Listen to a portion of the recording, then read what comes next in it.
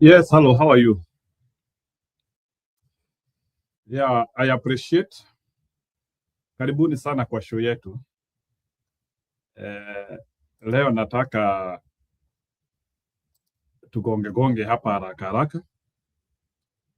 Uh, na tuseme kweli we are doing a lot. So today I want us to exclusively discuss Orkarao because Orkarao is approaching than we think.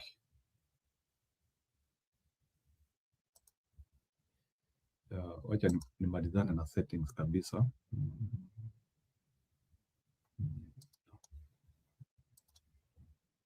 Nawakaribisha kwa show. Msikuje polepole. Mtu akiingia kwa show unaingia na unakaa kitako. Sijui ni wangapi wanajua kukaa kitako. Shida msimamo yuko hapa na angewafanyia hiyo interpretation. So ingia show, kaa kitako. Mtu wa kwanza ameingia ni nani? Andika jina yako. Oh, ashapotea. So I want to be knowing the first person to arrive. So haya watu wawili. Jisemeni ni nani? I just want to see the first person to arrive. Naweza guswa na kitu nikutumie present. Haya, mtu wa kwanza kufika leo ni nani? Nani ameingia kituo wa kwanza? Aha, Robert Oino. I'm here. Mumeanzia kushindana one. Mumeanzia number 2 ni nani? Sasa hii imekuwa Argentina ile mnataka kuibia kikombe kwa fujo. I no longer support Argentina juu hiyo kikombe ni kuibiwa na ibiwa. Any team which will play against Argentina, I'm supporting that team. But hakuna shida. Bado Argentina wajafika World Cup. Tutangolewa wao na mtu mmoja. I'm double sure Spain and France and Morocco will do justice for us. Hiyo Argentina wanatuonesha ati vile ati inajua mpira, watajua wajui. They had to differentialize so African teams. Ati you know. So Roberto Ino anasema ati ni yeye na Anne. Okay. Who is the third one to arrive? Wacha tujue nani amefika.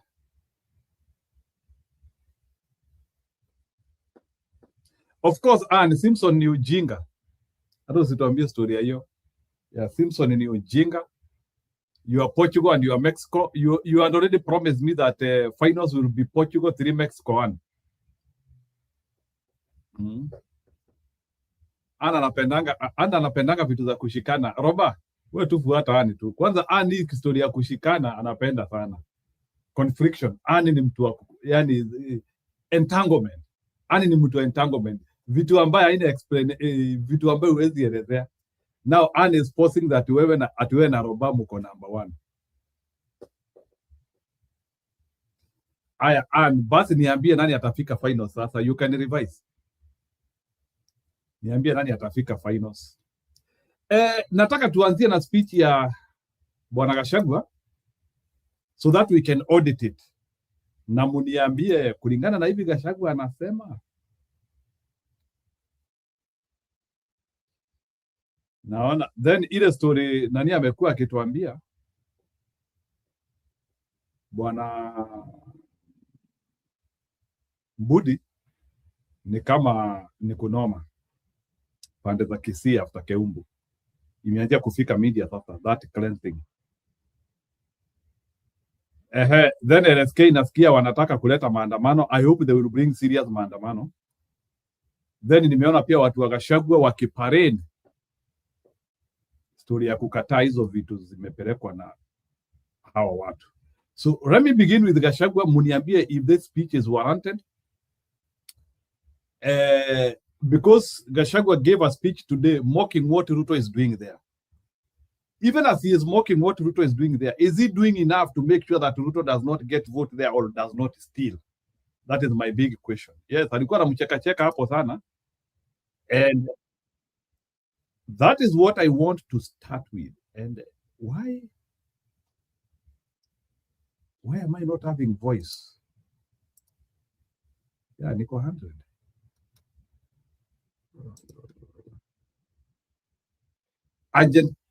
Argentina are the most racist country. They should not go beyond the next round. Sure. I know Switzerland. Switzerland is a bit shaky. I don't think Switzerland can defeat Argentina. Lakini hapo next hapo semifinals hapo hawapiti. Argentina mwisho wao ni semifinals. So hata tusiongee mingi. I don't know why my videos are not having voice.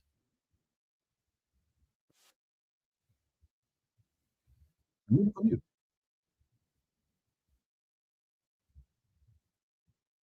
I sure?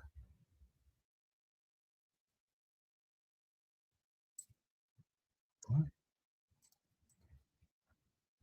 I'm not on mute.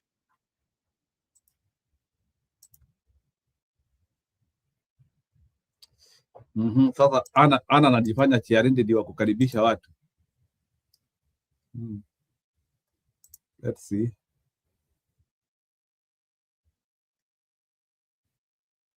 Why am I losing voice in na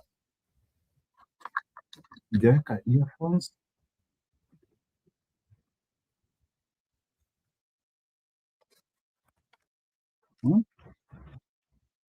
Mbona napoteza sauti?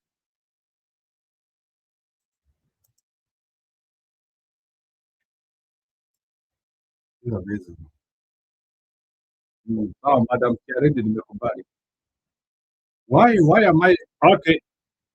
Kama mnataka kutoroka, acha niweke simu. Unajua nyinyi mko na maringo. Nikiwaambia nataka kurestart simu, kurestart computer. Oh, you can hear me. Not, what about video? Wacha basi niweke video niambie kama unasikia. Now appears their presidential flag bearer and the formula of arriving at that. There's a video playing. While Wiper's Kalonzo Musyoka boasts of his experience, international connections and longevity in politics, DCP's Rigathi Gachagua rides on numerical strength. Dr. Fred Matiang'i of Jubilee insists that Kenya needs a reset and he's the best bet, while PLP's Martha Karua says Kenyans must decide. Hatujafika hapo kusema ni nani na hatuwezi fika mwaka huu. But I don't need voice. Kuna haraka, nyinyi msikimbize sisi ati tutangaza. Let me begin with a serious Gachagua speech today.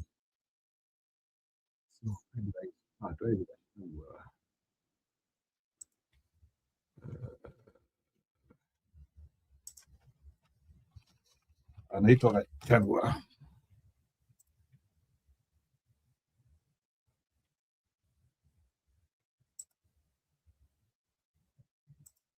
Okay, I will begin here.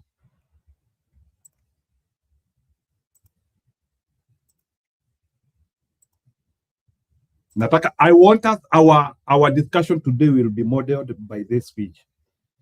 Gachagua extensively alisema hata maraya wameteremuka huko sijui nini. Even as he mocks what Ruto is doing, is he doing the right thing?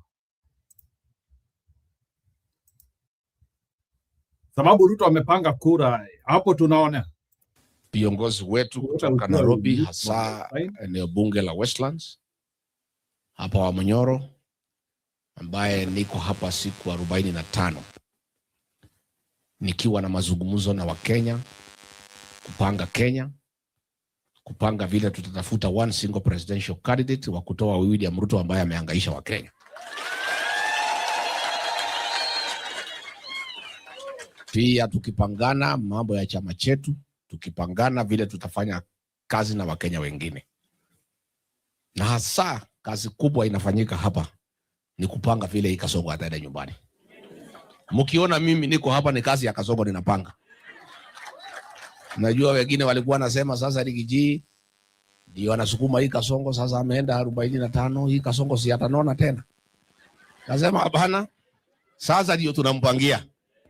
Kwa hivyo ile kazi yote iko hapa. Mnaniona niko na watu usiku na mchana. ni kazi ya vile tutafukuza Kasongo aende nyumbani, because he is bad for the country. Hasa Nairobi watu wameumia. Unajua huyu Kasongo nilipokubali kumuunga yeye mkono, tulikubaliana ya kwamba serikali ambayo tutaunda, mambo ya ubomoaji haitafanyika kwa serikali yake. Mambo ya kuondoa watu pahali wanakaa haitafanyika.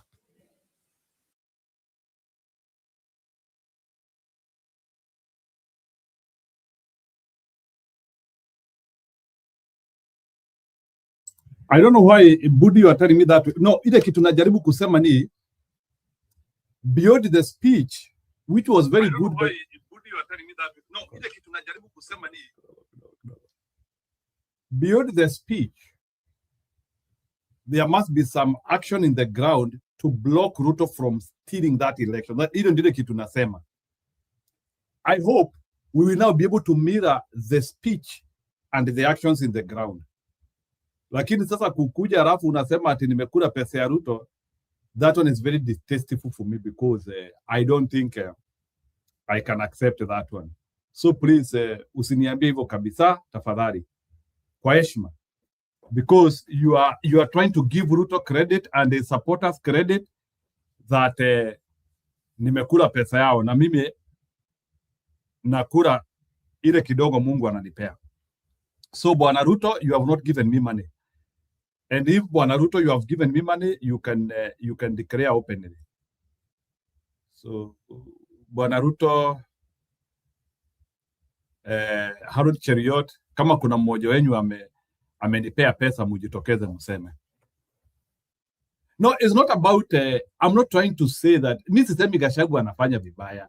The rhetoric is okay, but I hope, I'm just saying, I hope the rhetoric will mirror our action in the ground. So I want us sasa lazima tufike hii level where we are mirroring the rhetoric with the action in the ground. Watu wapigwe sawa sawa, wale wanakuja kuiba uchaguzi. Alafu in case watataka kuinvade polling stations, hao watu wafurushwe. So what I'm trying to say is that we need an extreme action in the ground to mirror what we are saying, because at the end of the day, the speech will not be important if our action in the ground will not bear any fruit. Gachagua has to speak this way, and then in the ground, we have to block Ruto stealing. Because hawa watu wote wanalipiwa kwa mikahawa na Gachagua ameconfirm, and you told us yesterday, we should forget it. I'm not saying Gachagua to declare martial law, no. But there is a way in which people can be instructed in the ground. Because hatutaki maneno ya Roko, who has already declared war in Mount Kenya, sababu amesema atatoa Waembu, Wambere, Mlima Kenya. That's what he said yesterday, although hakuna mtu anamfuata. What I'm saying, Bwana Budi, and it's very clear, we have to mirror rhetoric and action in the ground. It's our stronghold. Kama ni kupiga watu, itabidi tupige watu. Wale wanaleta ujinga. You already doing it in Kisii. Mbona tusifanye hata sisi Mlima Kenya? In Kisii, I've seen people are being beaten like rubbish.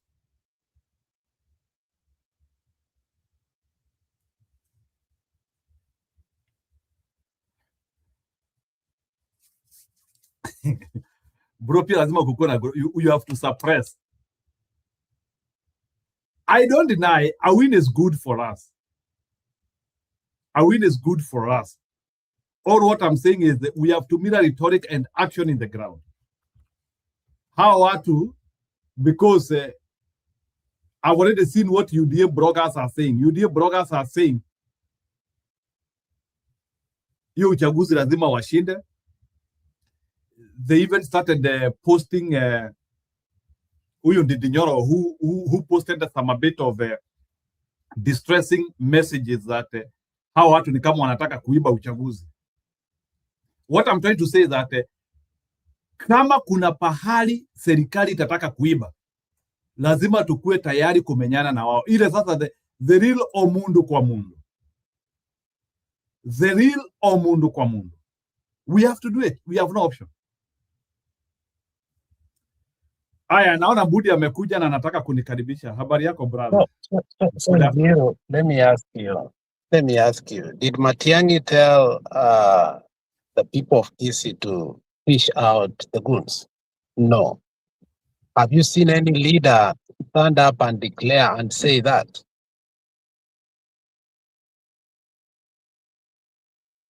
Absolutely no. Are you seeing work being done in the ground? Yes. So the whole issue of putting a burden so that everybody may think that it's Gashagua's fault, let us desist from that, that madness. He is doing everything he can to position himself not only as a national leader, but a party leader. There are essentials that I know, we know that we, the people in the ground, must do. As he shown in terms of rhetoric and said, look, we have done this, but more needs to be done. Yes.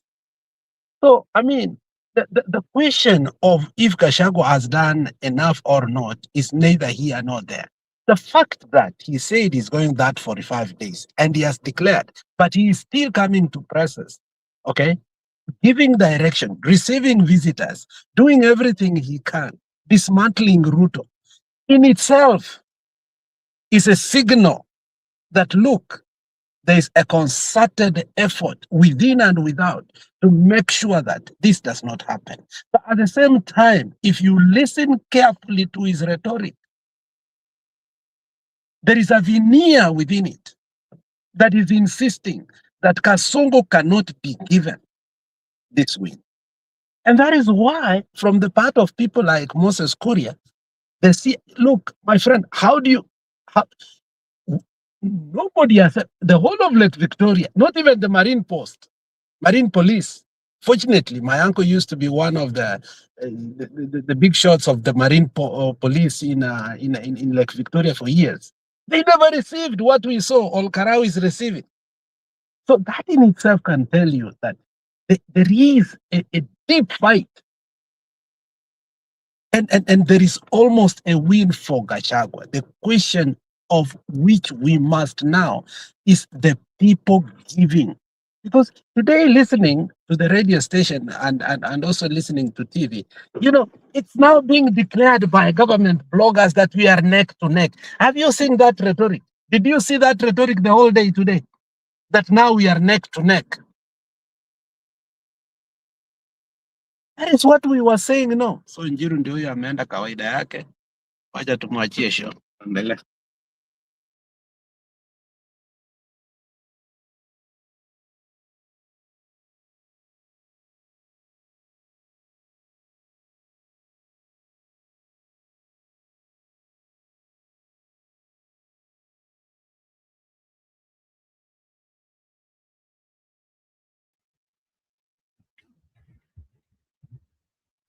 I said I was not having voice, so that is what I was making. So nilisema tu watu wataka. I said I was not having voice, so that is what I was making. So anyway, ni sawa. Yeah, I was not having voice. That is what I was trying to make. So anyway, I've listened to you. That one is okay. But what I was trying to explain is that we have to connect rhetoric and voter protection. Sasa hapa hiyo ndile tutalani kabisa sasa. Mimi nilifikiria kawaida yako umeenda kutengeneza chai umeniwekea studio. Hiyo ndio tabia yako. Defend this vote as if life depends on it. Because we cannot get out.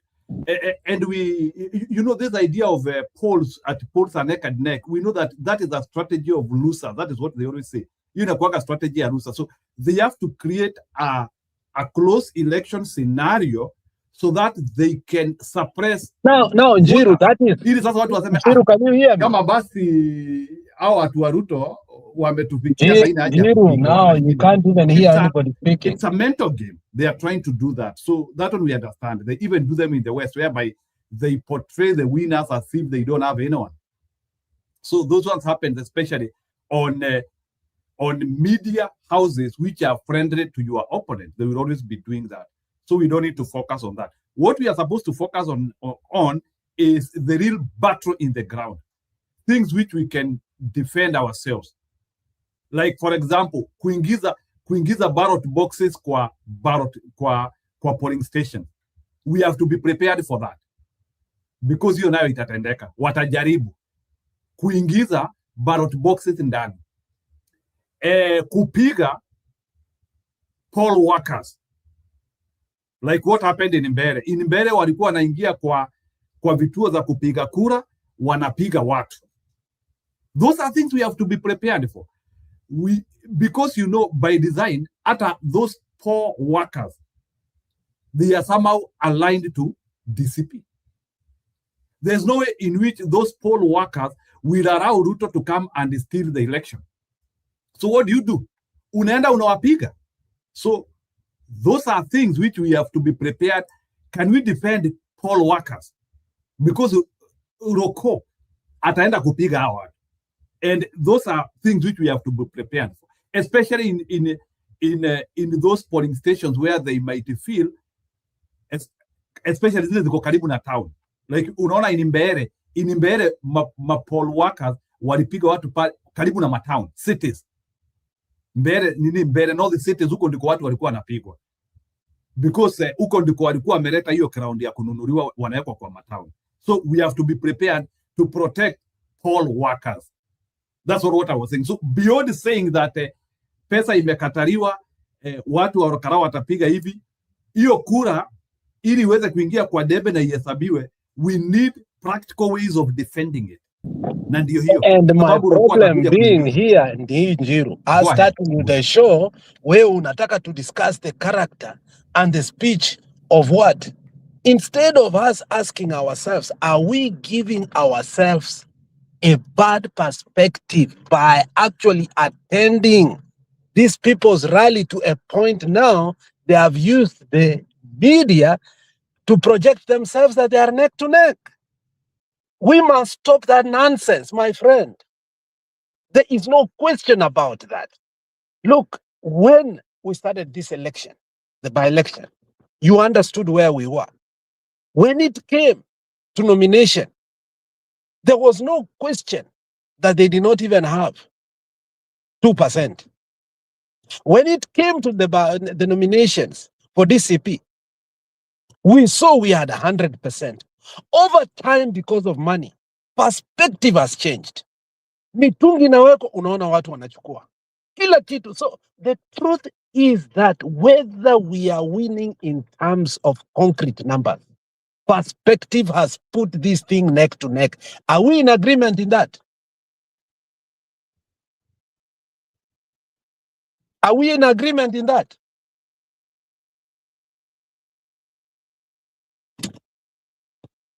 I think you need to close the show totally, then you restart it, because even me, when I came earlier, my voice wasn't working. I had to go out, then come back again. I think your StreamYard, even when I was in the back, your StreamYard was acting up.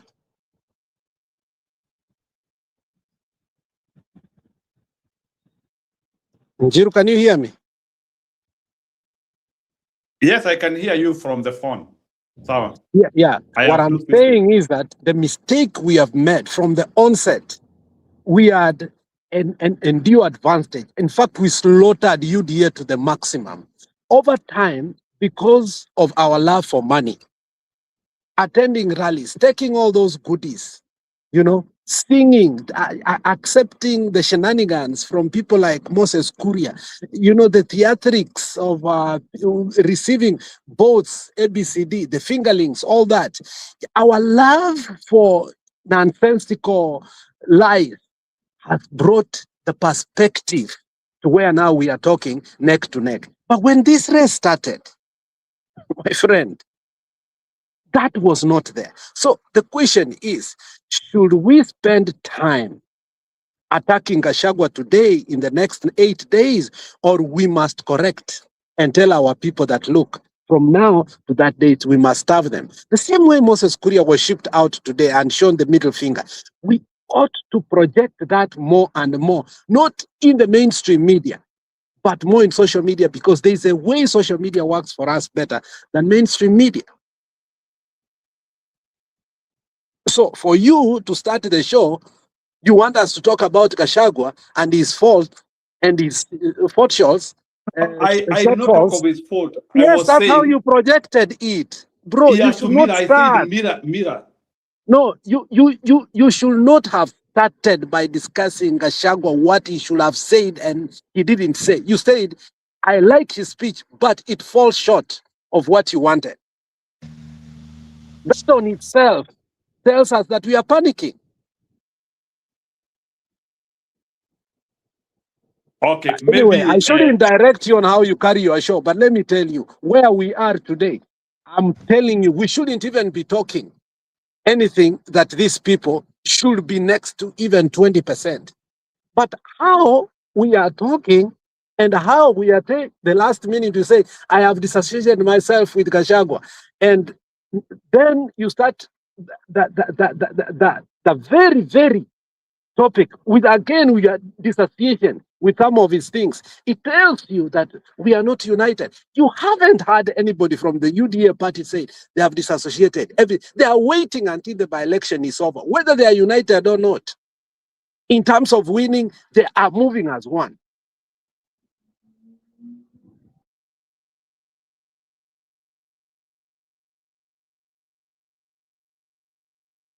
are we not all opposition? Ni swali tu nauliza.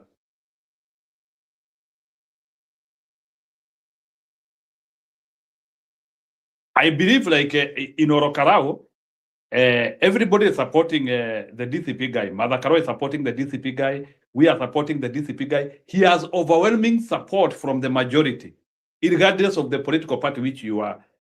What I'm trying to say is that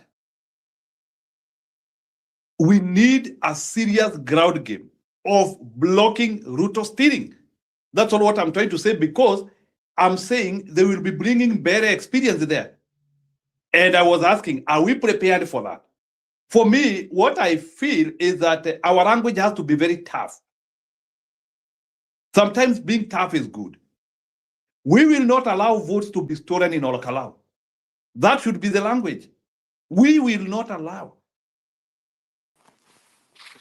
But I will be a bit shocked if we stay here in an election which we are supposed to win, only to come and say hapa Ruto alituibia.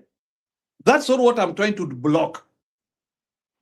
I don't want us to come and say the same languages to kuja lamentation. If we have to lament, let's lament before the election. For me, I can take lamentation before election. Ama hilo wakati umepigwa mbao ndio unaenda sasa kulia. Hiyo inakuanga kulia permanent. Afadhali ulie before the action.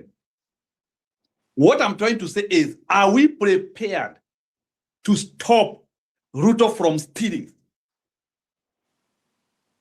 Na nimekuachia roba hiyo. Are we prepared to? Because the only way in which Ruto can win Orokarao ni kuiba. Are we prepared for that? Because sisi, we know that a natural election hiyo ni yetu, lakini mwenzetu angoje hivyo, mwenzetu anangojea kuiba. Awipa tuko mbele yake na hiyo story ya kuiba. Hiyo ndile swali nauliza. No, and I don't believe in that. I believe in preparing seriously before lamenting. Bwana Robani kama sikusikii. I have another system. Mimi sichakujiandaa, that's why nisikii. Oh, okay, ni sawa. Just keep on talking. So go ahead. Yeah, I hear you guys from yesterday na Alex. You know, you have some fantasy ingine hapo, mnataka nini fanyike nini na nini. Election is a week from tomorrow, Thursday.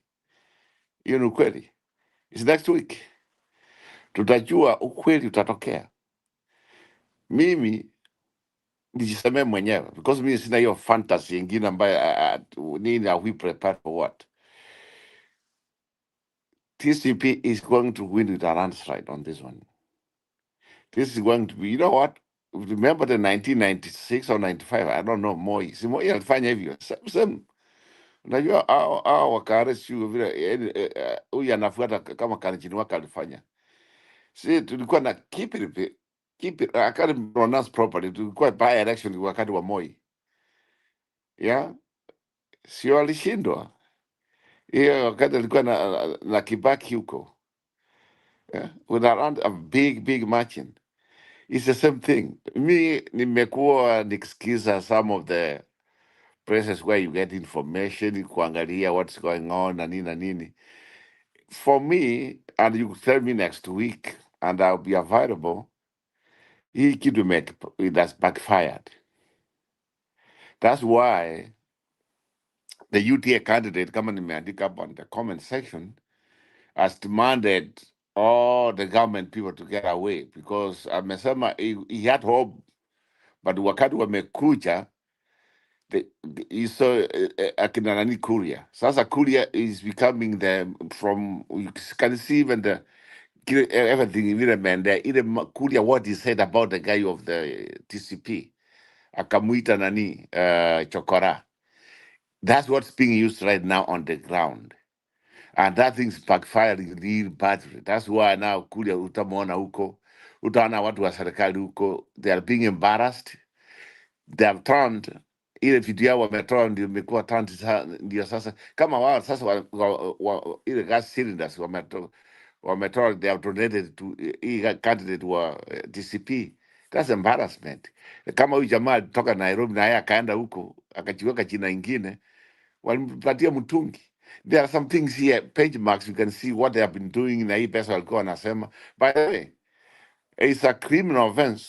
And also, I think Didi Nyoro, he said it very clear from what I saw. He was also thinking like the way I've been thinking. I want to hear what IBC is going to say about all this nonsense of bribery. What else? If IBC cannot tell us what's going on, when people come, they say they want to use 10 million. Mtu anakuja anasema anafanya hivi mattress nini mpaka nini that's bribery. Unaletoa mpaka Mary in a dry land. That is where I am saying that, look, the issue, we have never had a problem in Kenya of winning an election. Yes. We've never had that problem, Robert. And let us not make that the problem again, the way we did over the years. What we have had is institutional and constitutional problems that after a wrong person has been, declaration is made by IBC. And once that declaration has been made, the constitutional measures to avert have always been against us. And this is why we are asking. Now, for instance, today or the last 3 days, we had a supplementary budget of 10 billion directed by the president to Olkarau, a specific 10 billion Kenya shillings to be used there. Now, let me ask you, and let us be honest. Wacha kusema tuta win. Yes, we will win, yes. But will we be declared? Now, that is the question that we are asking. Now, if the president is willing to go against the law and get 10 billion, and I want you to put that clip because it's in the mainstream media on how that money has been given to each ministry. I want you to play it here. Is the president stupid to give 10 billion only to lose there? I want you to be very, very honest in your answering me. Does the president, okay, avert the law and get 10 billion supplementary budget for this by-election and sends all his PS in regarding to what he wants to do there, only to lose in this by-election? No, I want you to answer me, then you come, Roba. Roba, I have your question. I can answer you. No, I want him I to. can't answer that. I didn't say you can't. Ni sawa, wacha Roba ajibu. Maybe Njiro, wacha niseme.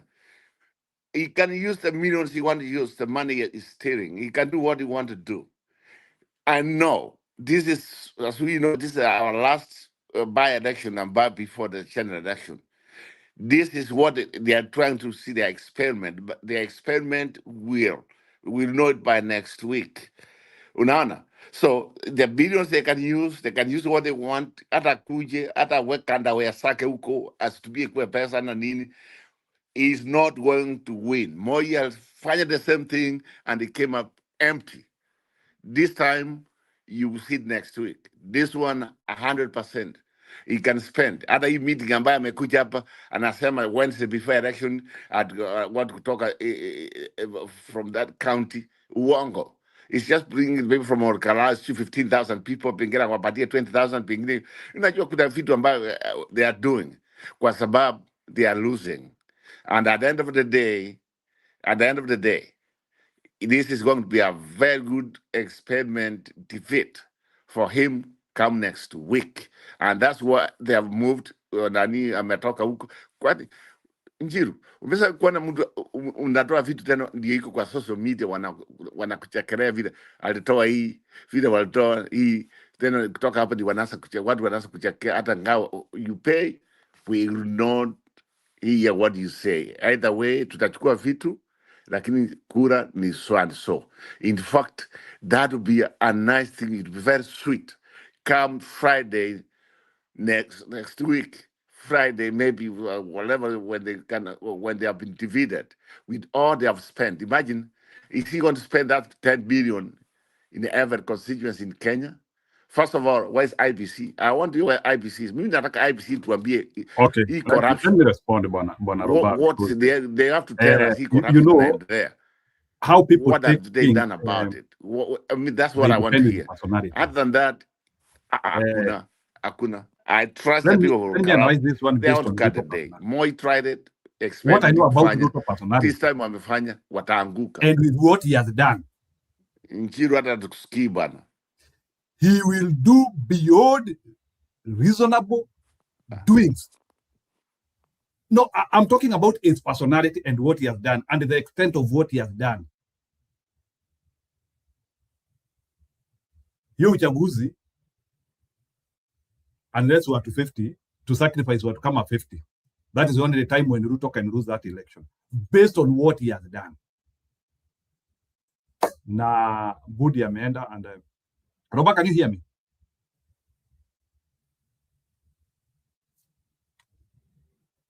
Robert, can you hear me?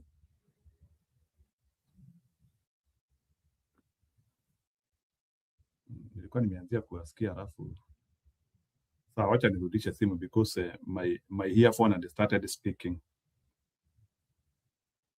I don't know why, what happened. Sawa, wacha nirudishe simu. Okay, you can go ahead.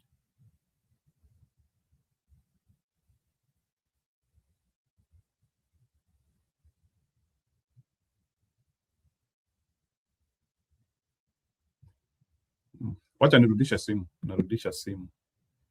Ni ile kitu najaribu kusema, and I'm asking with the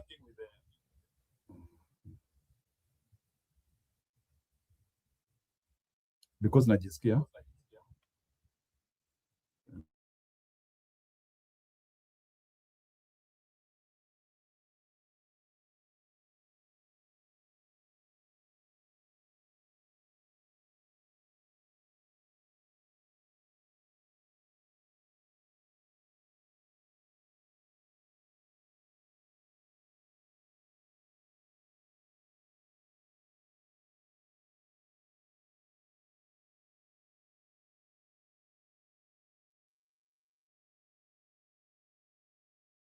I don't know why it is muting.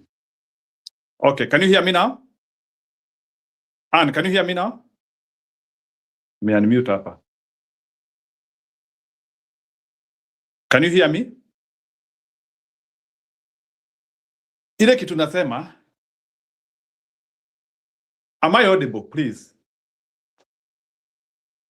Okay, good. Upelekee watu Mary in a place which by the way doesn't deserve those boats anyway. Actually, you are forcing people to fish in a lake which doesn't even have fish. Ati unapeleka fingerlings na unapeleka boat. So what I'm trying to ask, you take 10 billion in that place. Umepeleka maboat, umepeleka mavikingi. You have taken all your ministers, all that work. and you get humiliated, that will be the beginning of the end of Ruto.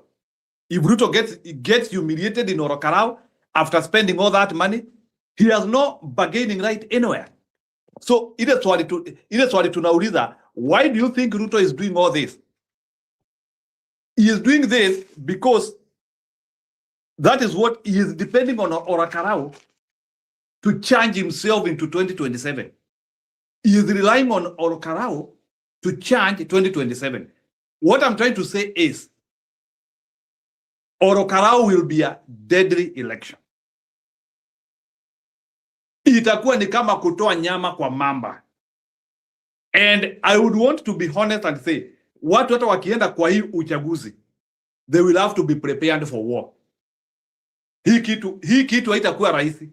Hata kuingia kwa polling station haitakuwa rahisi. And I've said, the biggest thing which we have to do is how to protect those poll workers. Hao poll already wameleta sasa ile ujinga yao, unapiga kura unaenda nyumbani, hakuna kungojea hapo. So this is a polling station. Kuna watu watatu hapo ndani, poll workers na maagent kama watatu. Alafu batalioni ya Ruto ya watu 10 wakuwa na vijiti waingizwa hapo. How will those people defend themselves? Now watu wanakuja na ballot boxes. Those are the scenarios I want us to start looking at, because that is how Ruto is going to play it. Now ujue IBC itaenda na ikana hizo story. IBC itakuwa tu inatokezea, we did not hear of those things. Everybody was doing bribery. You know the way already IBC has not called out this stuff up to now. So mimi ile kitu najaribu kusema, Ruto cannot allow this embarrassment, because Orokarao embarrassment with this investment ni kama, for example, kama sahi bwana Kip unakuja kuniambia we ni investor mashuhuri na kuna pahali nasikia uligongwa 50 billion. Can I listen to you? Bwana Kipril, ebu ongea hiyo story. Wewe unaniambia mimi nataka tufanye biashara pamoja, na kuna pahali umegongwa 50 billion hata ilienda na ikapotea. So for Ruto actually to be able to plan is 2027 through the art of money. Kwanza history anamwaga pesa, anataka kuonesha Wakenya pesa ni mkata milima. Pesa inafanya kila kitu. So according to me, Ruto will not allow Orokarao to go away based on what he has done. And for us to make it that Orokarao does not go away, we have to sacrifice ourselves. I'm telling you, it will not be easy for us.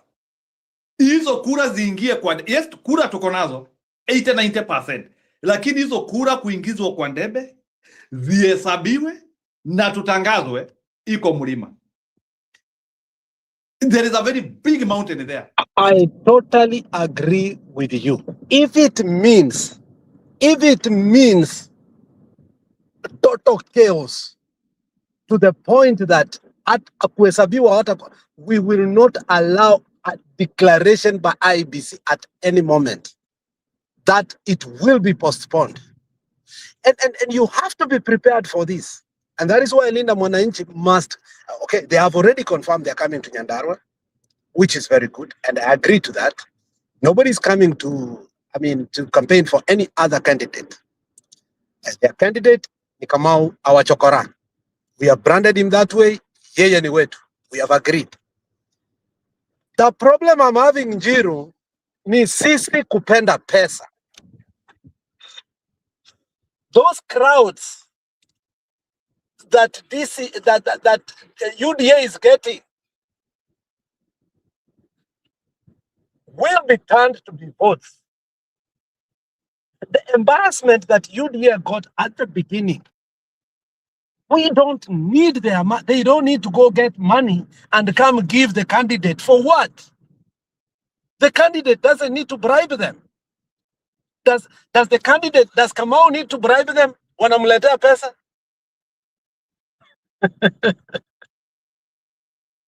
We want to tell Kasongo we don't need money to campaign. And let me tell you, if you do not know, this is the only litmus paper to have in terms of 2027. And our win, because this is the 1 year remaining, this is the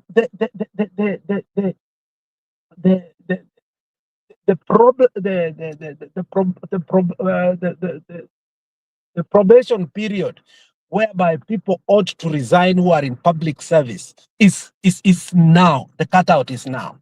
They are waiting. Many people with the Kikuyus in the government, I swear to you, including Waiguru, even Moses Kuria, they wish huyu jamaa a win so that they can have ability hata wao to openly defect.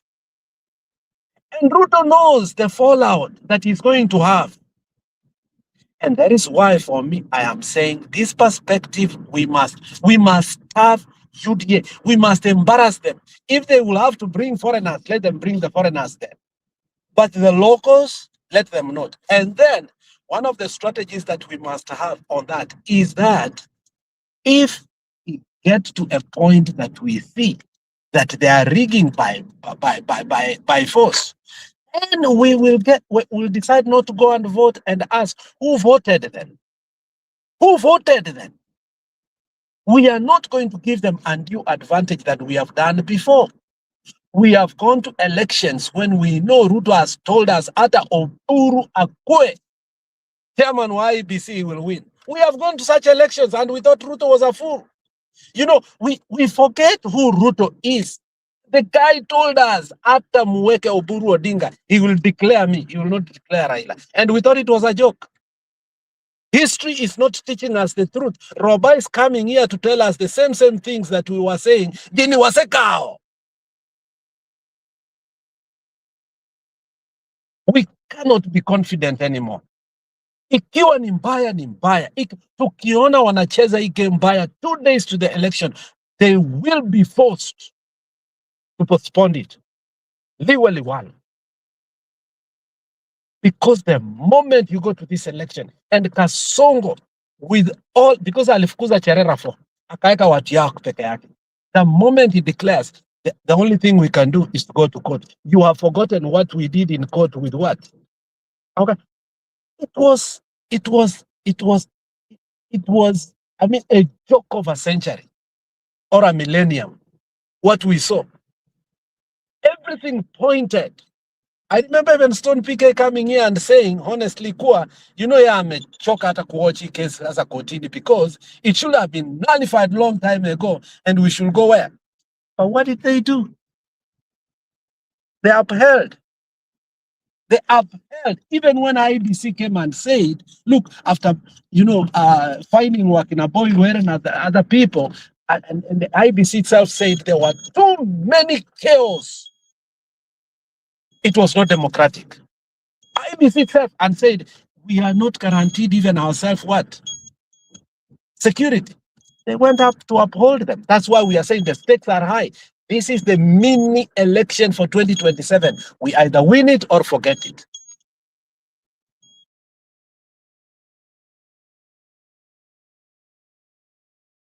So, as I allow Keep to also funnel about this situation, maybe Budi, I want you to react to this situation. Because we have seen the amount of investment which Ruto is doing. It's not abnormal for no good reason. It is because he wanted this election to be called for him. Because he knows how pivotal it is going to be in swaying the outbalanced support which he doesn't have. And that is why Orokarau is even more important than Mbere right now as we speak. Because we cannot say that there is a nearby election which we can say that we can still tutaendea hiyo. So let me ask you a question. Now, as we know about that, and we have now seen attempts of election rigging, and one of the attempts of election rigging is where munaambiwa musikue karibu na polling station, unapiga kura unaenda mbali. Then Saa zingine we don't know what is happening in the polling station. Saa zingine tu tunatazama tu kwa media tu ile vitu inatendeka. So mimi ile swali nauliza ni, they might pretend to be very good people until uchaguzi ianze. Lakini uchaguzi kianza, that now they unleash all the hell of stealing. So let's assume sasa by saa 6 tumeanzia kuona zile vitu wamefanya, ama wameanzia kufanya zile vitu rokuwa alifanya mbele ya kuingia kwa polling station na kupiga watu. How do we react at that moment? Unanyonga watu? No way. I used to think Stone Picker was a madman when he used to say that.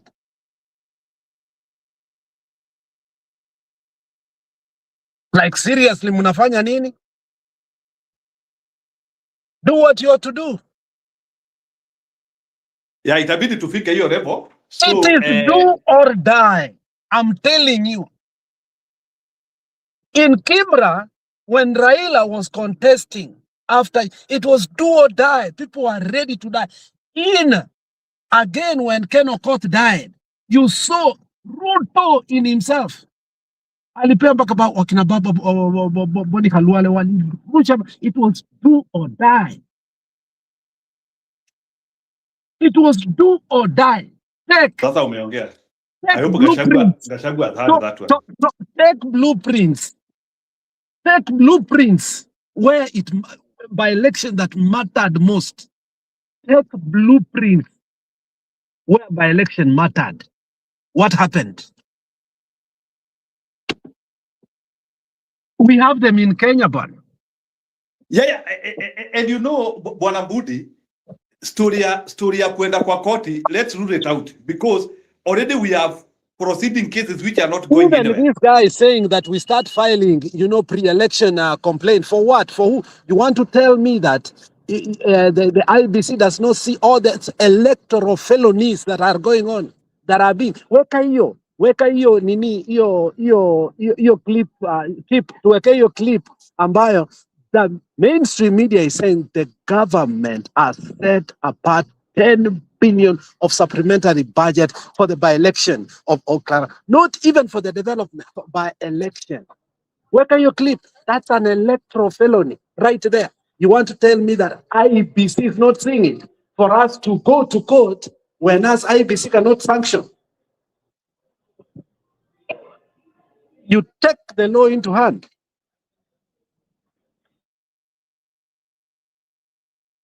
Yeah, Kipril, is it the video which you are giving me here? Ama nyingine hii? Mkubwa. Sasa bado discussion bado iko tatafuta hiyo ya IBC. I remember which one it was. Okay, ni sawa, utatuwekea hapa, but maybe you can react quickly kama unataka kuingizwa na video. Unajua wewe nilikuja kujua ni kama wale watu wanataka kuingizwa na wimbo. Hapana, bado no, these are different. This is where I came because I was listening to Roba and Alex talking now. What I was hearing was a bit disappointing. Yeah, why I say that is because what I've been trying to say for the last few months is we are so used to hearing our own echo chambers. Or they will never do this. So when Alex is trying to ask a simple question, can we be realistic? Can we sit down and talk reality? Tuache kupembelezana hapa kuongea soft ati haizifanya hivi, sijui tuko na 70%. We've done that for it's now 5 years we've been talking like that. Sijui baba alifanya hivi, sijui tuko na deep state, sijui Raila knows what he's doing, sijui Gachagua is so popular, sijui ni stronghold. We are going to talk all this stuff, yet we are seeing something that is wrong, but it's stronger than us. Do you understand what I'm saying? The probability of Ruto stealing this thing is stronger than us being popular in that area. Does that make sense? Reality. First of all, state machinery, watu wanakuja kuambia kwamba tumewaletea hii. I think we watched the ball today. Alisema, unajua si hata pesa, what I had talked about yesterday, even before the Bold mentioned it. Hiyo kitu ya gas. Hiyo kitu ya gas. Hiyo kitu inakaa forever. Unajua ataenda kwenda kupika chakula hiyo jioni. Alisema hili liletwa na serikali. And these are what I was warning you about. It's the women. I'm sorry, ladies. When why do you think wanaletanga mablanketi? Wanaletanga maleso? Wanaletanga unga? Wanaletanga chakula? Sisi yetu ni one shot tu hapo, tunapatiwa pombe huko kwa bar. You get a post-nut clarity after that. Unaamka asubuhi unasema, "Ai, kwani, you know, at least." So it sounds harsh, and I don't care about this nonsense where when we used to talk reality tunaitwa mole. Oh, sijui ni mole because this guy is talking like this is a Ruto mole. No, let's talk about what Ruto is doing. Talk. Ngoja talk. Ongea, museme, unasikia mpaka Gachagua amesema that actually the price of all karau per voter is about 10,000 shillings now. Bei imepanda, my friend.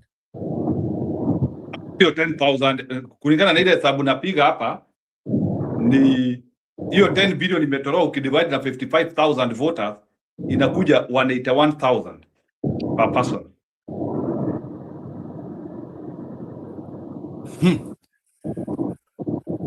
Na hiyo pesa ilitoka. Wacha niangalie all karau registered voters ni wangapi wako hapa. But you have to remember there were 24 choppers coming to launch 2 boats.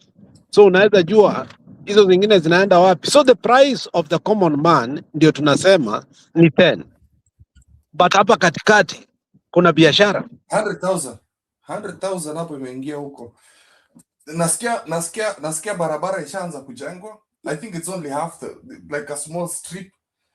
Even though they're not going to finish that road, that machinery that has been brought, hiring those contractors per day is not cheap.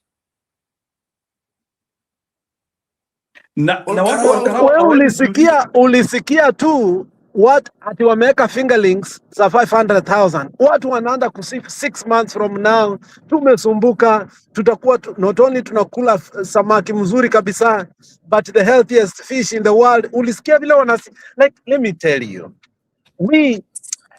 nakwambia the mountain people, it will be a tragedy. I mean, these people are worse than goons. These people talking like this, they should be treated like goons. Can I say? Yeah, go ahead.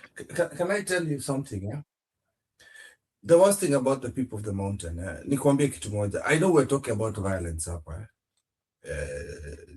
Let me tell me condom by this so that it's going in trouble. They're not going to do anything. They are not going to do. Watachapwa na polisi tu na kunyamaza. If it was somewhere like in Alex's region or kwa kina Eli huko, those people will fight for it. Itakuwa, you know, dawa ya moto ni moto. Watamenyana huko.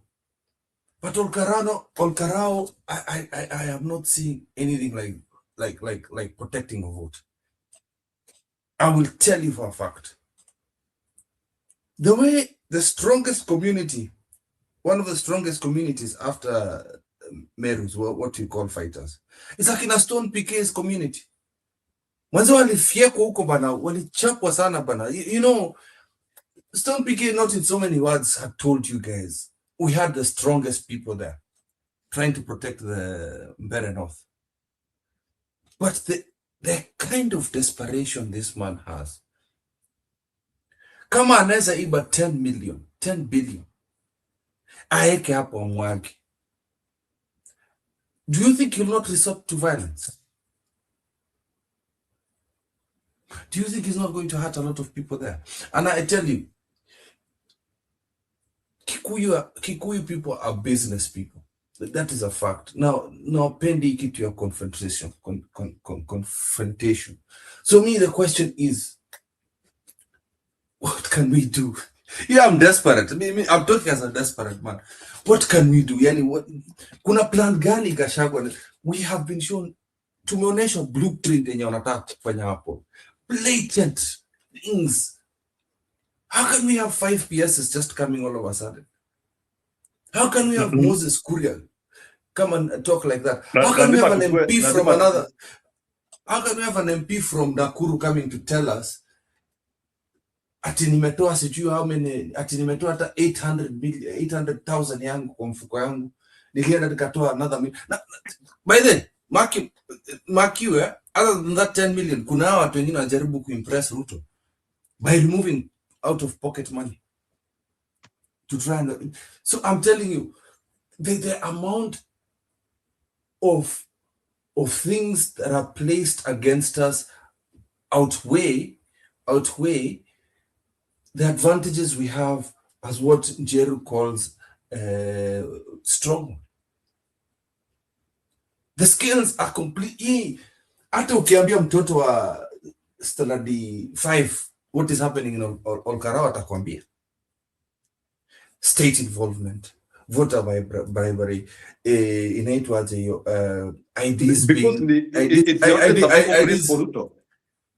IDs being bought so that you can suppress the votes or even just to kuleta wageni kuvotia.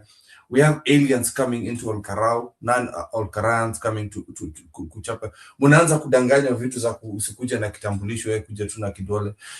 There is just a lot of stuff that is happening in Olkarao, which is, let me tell you, the ninja has thrown the whole book in Olkarao. Kitabu yote, anything and everything that he had planned for 2027 imewekwa Olkarao. The only thing yenye imebaki tu ni hiyo siku na ni violence.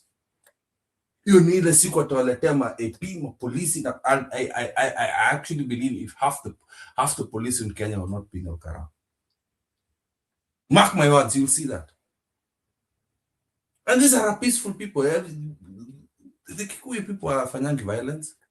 So I don't even know, tukisema tutaenda kuchunga kura na mtaenda kuchapa. Bro, mtu anapenda violence. Violence is a necessity. Tutoa hiyo story ya kusemanga ati hao watu wapenda. Wewe ulisikia leo Oburu alisema nini? Weka hiyo clip, isema we are having too much democracy. We must stop this. And you ulisikia bila alisema? I have heard that thing. So if he said so, if he said, wachana maneno ya huyo mzee, if he said so, let us also copy the script. Let us also have our own algorithm of the kind of democracy ambayo tutawanyima hata sisi. Because wakitunyima na sisi tutawanyima. Kwani wako na hakuna clean sheet, hakuna clean sheet. Tukienda clean sheet tutagongwa mbaya sana. So wametuambia how they are dealing with us. Why should we deal with them fairly? I want a monopoly of violence. I want a monopoly of dictatorship. I want a monopoly of goonism. They don't. It's only that we have decided to be civil. But if Oburu in front of the president can decide to tell us that the president, you are giving these people too much democracy, take it away. Benevolence dictatorship now must start acting immediately. That is a word. Yes. That is what we are also going to do. That is also what we are going to do.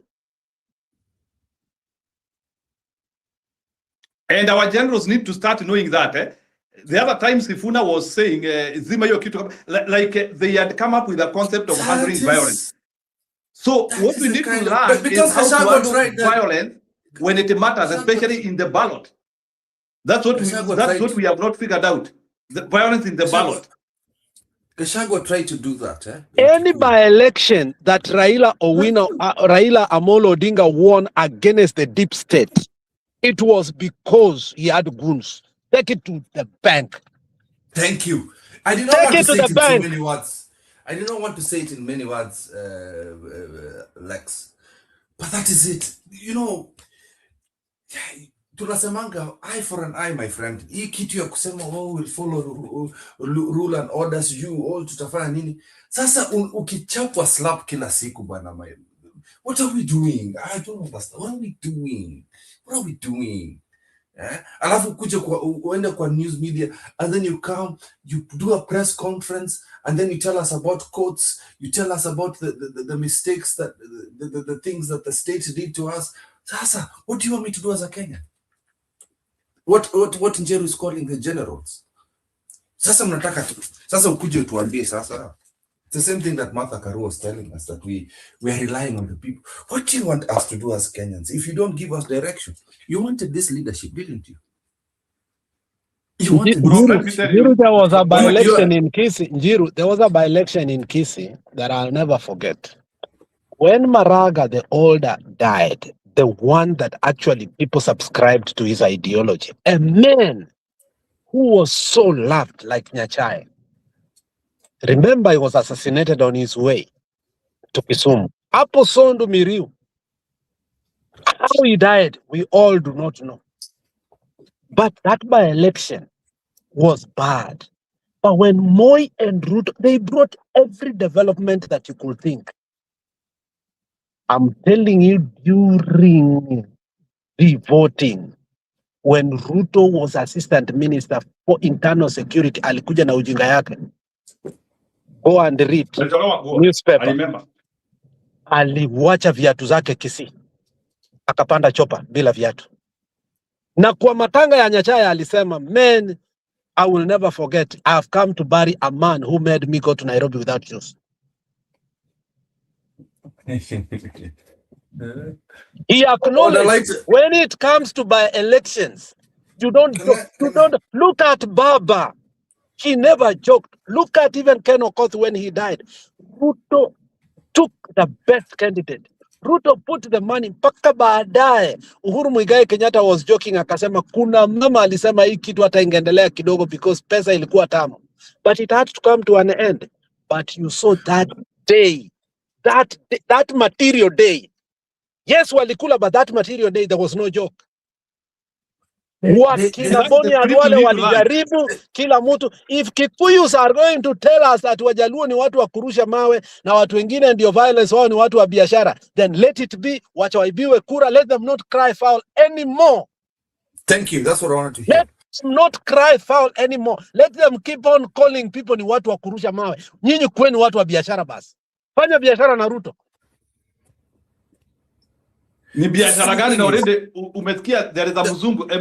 That's also a comment I wanted to put here. Utasema. No, utasema. The other thing is, there are other ways of doing it. Look at what Akina Alex's side did. Kiumbu market, what they did in Kiumbu market. Punish the people who are doing the wrong thing. Those ladies are begging for Wateja Arudi huko. The Kisis have said we're not going back to that market. How can you throw stones to our leaders? How can you bring goons here? Ulisikia your story, Alex?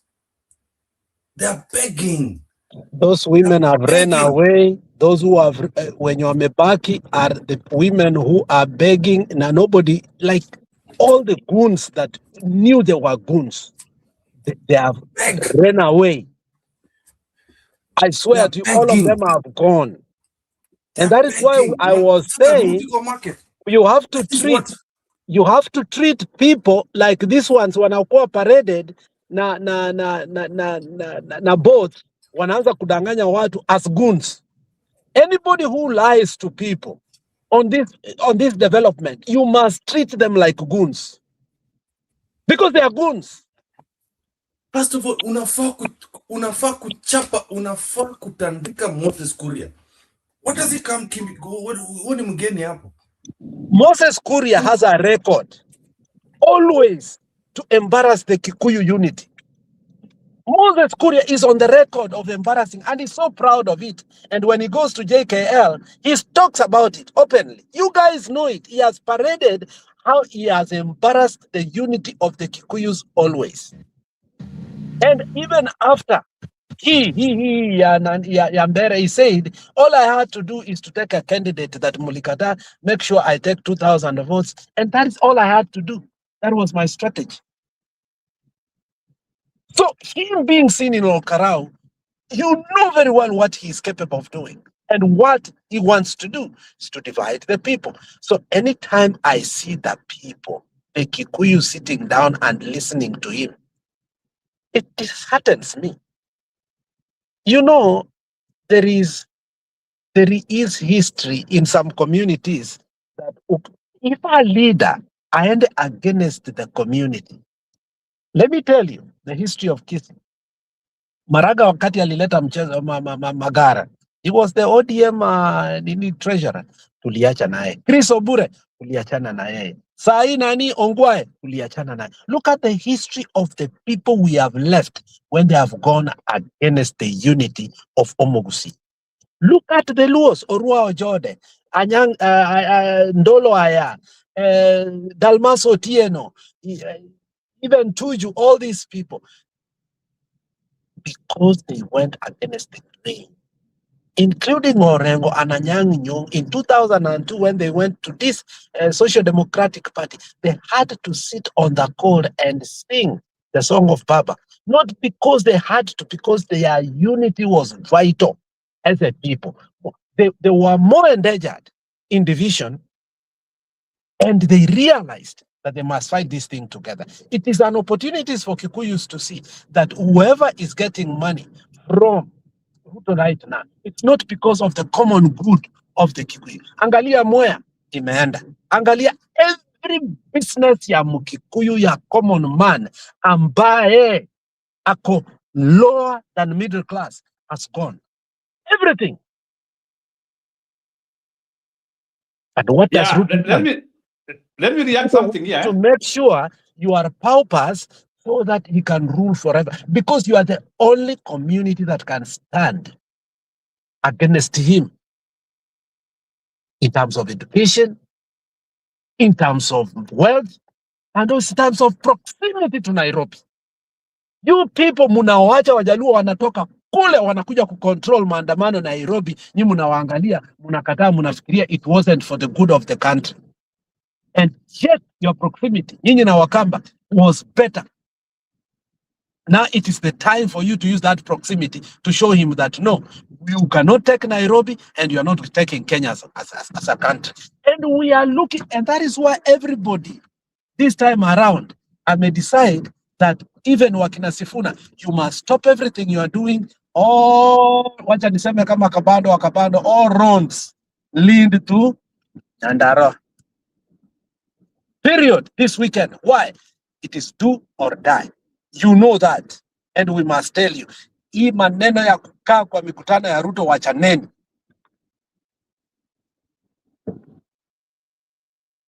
Okay, let me react. I need to react to, there is a philanthropist in Ngong, Mzungu. Has it got anything to do with Ankara? I want to tell you because it is serious on what these people are saying, and Kenyans are not understanding. That's why I want to read it. A Mzungu philanthropist running a children's school in Ngong raises concern over growing numbers of locals seeking food and financial assistance. Ruto has made Kenyans beggars. Unasikia sasa in Ngong watu wanaenda kuomba chakula kwa children home. Has that one ever been heard in Kenya? Sisi ndio tunaendaga kwa ma children home kupeleka chakula. For the years I have been in this world, I have never seen aid being taken to Central. Sijai ona, only when Ruto was there. Sijai ona chakula ikiangushwa Central. This was just 2023. I saw bags of maize na maharagwe zikiletwa na World Food. Hata hiyo mitungi ya gas anapeleka, were they even necessary by the way? They are necessary now. Poverty is hitting us mbaya sana. Na mimi naogopanga nikiona Mkikuyu. Watana mitungi ya gas. The bold aliuliza. Was it bold ama ni finya mambo? Aliuliza hivi. You are donating mattresses to all crowd, to every family, while people are sleeping in level 5 hospital, 2 or 3 people. Where did we get it wrong? That really hurt me, because I've gone to see my own relatives in hospital, sleeping 3 people in a hospital. Literally 3 people. I have seen that with my own eyes. Then you take mattresses to give people because of election, and you cannot take them to hospitals. And not only that, Remember, it is only in Ruto's regime that we took people from hospital and closed the hospital. Broad daylight. Using GSU in Nakuru.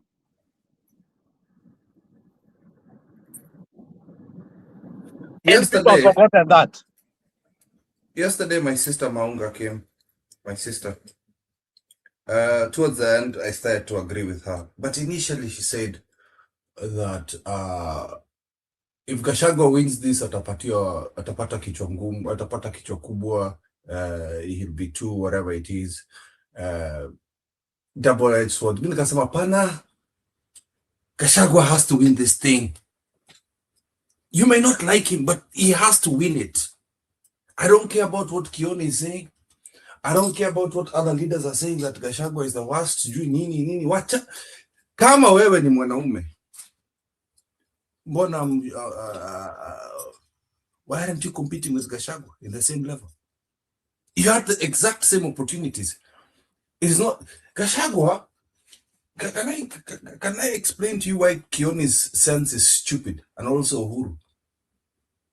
I feel ashamed to defend Gachagua, but it's the truth. They had exactly the same opportunities. You are the former president of Kenya. Your party was a ruling party. The Jubilee Party was known in Central. Why couldn't you use that might? From the time you lost the time the election was taken from you, from us, Jubilee should have started building itself. From the time walikuwa napigana hapo na kina nani anaitwa aje huyu, this silly stupid woman, Sabina Chege. Jubilee should have been built from 2022.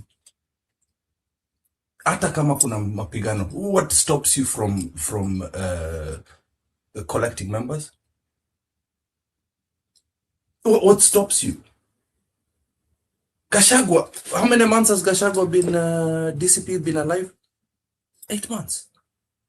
Look how popular it is. And the point I agree with her is that Gachagua must win. That is the side of the point I want. Gachagua, DCP must win. Can you tell me who's the candidate for Jubilee right now? For Olkarau? You don't know. I think it was agreed DCP was the main contender for the opposition. I don't think... So what is Kioni saying then? What is Kioni saying now? What is Kioni saying now? No, I don't think Jubilee wako na candidate huko. I don't think. Then what na kama wako na candidate has already been suppressed.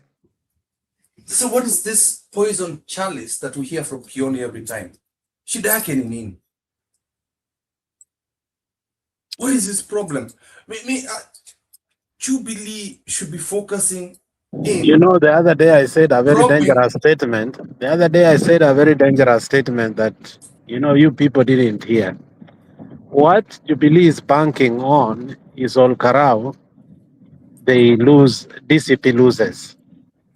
And that then is what they are banking. Yeah, no, they are banking on that. I swear to you. Supporting you, dear candidate. Now, hold on.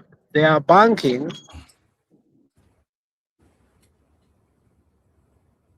That was what my sister Maunga was saying yesterday. They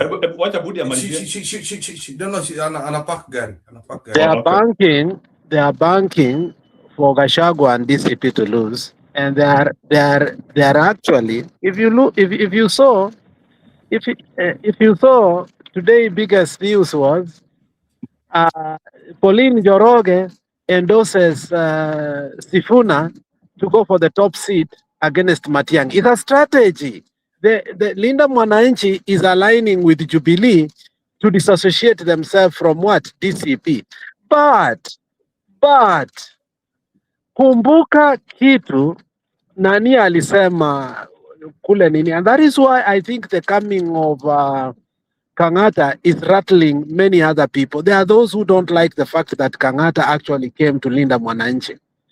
Kang'ata alipoongea kule kwa matanga ya Wamboka alisema Yes, your star is shining, but tafuta ule mzee. Ukikaa na wazee, weka hiyo tape msikie, hiyo clip msikie. Yeah. Lazima ukae na wazee, tafuta, if you will make it, tafuta ule mzee wa Munyoro, enda wa Munyoro. And what did you see?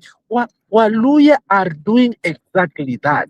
Now, Pauline Njoroge is lying to Sifuna to answer, and this is a strategy that we have to look and spell out hata kama we are still in united opposition. And that is why for me, I've been against anybody talking bad against Gachagua. Not because Gachagua does not have faults, because these politicians do not understand that by sidelining Gachagua, we have already lost.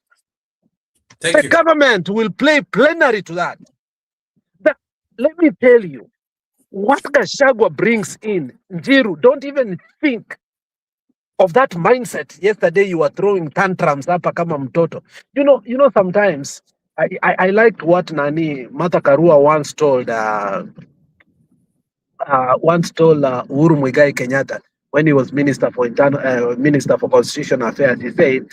He said, Uhuru Kenyatta is a political crybaby. Njiru na wengine hapa, they are political crybaby. They know Gachagua is not going anywhere. They know Gachagua is not going anywhere. Oh, I don't disassociate with the DCP, but I disassociate with the person Gachagua. My friend, you have said nothing. You have said completely nothing. Gachagua amekataa twende maandamano. Gachagua amekataa twende maandamano. Sasa sitaki Gachagua tena. Alisema maandamano itolewe. I hate Gachagua. You have said completely nothing. Then you get excited that uliona vile Gachagua aliongea vizuri. You come here excited vile alikuwa wapi? Kule kwa nani, kwa hii by election ambayo iliisha kule Umasaini, but mahali wa colleges walikuwa. Then you come here and put 2 hours the way you are excited about Gachagua. Like it's a ping pong. You only use him when you want. My friend, you guys must come to a point on principle. On principle. And that is why I asked you a question from the beginning. At what time are you going to say no to Gachagua? At that moment when I realized he has filled a vacuum that we will never be able to take him, I embraced the man. Anyway, not because he doesn't have faults. Alex? Yes. Can I say something, Alex? Go I'm ahead. a purist. I'm a purist. But don't you think, Alex, it's too late now to start nitpicking? It's too late. I'm a banner. So how can you even start thinking? How can you start thinking? Now, who replaces him?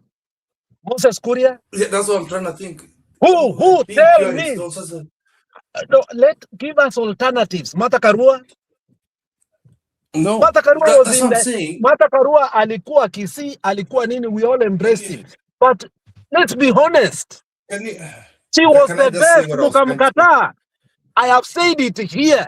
You people had the best leader. You said no to her. Everything you wanted in a leader was in who? Martha Karua. You said no.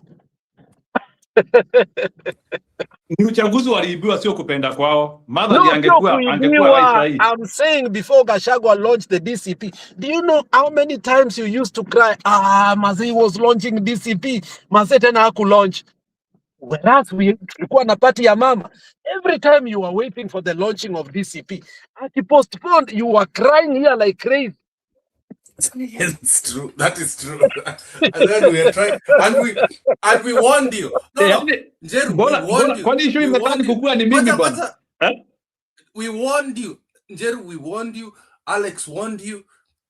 Before Alex sat down and thought about it, Alex told you. Alikuambia vizuri.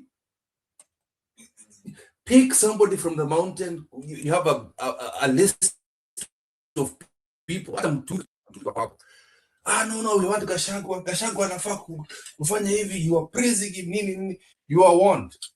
Now that us, we've come to the side of saying it's too late. We have no choice. Mimi nasema kwamba, that's what I was trying to say. Mimi nasema kwamba hata kama ni shingo pande, I'm going full time with Gachagua. I have no choice. Sasa unakuja hapo nakasirika, amekataa maandamano. Then we do what? You had options 8 months ago. Ukakata zote. What do you want us to do now?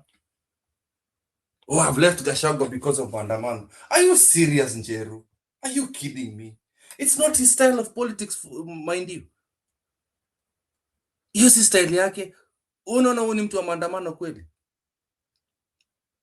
He's the chief of business. Sikuwa amesema ile maandamano atatengeneza ya Raila ilikuwa mtoto. He had told me that, and that's why I was very happy. Alikuwa amesema Raila ajui maandamano, and that statement thrilled me extremely. Hiyo ilinirusha kwa roof man. If you wanna know, Njiru is a sensationalist. Kianga vitu ana highlight. Sasa yana highlight. Na ingine ilimfurahisha ni yenye Gachagua alisema atasema kitu wanawake wote wataenda kupiga kura. Anytime Njiru speaks about it, unaona meno mpaka magegu ile ya nyuma. How many times did Gachagua tell you? How many times did Gachagua tell you that? Course now, most of those are the storylines he cannot abandon. Njeru, Gachagua on the same tongue told you, kuna siku nakuja kuambia vitu za kutune, vitu enye nakuambia matamu, lakini wakati tunaanza kufanya kazi reality nakuja. What he is just trying to tell you indirectly is, I'll bring you sweet words. I'll tell you what you want to hear. But you never listen to him also. You only nitpick the words that Gachagua. But then, for the rest of us, we already know who he is. We already know the type of character he has. But then unakuja kusema, oh, as a psychopath, lazima believe everything. That is why I think you are a super Trump hardcore person. Una miss vitu mingi makosa mjamaa amefanya. Hata ukikuja kuambia kitu moja mbaya na Trump unasema no, umsene mpoa. Oh, that was how you are with Gachagua. Just because Gachagua amekataa kitu moja, don't you think he had calculated? And what is wrong about changing your mind about a principle at this point in time? So long as it does not interfere with the core principle. Na miguu na kichwa na mwili. We are still together na Gachagua. So tuko team moja. Hebu niwaekea Getire hapa because Getire is also speaking serious about election, because I want Nani to react to this. This is so serious. 1 minute, please. The Kenyans know Linda Mama. He's not there. It was removed by William Ruto. The Kenyans will know that 1.3 million children are not in school today because the competition, the which used to be there, has been removed by this government. The Kenyans will know that 6.5 billion is indirectly withdrawn from e-citizen, and Parliament investigates and stops because the money has gone to an account they cannot touch. My friend, when the Kenyans vote, we have this idea of underestimating the Kenyans' capacity to absorb information and then make decisions based on that information. When the Kenyans vote, and I'm trying to see where is William Ruto vote come from. I'm looking at a Kenyan who is employed today in the private sector or in the government. He is paying a housing levy where he will not get the house, or his relative is not getting the house. And the Kenyan who is getting the house, he cannot even fit a bed in that house. That house has no sewage. That house is built by public money, is on the public land, and is being sold. Okay, Prof. How foolish do you think these Kenyans really are? I think even Kenyans now, they've heard. How foolish do you think these Kenyans are? They've heard about this narrative, and we talked a good game about it. What we want to know is the solutions, first of all. They don't have. They can't give you. Because lamentation, grievance, they don't have it. Now that we're inching closer to the 2027 general election, give us your blueprint. What's your policy? Even as you're talking about Edwin Sifuna, is he a serious presidential candidate, or is just a political disruptor right now? We're not discussing the two things. Do you remember when William Ruto was campaigning? What did you say? Yeah. Anatanga, isn't it? Exactly. So anybody who is out there selling their yet who becomes the one We are not bothered because they have done very well. We just Their want to record- compete. Their record speaks for itself. They have a share for themselves. They have houses. The World Bank report on the performance of Kenyan presidents. Ruto is the last. They have ranked all the presidents, the World Bank. That is number one. That's why I'm saying you really need to be careful about contradicting certain things, because What is the World Bank report saying? Tell us. the World Bank report is showing the performance of the Kenyan 5 presidents in the first 3 years. What were the prevailing Of their circumstances in each? performance. They didn't go into that. They didn't talk about the weather. You see, This is not Dibal, don't allow yourself that to be is dragged one into factor. propaganda. Number two, Go into substance. This is number two on Dubao. You also living in Kenya. Yeah. You know how many companies have left this country because of an unpredictable tax regime. In the last, there are over 3,000 which have closed down in this country since the president assumed the office. You should know that. Number two, But is it- you must live. I think You that must is not live where entirely we true. live, and you know businesses have closed just in your I need home clarification. area because where you live. unpredictable tax regime has not begun with this administration. This has No, to be fair, it started in 2013. So that- no, that- to be fair, this thing started in 2013 with Uhuru Kenyatta and William Ruto. But the same Yeah. this president was So, a deputy. yes. So this regime, by the way, when you look at it, this regime in 2013. we lost it from 2013. from the beginning when we Yes. said we are throwing away Vision 2030. We Exactly. are throwing away everything that has been done. We introduced even the big 5. There are many things that we've done that has moved us on the road. I No think doubt. You should. What is Yeah. important? What is important is not when it happened. Yeah. What is important is The other thing also, I want you to take into account is Okay, hang on. look what is happening in Okay. Nyandarua, for example. Also some. No, if you are have you read the electoral law?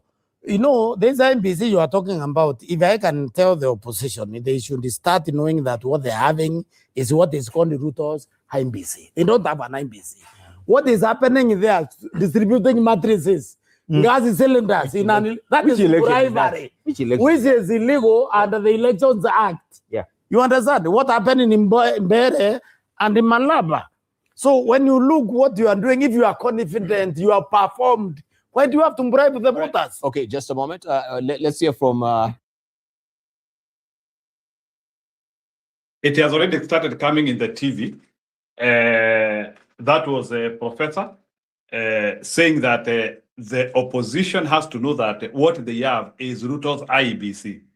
So, Bwana Budi, is that a statement serious? Do you see how the moderator, the journalist, he's geared towards not acknowledging the truth and the substance that professor is saying? He is only asking, you know, if you realize, if this guy is not Kabal, it's not a fool. It asks, is Gachagua a serious presidential candidate or a disruptor? Well, guy is injecting facts. And this fool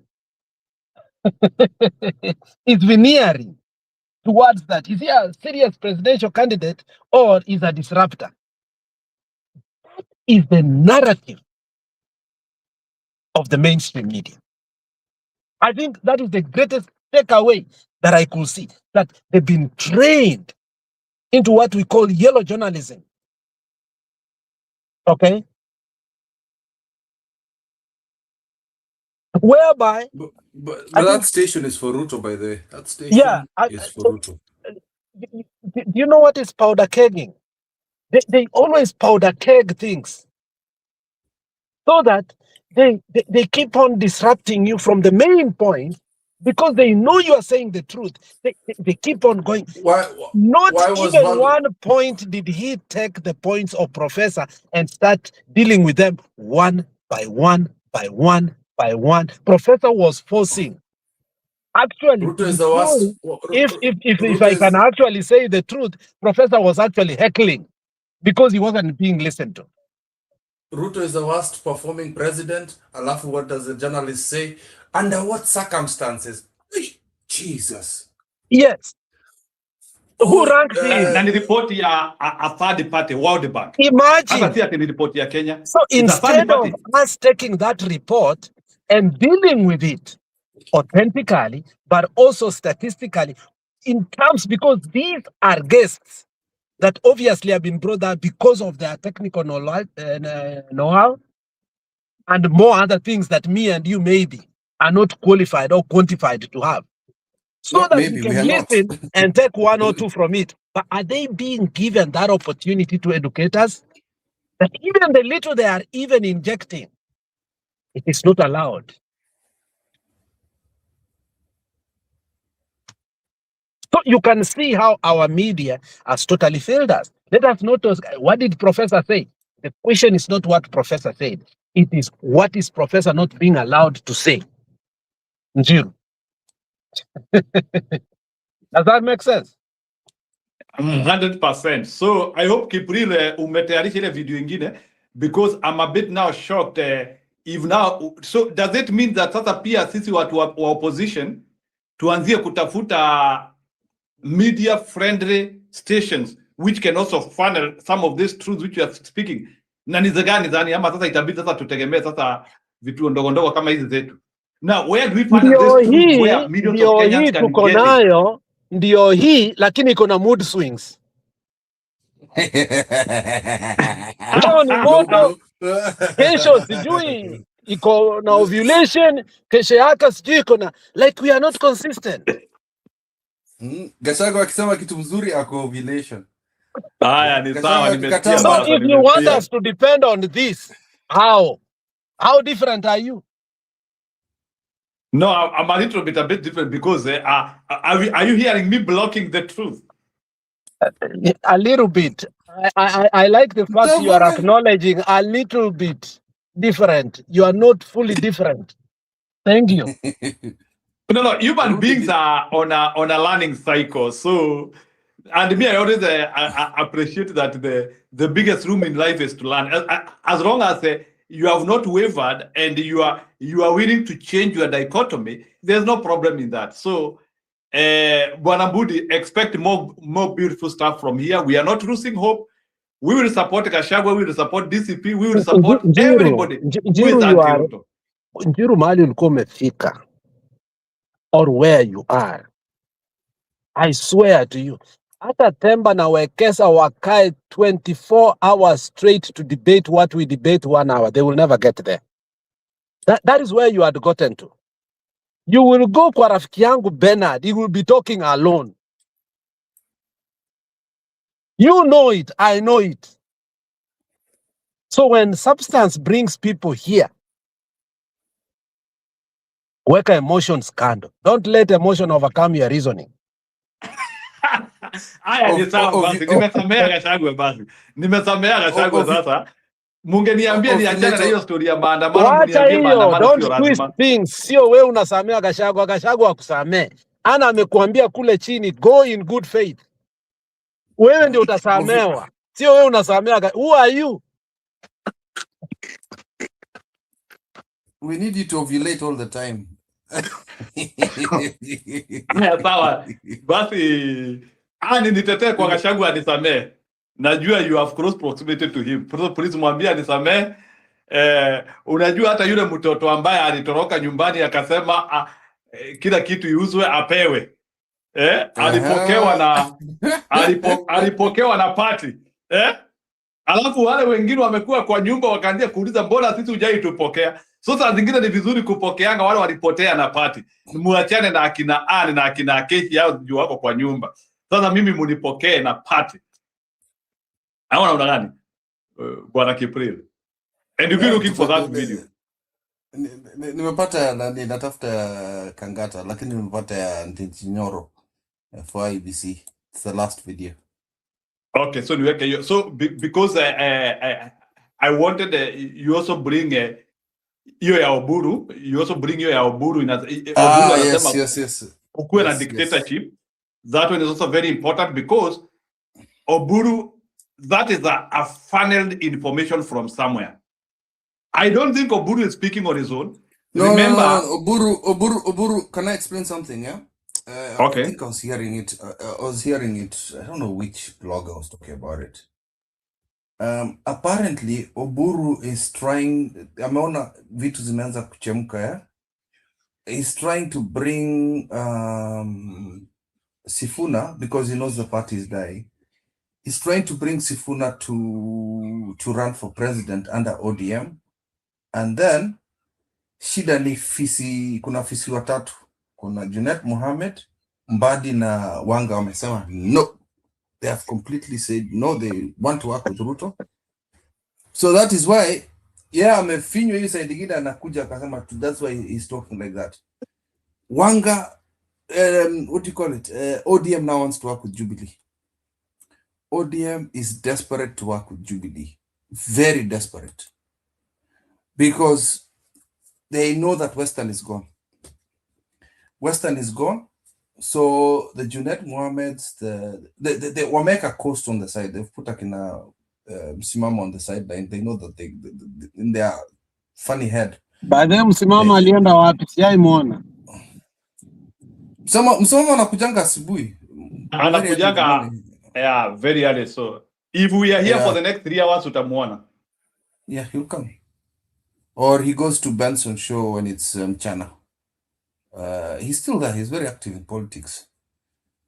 So apparently, governor of Mombasa is going to go. They want to keep ODM, but women rep and senator, wamesema UDA wants it. UDA is not negotiating on that. Wamesema mnaweza chukua governor, but senator and some MP seats in Mombasa they're taking. So the negotiation table for UD and ODM is too hot. Hata wanataka kutoka sahi. They want to leave.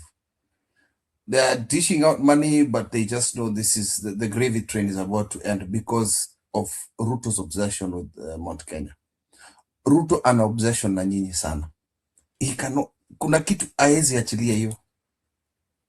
If you look at 2022, the negotiation between UDA and the other parties did not yield, and Ruto decided to make sure that he fielded hata Sabatia mahali Mudavadi anatoka, and he ended up winning there. So what we are saying is that, Ruto is going to field candidates in Homa Bay and Migori, okay? And ODM is not going to, and Ruto will be happy to get those seats. He doesn't care. He will just give them money because that's what they want. He will give them contracts, that's what they want, but he will get what he wants. Right now, if you look at Mudavadi is richer than he was, but he doesn't have a party. And he seems to be comfortable about it because at the end of the day, he never was, and he was never going to be part of the caucus that is agitating for a better governance. He has shown that his pockets, his big belly and his big pocket is more important. Okay, so I think there is no negotiation between UDA. And if it were, the moment Omar Hassan had said bad things about Kikuyus, he would have gone. But because it's his appointment, and that is how he wants to win election, still election in the coast, using Joho, because Joho, too, through the blue economy, has become extremely wealthy too. That is what they want to do. And that is why we kept on saying the axis of Sifuna is critical. It's very critical when it comes to cost. It will be almost impossible if Sifuna goes neck to neck and finds somebody who is a Michiganda and works with them, and also with Kalonzo, with the campus down there, with the Lamu actually also having Kikuyus, it's going to be very difficult for Ruto to take. But, and that is why we are saying at all cost, let's guard the mountain. The moment the mountain is guarded and guaranteed, we will have easier time to transverse and use our money very well in other areas than using that money in the mountain. Why should we use money in the mountain, honestly? So for me, where we should save our money and use is the coastal region. And northern Kenya. Northern Kenya. Waachie yoyote. Northern Kenya waachie. Hatuendi huko hata mara moja. Wale watu the moment they are the ones who gave the minority to take over as a speaker. Hatuendi hii ujinga ya UDM ama tena. Who's going kule ku campaign? Hatuendi. I will not waste time going there. Yeah. It is like Republicans going, Democrats going to campaign in Mississippi. Why? Alex Lochokoze. Usianze ku I think that you cannot go to your stronghold to campaign. That's true. You cannot go to your stronghold to campaign. Inamaanisha hapo uko sio home. Wale achana nao. Wale wachana nao. Wale wamepewa pesa and they think like pesa kila kitu. Uliona hata hii goalkeeper ambayo tumetetea sana Trump ametoa hapa, mwisho anaenda kusifu Ruto. Mpaka nikasema kumbe Trump alifukuza yeye vizuri. Unajua kuna vitu zingine siasa zinakasirisha watu. Serikali ya Kenya imedisaidia. He spoke in Swahili. I was shocked. My friend alisema Ruto, not even serikali bwana. I felt mpaka nikasema si tena Trump afukuze hii jamaa tena. Nani aliongea Kiswahili? Somali. Ile goalkeeper ilifukuzwa hapa. Si goalkeeper ama coach? No, ref, I'm sorry. Yeah. Aliongea Swahili? My friend. Alikuja akasema Ruto is a good person. Alipraise Ruto bwana. Na venye mlikuwa kwa media sijui nini mulimulilia afadhali hata sikumuona. Nani alimulilia hapa? Hakuna mtu alimulilia hapa. Don't remember. No, in your echo chambers. In your echo chambers mlikuwa mnamulilia. Which echo chamber? Wewe mtu wa Trump hata. Kiprili ni echo chambers tulipiga nduru ya Kisomali, hatukulia kama wewe unalilianga hapa. Haya ni sawa. Unajua mali Alex anaishi na Wasomali huko Minnesota. Small Mogadishu. Oh my God. Leo ni uchokozi tu. Mumeleta Ayimba hapa, mumeleta Ayimba hapa, ameleta na ovulation.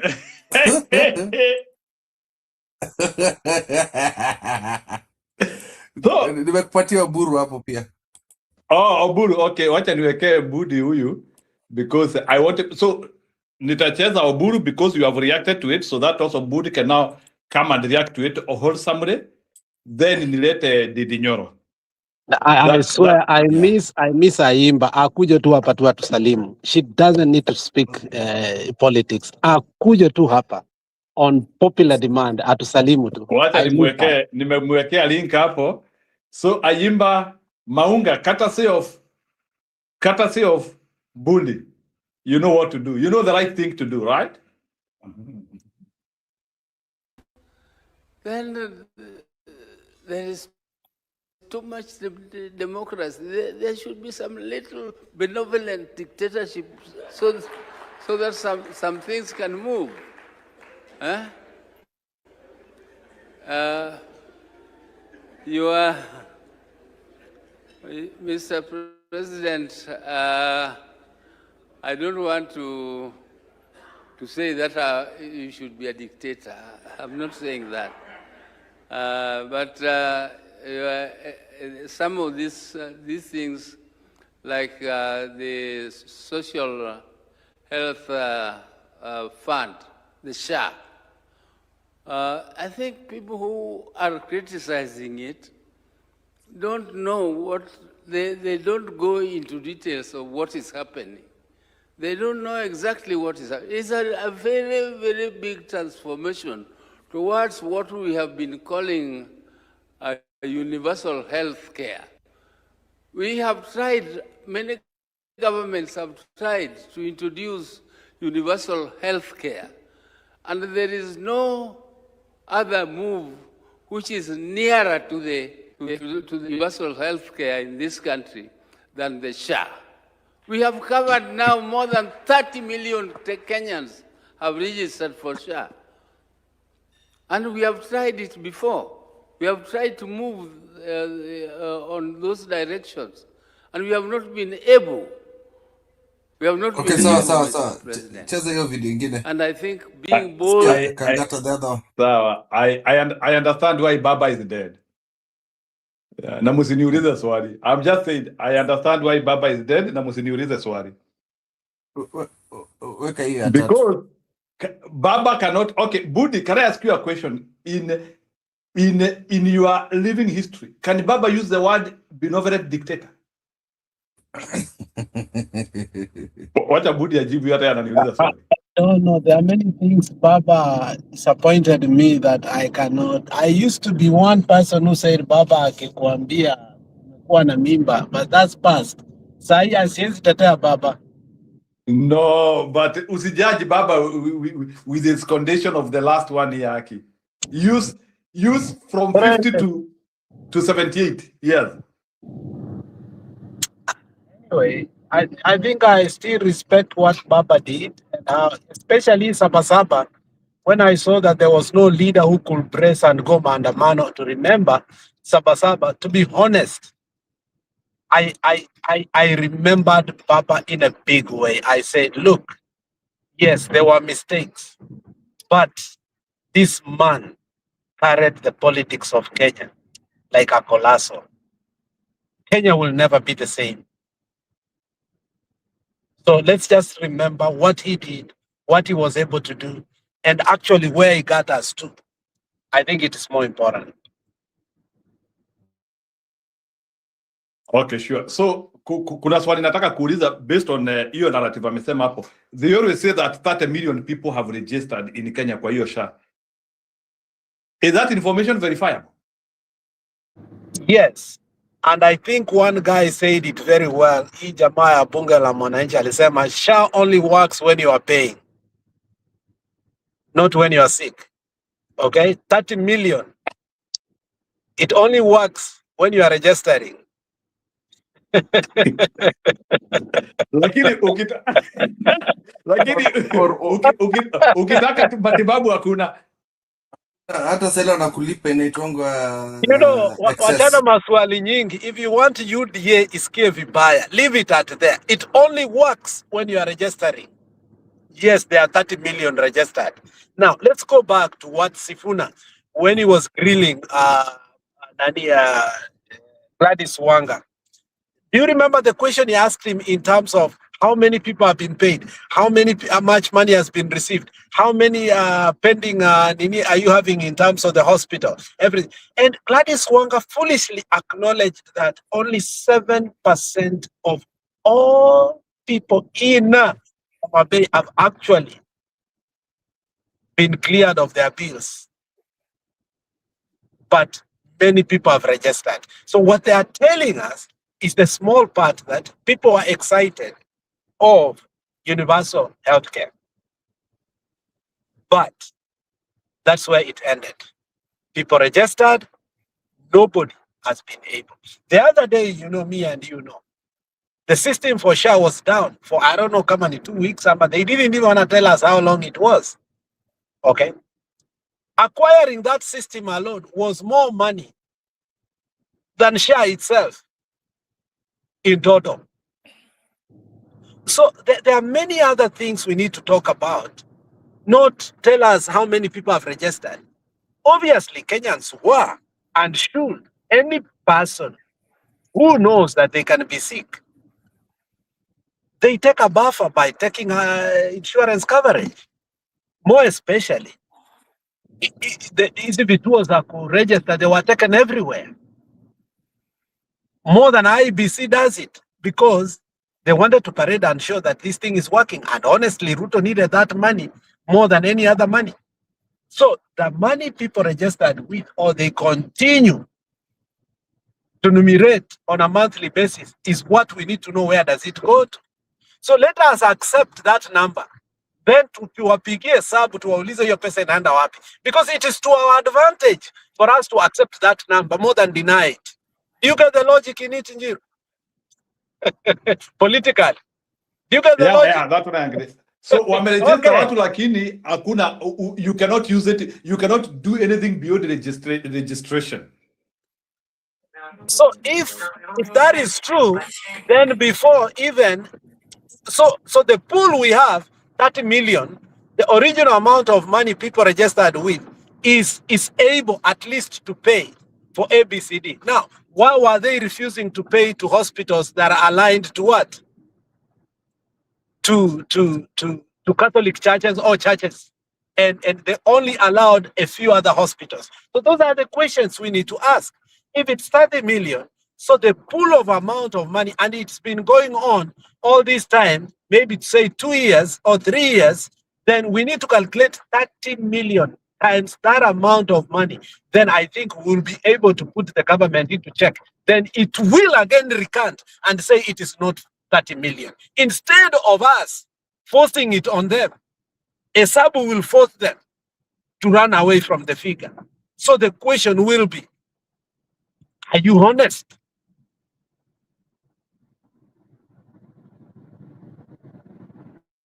Why refuse 30 million? Check the 30 million, pick us up, because they are the one masquerading with it.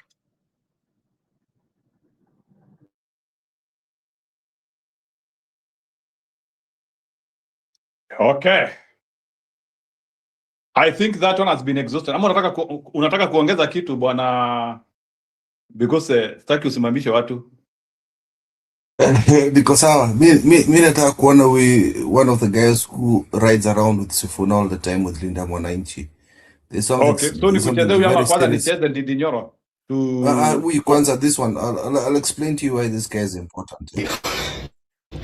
Let me surprise you. Wakati niliingia huko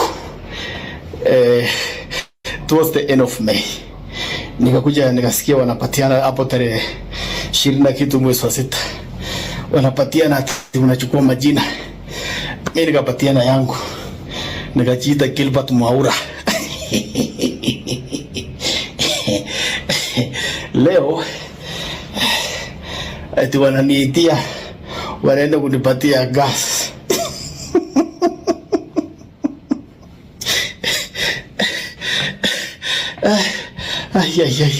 How desperate. This government is frustrated. Mwenye alikuwa kwa laini kuja kupatiana gas hakuwa anaongea Kikuyu. Nikaangalia yule jamaa ajui Kikuyu. Hata nilikorokea Kikuyu ingine ajui. Nikamwambia jamaa hatrere. Ile gasi. Ananipatia. Ndio gasi yangu.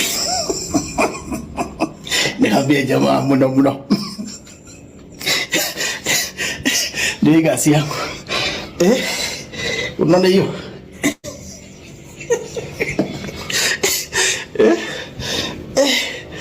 Jamaa bwana.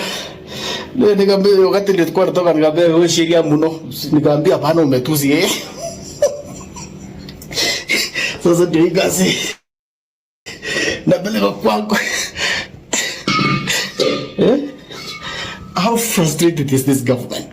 And one thing, you confirm, form inaniambia eti ni ya kurefill na national oil. National oil wamesema they don't refill. So hizi vitu tutatumia tu na kuachana nayo.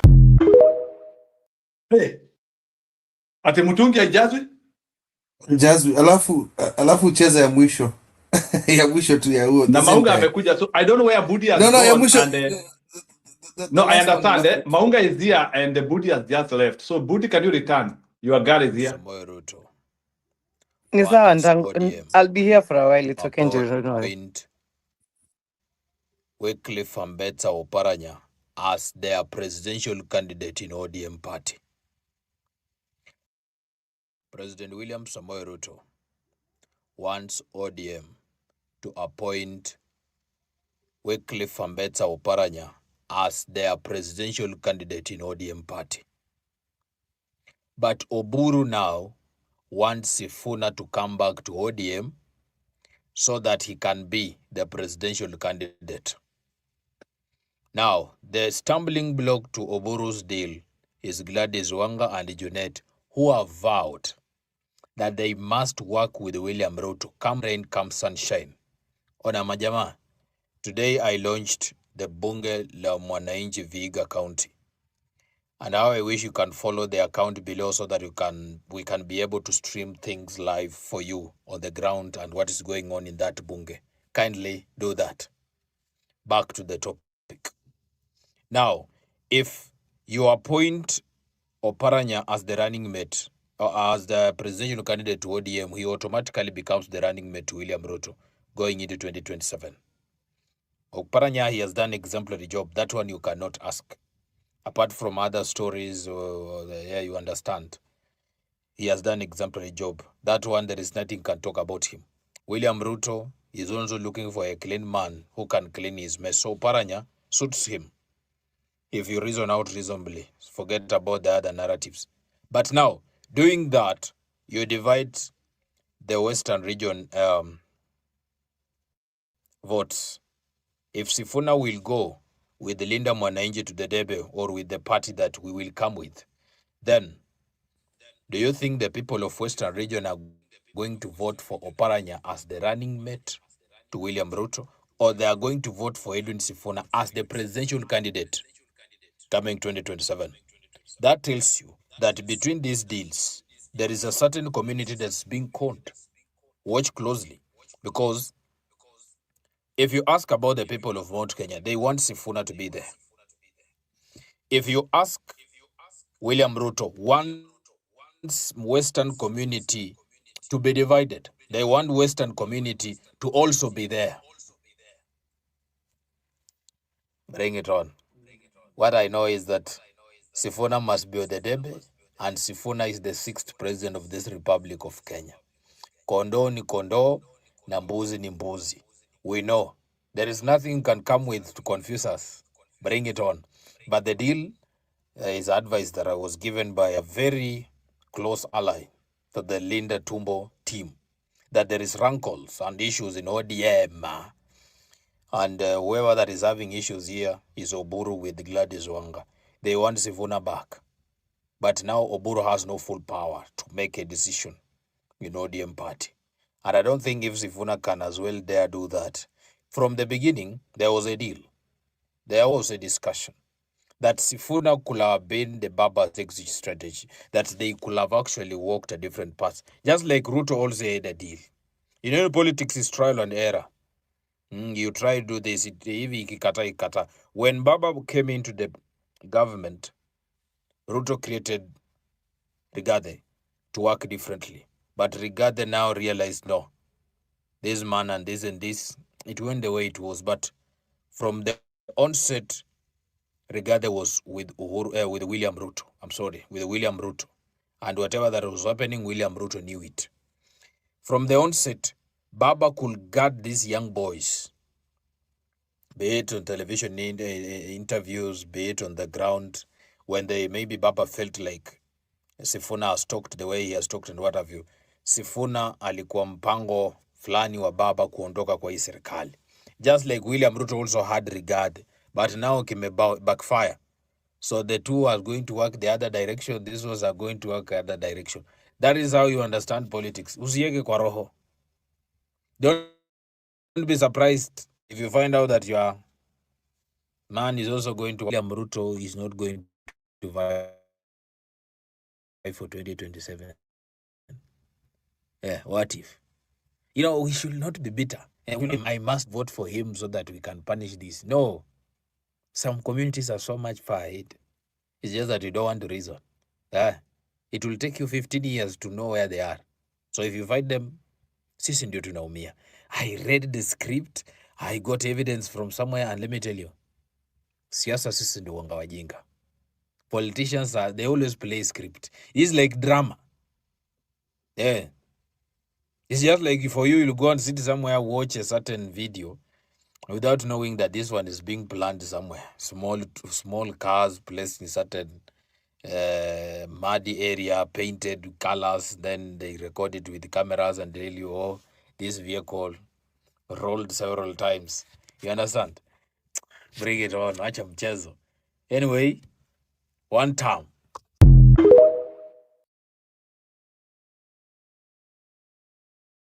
That guy is always in Linda Mwananchi rallies, by the way. Anakuanga na kina Sifuna.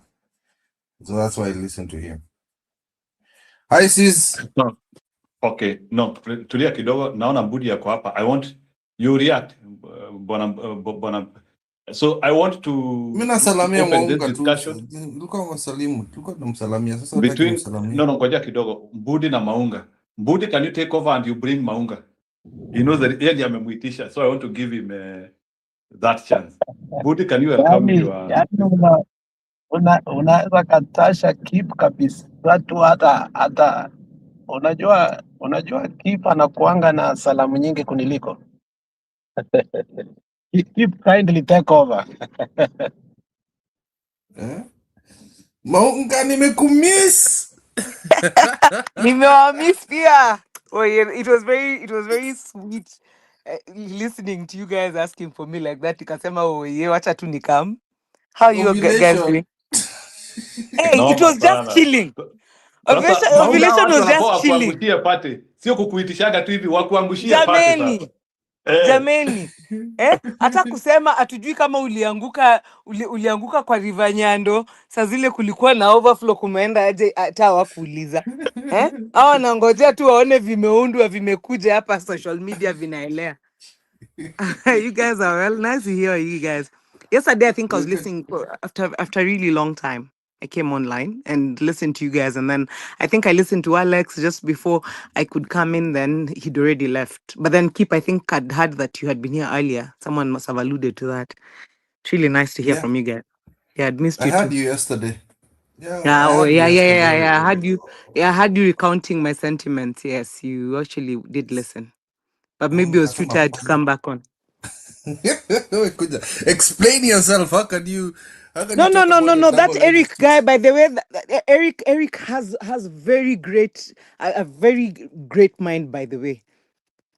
To be honest, I loved his angle of thinking and how he actually arranged his thoughts. As far as concerns like the future of Mount Kenya, I just like the fact that he was critical of what we should be critical about. Picture this. Picture a scenario, and I think I must have had it, may have been this broadcast today. Picture this. Picture a scenario where Akina Gachagua can come and say, Ruto outsmarted us. He out-tweeted us in Olkalau. What would that say in the character of Gachagua?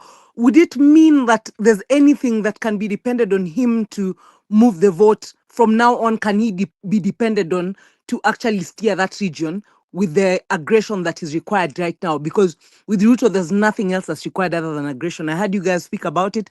Absolutely. It's really, really unfortunate that this day and age you've come to the point where it is only the voice of violence and intimidation and abuse of office and using our security apparatus to actually kill and maim Kenyans in order for us to get our democratically elected individuals in office, or at least having that subverted. So when we are attempting to, we actually have to go through that. But imagine a scenario where Gachagua would actually, and I actually agreed with Njiro. Gachagua right now should come and face Ruto and tell him boldly, the way Matiang'i told him, hautaiba kura zetu. How come in Kisii did not happen? And yet similarly, alikuwa amemwaga kina Osoro na huyo kina Zakhra wake. And bado, Kisii stood.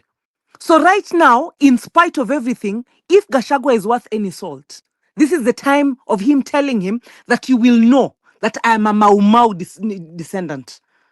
Come, bring everything you can. You will know this is our soil. Believe me, the moment he says that and with the authority that is required, he won't need to tell any Kikuyu to come out and defend their land. They will come. Raila never used to arm anyone. He simply just used to speak, and he used to, like emotionally evoke emotions out of people. Those are, I'm bringing out the warrior in you. This is yours. This is yours. Nobody can come out and snatch this from you. Nobody can come and disgrace you in your land. It doesn't matter what they come with. Fight for your land. The moment you tell them that, you won't even need to arm them. They just need to know, oh, there's authority and somebody believes in us and somebody knows we exist. But otherwise, akikuja na unyonge, oh, he has done this. or he has done that. So guys are thinking, okay, so even these guys has given up. So what is there for us to do? Then someone has also similarly said, the rest of the Kikuyu legislators are also waiting to see if indeed you beat the machinery that is Ruto on Olkalau, then in that case, we are confident that going into the general elections, we actually have our people backing us. And so we can come as their leaders and similarly tell them that we are behind you, we are with you, we erred, and here we are standing against this force that is Gachagua right now. They did him dirty, but we are sorry that we've had to be waiting by the sidewalks, but here we are. Let's move. So this is a do or die for that particular reason. As for Gachagua remaining humble, that is something I pray that he does, because most of the people who are actually afraid of working with him right now is because of his attitude and his high-handedness and self-centered nature and his enigmatic approach to nothing, really, because I don't believe there's really anything he's ever delivered. Thanks. Budi, can you align? First of all, wacha nisalimu my sister. I don't know. I mean, I think my sister should tell me kura nina register wapi, because every time I hear her voice, I feel like I should vote for her, but hataki kutuambia tunampigia kura wapi. I'm humbled, Alex. I'm really humbled, but trust me, when God has ensured that Sifuna is where he is, I was telling that to Akina Njiru yesterday. If God has confirmed to me that Sifuna is where he is now, usijali baba. Utakuwa ukiniona unasema, by the way, tulianza naimba, mimi ndio nilikuwa na insist, lazima nisikie sauti yake kwa parliament. That's enough. That moment is coming. That assurance, that assurance is what we need to move forward. And by the way, just for the record, when politics became a poison for me and I was in deep dire need, the only person who reached for me and told me, my brother, hii siasa isikupeleke mbaya was Anyimba. Mungu aendelee kukuchunga. Mungu aendelee kukuchunga Anyimba. You reached out and you told me, Alex, be strong. It is not the end. There's another election. We will win. Amen. I have to remember that. Glad. I have to remember that. Yes. Thank you. So, thank you. Yeah, you're right. I mean, you see, the politics of Kenya has gotten to a point when there was a vacuum, we still had to hold on to something. Unfortunately, we asked, why would leaders like Kalonzo, why would the leaders then that we thought could stand for us, okay, just allow the vacuum to be taken by Gachagua? We cried, but unfortunately, nobody was willing to take the mantle, speak against the issues that we saw over and over and over to a point that we ended up building, as you said. I will not fascistize him, and very enigmatic person. But here we come. This is where we are.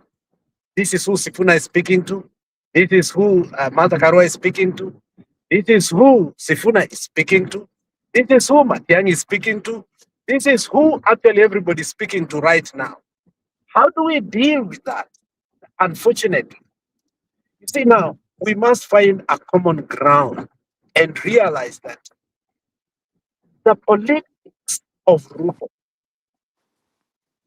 has poison, is a chalice that obviously we are not going to sanitize so that we can have a politics that we played before.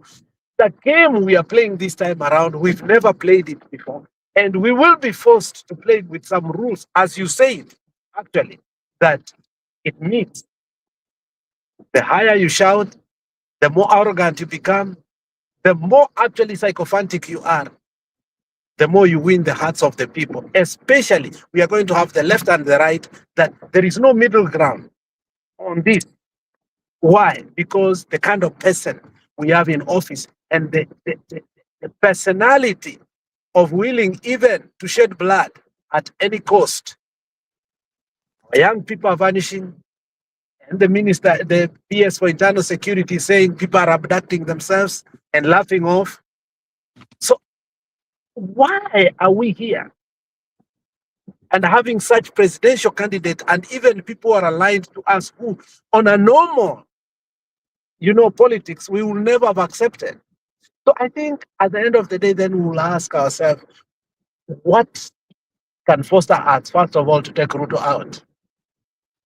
Because if we entail ourselves to start discussing personalities within the opposition who want Ruto to go, I think we have lost it before even we go to the election. Then let's agree that Ruto already won, and that is what he wanted, to make sure that Gachagua become the most toxic and polarizing individual in the politics of Kenya. At the beginning, we embraced that and we thought it was good. But as time went by, the question was,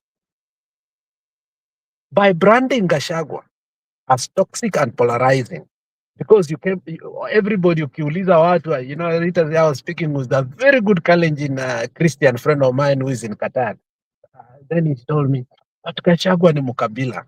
Then I asked him, Ruto ni mukabila, but Gachagua ni mukabila sana. And Ruto has succeeded in doing that. So what can we do then? I think it's a high time we must just embrace Gachagua, even if it's good for nothing. I don't mind. Because then, what is the alternative, my sister?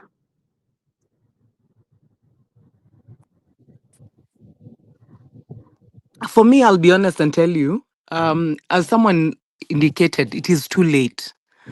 So power abhors vacuum, and we created that. And the Kikuyus, I think the shock, they've been hit hard, and then it's been bashing after bashing after bashing. We've got to get to a point as Kenyans where we're deciding that I'm above this.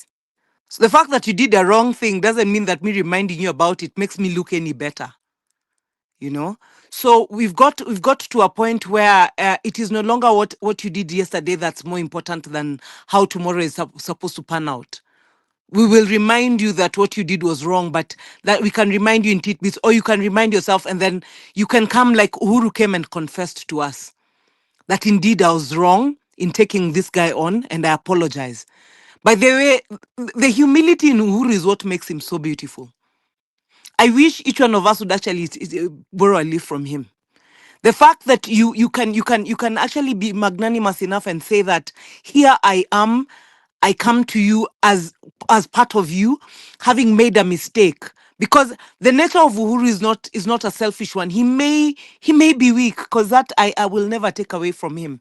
He was born not in a scenario where I think he's usually a last born, and then he's been born with all this luxury and comfort, so he doesn't know what struggle is, and then he wasn't born in a value system that actually put other people first. So as a child, he's growing up and learning some of these things, perhaps on his own, because of the person that he is. So he is a good person, but the fact that he's a vegetarian around lions doesn't mean that the lions will not eat him because he's a vegetarian. And that understanding is one that he's had to learn the hard way. But sadly, he's learning it when he's watching Kenyans suffering so extremely in an area where he thinks he would have done differently. But trust me, guys, Uhuru wanted to hold on to power. Uhuru wanted. Ile siku Murathe akisema ati power itapatiwa mwizi. He was so clear in his mind. Do you know Ruto approached Raila akaambia Raila, convince your friend to give me the government. So unajua vile tutakacheza. Ni sisi tuko. Do you know Ruto akaenda akaruka Raila once he was sworn in, mpaka Gen Zs came along. So it was not Uhuru who decided to give this country to that guy. He had the machinery, and then he did not imagine, because he's always known. Okay, Maunga kidogo. Can you say that again? Unajua hiyo naichukua with a lot of power, Can you say that again?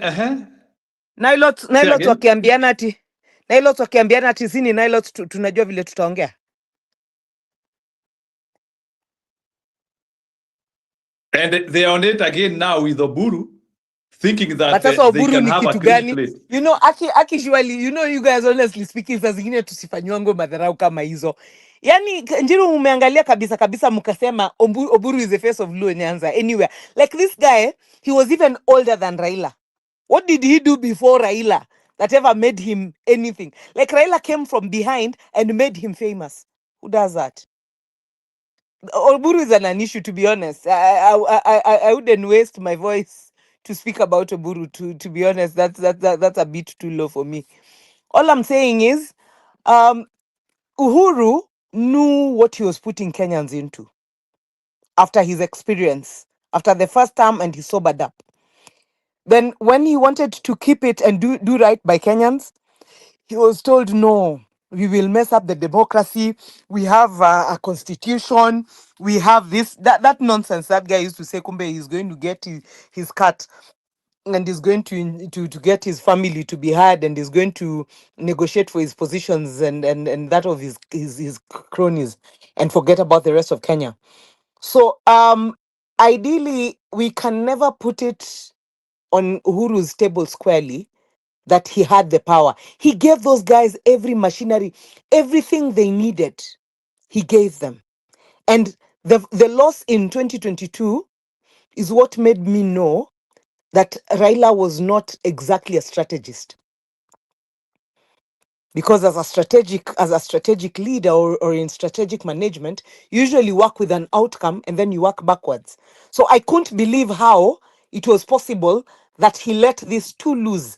There's actually a friend of mine in Nigeria who I remember calling me. He works with the status of Nigeria now. I remember him calling me and telling me, I don't know, why do I think you guys are too relaxed? I don't know. I don't know why I have a feeling like you're not putting in effort into these campaigns. And in my head, I told him, no, there's actually a proper secretariat in place and things are working. Only for me to later now, when I was critically looking at it, when I'm critically looking at the people who are there, when I'm critically looking at the processes, I'm discovering that it is true. This could actually be seen by everybody, including the ones outside. But then we who are inside kind of did not see because we could not believe that these guys were so lax and like had left. Like Uhuru has given you everything that you need, and then you decide that I'm laid back because I have him. Who does that? So yeah, I guess that's how come we're here. And, I and I never could blame Uhuru. agree, I I could love him agree, extremely. I could agree with you because at some point we refuse to listen even to our own enemies because I think the confidence in us, I think made us a little bit psychophantic, and I think we let emotion override our reasoning.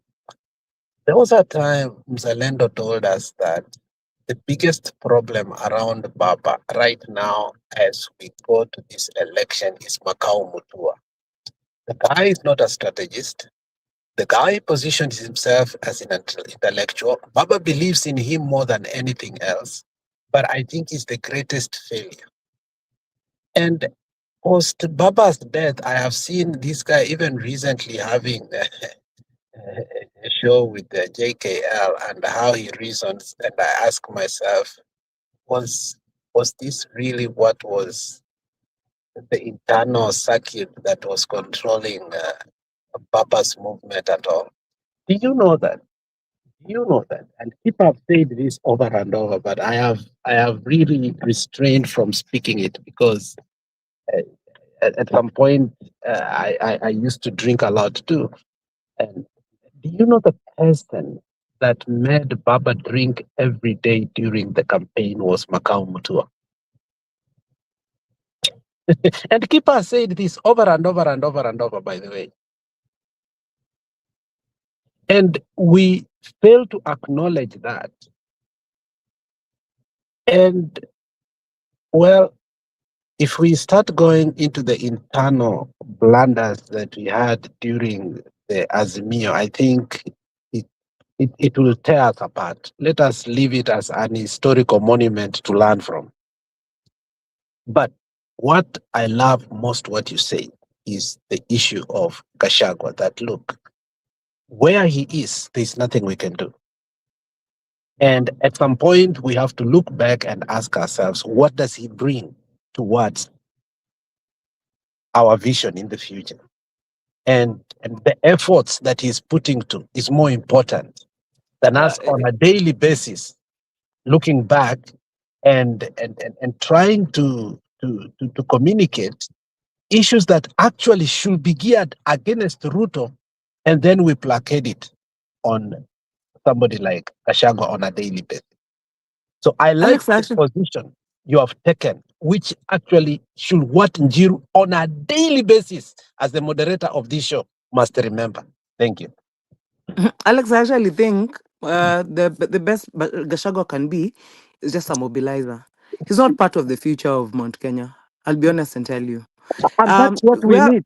yeah, That where is we are what moving, actually we need. yeah. Basically, he's just part of the group dynamics, and his mobilization skills is something that we richly require. As for strategy and the future of Mount Kenya, because the future of Kenyan politics is not going to be heckling, it is not going to be populist, it's going to be issue based. We are leading we are leading into times where there'll be questions. Alex, do you have any Gen Alphas with you? Do you have any children who are Gen Alphas? Or have you hung around them at least? Hao ndio wamejaa kwa nyumba yangu sahi. Na I'm sure yani wanakupeleka mbio yenye yani we mwenyewe unashindwa mi ndio mzazi ama are these ones the ones parenting me. We've got a lot of hope because of the generations that we've actually birthed and raised. And the children they've been raised with the internet, they've been raised by what's right and wrong, they've been raised by seeing critically, and like they're critical thinkers and they're problem solvers, and then they believe that they take initiative.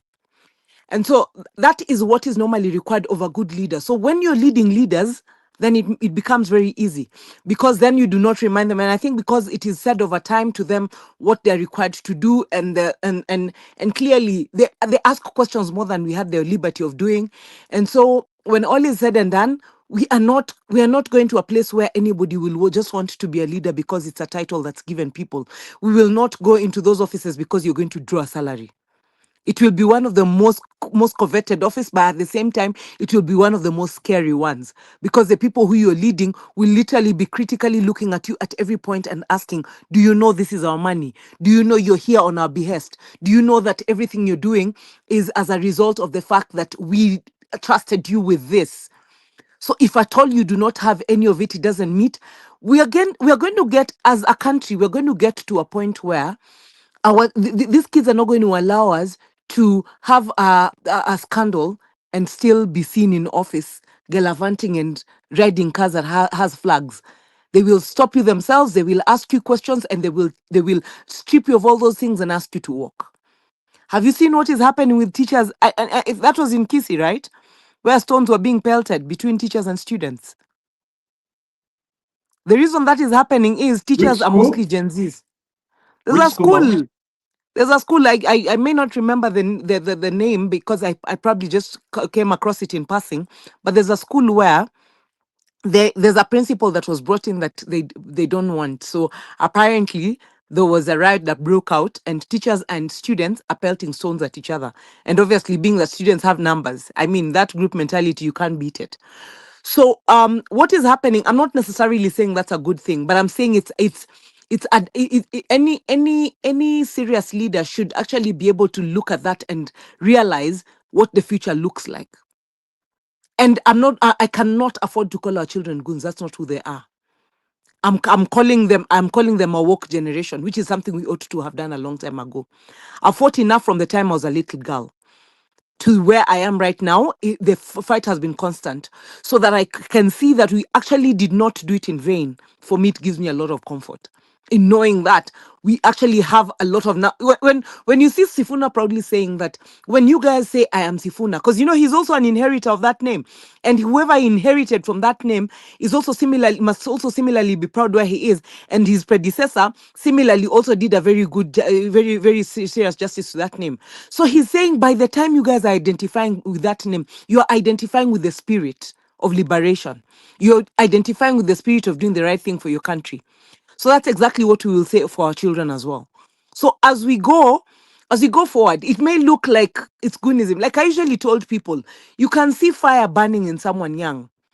Try and use that fire to warm you instead of getting that fire to burn you. Let that fire warm the room. Let that fire warm the world. Do not allow it to burn you, because it can do either. So right now, what we have, we can decide as a people that we are appreciating the fact that these children are taking initiative and they're no longer folding their hands and saying that is Kenya for you, and doing something about their country and effecting change the best way they know how. Or we can decide that you guys are hooligans and try and lock them up. Then we will be too old and too useless and too finished when they have to eventually come back and take their country, and they won't really care that we exist. And the few of us who are left, they'll sweep away anyway, because we'll represent nothing useful to them. So for me, where we are headed as a country, anybody who's thinking that the Kenya they lived through in the yesteryears is the one that they're moving forward towards, as in they're coming to draw salaries from parliament and those houses of representation, they have another thing coming. Thanks. Okay. So, Maunga, now, based on that, because I have had some serious things which might have happened even from our previous election. So the question which I'm asking myself, do you think we are also learning from Baba missteps? Like, for instance, like where he might want to do a deal with Ruto, it doesn't work. Where you want to work with, do you think I'll be honest and tell you, guys were going to Kangoka Jaramogi. How many of them are presently going? There's something about this life, Jiru, and that is why I usually tell guys, you'll be dead for so long. It doesn't matter how long you live, you'll be dead for so long. It doesn't matter what you do, and therefore you're thinking, I'm the best there was, the best there is, the best there ever will be. Certainly not. Tomorrow will come and it will come without you, and the world has to go. So decide that what will people remember me for? What was that thing that I did consistently and it actually made a difference? Therefore, people will remember me for what's right. Jiru, for everything that people thought Raila was, what can he be remembered for now? A mobilizer. That Gachagua is doing that, and a lot. Sifuna is appearing to do it better. The father of Kenyan modern democracy. Orengo has remained doing that. Akina Babu are trying to fight it through, irrespective of the fact that they shoot people at will and snort cocaine everywhere else. You were the husband to Ida. Okay. Are you married yourself? You're the husband to No, I'm just he is the dad to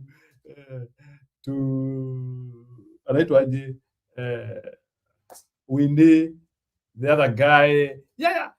Have you met Malala's son? Those are children that you parade. Those are children that you parade and claim that I am a lion that has birthed a lion. Keep talking.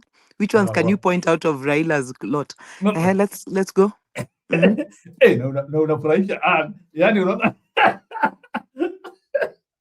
Twende tu ni remind ingine yenye unamkumbuka nayo. No, of course, bringing the rural community together and being able to respond in one tone. All right, that you can say he's still holding. Yeah, and actually putting it, maybe let me say, beyond his immortality. The dual community are together now, Njiru. They have just disintegrated now. But take it from Maluo. There is nothing united about Luos right now. Luos actually feel liberated, and they feel that they can speak their minds and they're safe. So what I'll tell you is this, Njiru. There's a generation that remembers Raila as having been told that, Baba, we remember you fought for us, but he came out and decided that he's going to shake Ruto's hands and give him experts, and then decide to go and vie for a AU seat that was not going to be beneficial to any Kenyan, where Ruto spent billions in his name, and then Ruto ended him. That's what everybody remembers him for right now. The generation that matters. So now, the truth is as follows. Where we are headed, please do not tell me about his missteps. His missteps are the kind that you do not want a Kenyan child who's coming who has political ambitions to ever wake up and think that there's anything that was so great about this man that I can want to follow. We want to remind the child of Kenya that there's Burkina Faso right across you. You can say that I am young, but I love my country enough. It can be done. My country has resources. We can map them and we can use them for the benefit of our nation. Nobody has to come from outside and remind us of what to do with our land.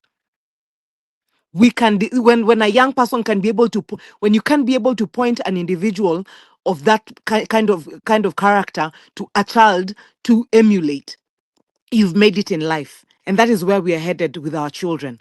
That is where we are headed with the future of the nation that is Kenya.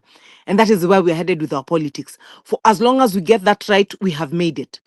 So I do not, I'm not sure I care that there's any missteps. Those missteps might not be important because there's nothing that he did towards his end that made any difference towards what is always done before. Because then when you critically look at it, you're thinking for every handshake that he did, you're wondering, what did we lose? How much did we gain? How much as an individual did he grow as the rest of us did not? And what did he do to the democratic framework of Kenya compared to how it was before that next handshake? And thankfully, it was the last eventually. So when all is said and done, his missteps are not important. He came, he saw, he was conquered, and there's Kangoka Jaramogi Museum, and so we move. So any person coming up knows that it is not really how you started. It is not how consistent you appeared to be. It is what the end will eventually expose about who you've always been. Thanks. Wow. So in other words, you have now become the biblical girl, and you are referring to the end of the matter is better than the beginning of the matter. There is somewhere. Certainly. In my acting career, we usually say you're as good as your last act. If today you're to remember that Denzel is a great actor, if he does a shitty movie now, do you know you'll have watched that movie now and you're thinking, what was that again? You will not say that Denzel, it was your bad day in office.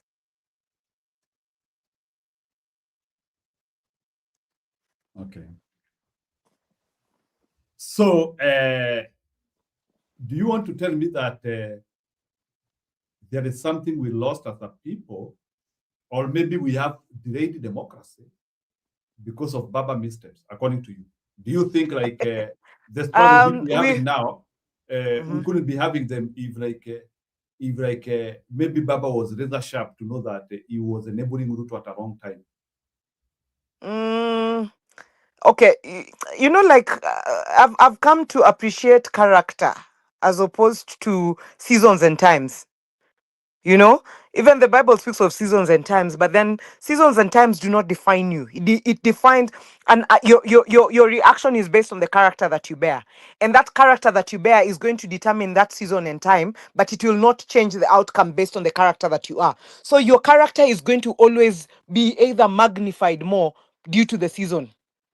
Because the seasons, the only thing that defines a season is because it is different and mostly more difficult than the last. That's what makes it something that someone would actually think is phenomenal. So for as long as a season is processed by your character, then the outcome will then reveal your character, embolden your character many times. And that is who a leader is. A leader is a Mandela who, when he came and decided that let my country experience me, but I will not decide that I am the only South African that can ever lead my nation. I know when to exit the stage and give the rest an opportunity to also know that they have it in them to be able to guide the nation. It is like the moment of Burkina Faso when Traore has had crazy threats, but he's always been assured by his people that yes, we will guard you as your soldiers, and the diasporan Burkinabes will support you for as long as you do what's right by us and think about our nation and remain as patriotic. Our country will go ahead. And he has sustained that. So, irrespective of the threat, he's more determined to make a difference, that lasting difference that he will make even on his last day is what counts for him as a Burkinabe. So that is all that a leader is about. It is not. It has nothing to do with what was lost before. What was lost before was a lot. Where we are headed is everything. And so can that be the only definitive factor and not about an individual who came and actually confirmed that we bore a disgrace?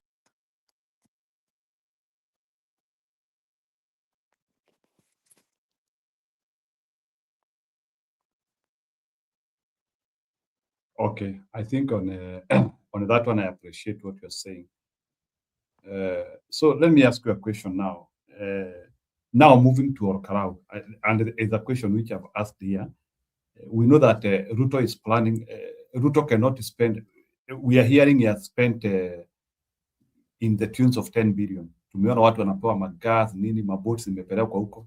You won't even Orkarao to become Lake Victoria. Somebody was telling us that hizo boats zitatolewa huko zipelekwe huko Lake Victoria after the by-election. I'm waiting actually to see that. Vikingi zinapelekwa, people are being fed, watu wanalipua marooms. So the question which I'm asking you, is Ruto going to use 10 billion and then wait for humiliation from the opposition? He's obviously not sitting and waiting. And as you know, like as Akina Alex was saying earlier, we are not in a place where we can sit and sing kumbaya and say that, you know, God, we have done as you requested, and as such now we are waiting for you to do everything else, do the rest, and let the best man win. It is not a level playing field. The referee is already compromised. The system is already working against you. But imagine, and that's what I was saying. Imagine if these things were to be brought. Njiru, just imagine a scenario where these things were brought and then people chase them away with them or just don't turn up at all to come and pick them.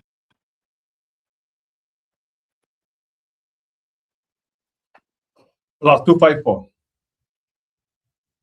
What's that? I'm saying, and the location is plus 254. No. Olkalao. Picture that scenario. You know, it would have been a defeated cause for Ruto immediately.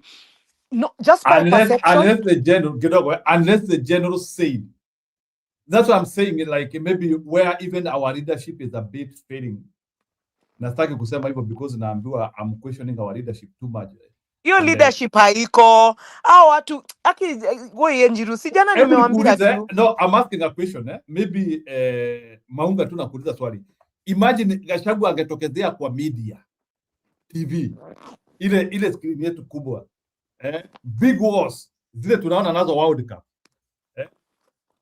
Ruto atokezee hapo, no, Gachagua atokezee hapo, alafu aseme the way he was saying, sitaki kusikia mtu anasema mwe, nasema you remember the day when alikuwa kwa mazishi, the way he gave that militant order, and that's why nimeweka pia hiyo poll ya militant, because I know Gachagua can be militant. That's why alisema sitaki kusikia mtu akisema mwe. I'm asking you in a honest opinion, including and juwe unaandika hapo mkiwa na kesha. Assume Gachagua alitokezea akasema Orokara, sitaki kuona mtu anachukua hizo gas. I don't want to need to be reminded, Njiru. People picking those things. Do they need to be reminded that you're selling your souls?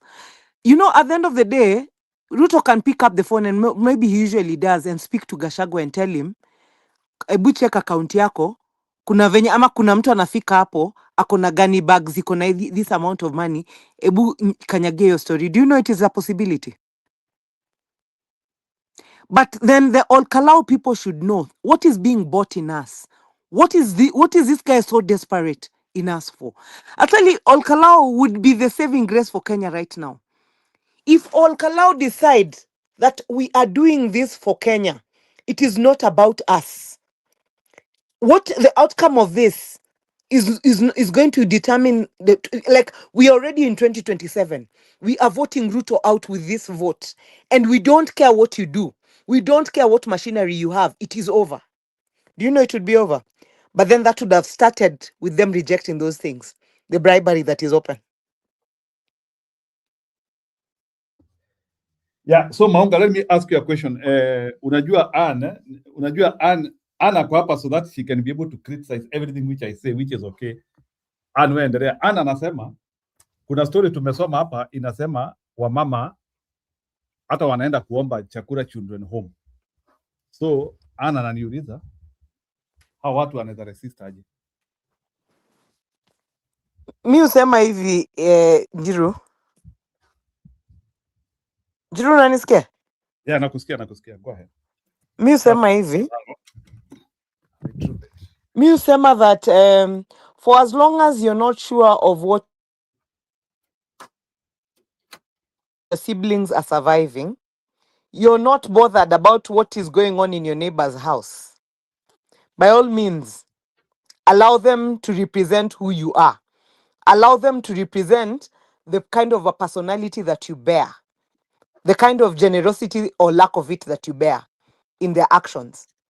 Because if we all collectively decided that I will make sure that you do not sleep, my neighbor does not sleep hungry, that their children go to school, we will literally just community policing and make sure that we are one people who are actually having the basic requirements intact. We will build a better community and a better nation.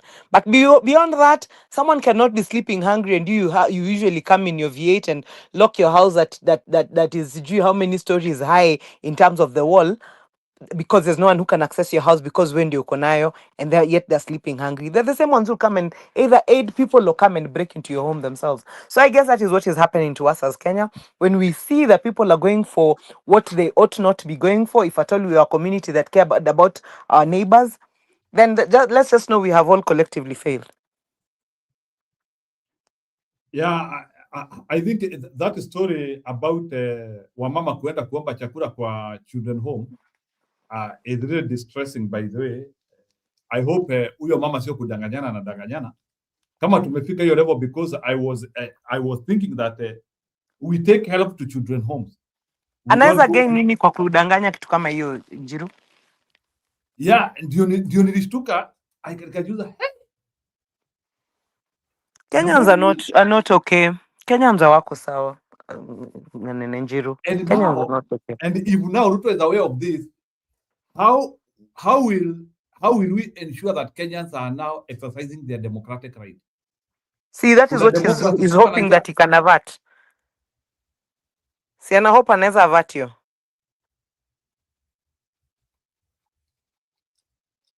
Yeah, it's a bit scary. So now let me ask you a question. If you are Gachagua or whoever who is having the leading candidate there, unge encourage watu wachukue hiyo vitu lakini wakumbuke, because that has been our messaging. Our messaging is nyi mkule pesa ni yenyu. All the time our messaging, nyinyi kuleni pesa ni yenyu. Nyinyi kuleni pesa ni yenyu. Is it the right messaging? No, but unaona it drives perspective. What he's looking for. Perception rather.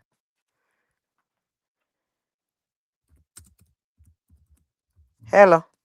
Yes, I can hear you. Yeah, it gets his message across, and it drives the narrative that he's trying to sell. That indeed these people need me, they love me, and I can buy them. They have a price. So nikifika bei watanisikiza.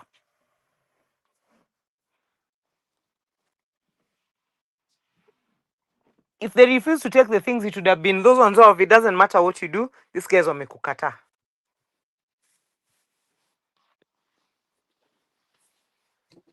Yeah, you know the reason why, maybe let me answer Acacia kidogo. Ananiuliza kwa nini nashtuka watu wakienda kuomba chakula kwa children home, because I'm expecting a children home to be more needy than even somebody. That's why we take clothes there, we take foods there. So Maunga, between us, the population, and the children home, which one is more needy from your evaluation? See, obviously, it's supposed to be a children's home because they're the ones who don't have anyone. They depend on donors to assist them. So when people are going there, okay, there's a lot of disgraceful things that are happening. There's a time I don't remember which place this one is in central Kenya, where they actually took food, beans, I think. Was it beans? And then wakawatupia kwa floor, alafu wamama wakaanza kupigania, and that was filmed. That was just Ruto trying to show people that finally I've gotten these Mount Kenya people to where I need them. Like they go on their knees to actually pick food from the floor. He's out to humiliate Mount Kenya, and according to him, that was a great opportunity for him to do that. So he's actually been hoping that he would get them to experience that. So right now, that's my cry, because Mount Kenya have never been known to be lazy people who actually wait for anyone to feed them or anyone to take care of them. They've always just scratched the soil. It doesn't matter how small a business is, they start it for the purpose of making sure that they're self-sufficient.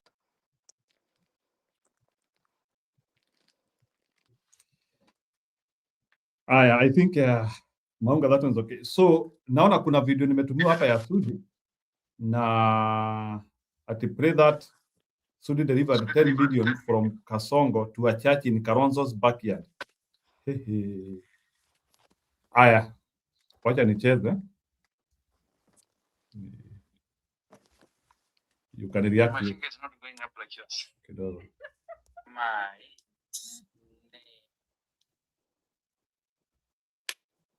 It's like the TikTok. Oh, I didn't know. Oh, I'm sorry.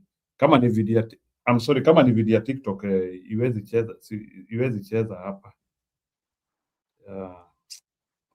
Ni sawa. Ningekuwa nyumbani ingecheza, but where I am, TikTok is not a kama ni TikTok.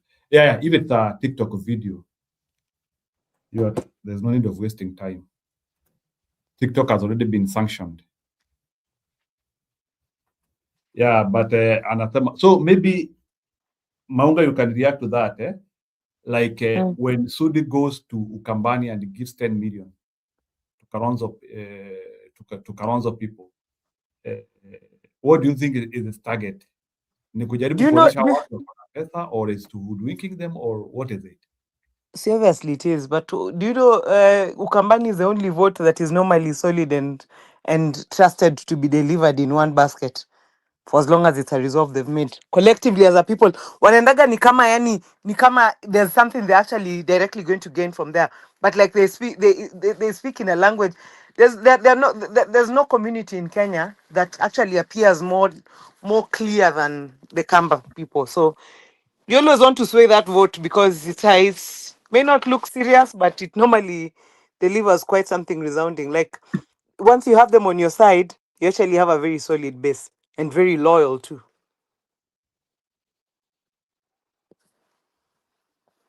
So watch our Jaribu. Right now, it's boiling down to Kenyans themselves. It's no longer about any leader telling you what, them telling you should accept it or not. You as a Kenyan decide, what am I accepting? What am I buying? Am I buying the future of my child? Am I buying the future of my grandchildren? What am I doing to this country? Is it that it will be remembered that at the time when I lived in this season, I was part of the reason why, like Kenya failed because I allowed myself to be bought. So, yeah, it's as easy as that. There's really no two ways to it. Right now, it's about Kenyans just deciding that which part of the divide am I in, and which part of history am I in, and what am I doing to inform the outcome. Period. Okay, so maybe Maunga, if you have time, naweza kuwekea hii the violence which has been happening in Keumbu, so that you can react to it before maybe you go. Hata mimi niko katika dakika za lala salama. Salama.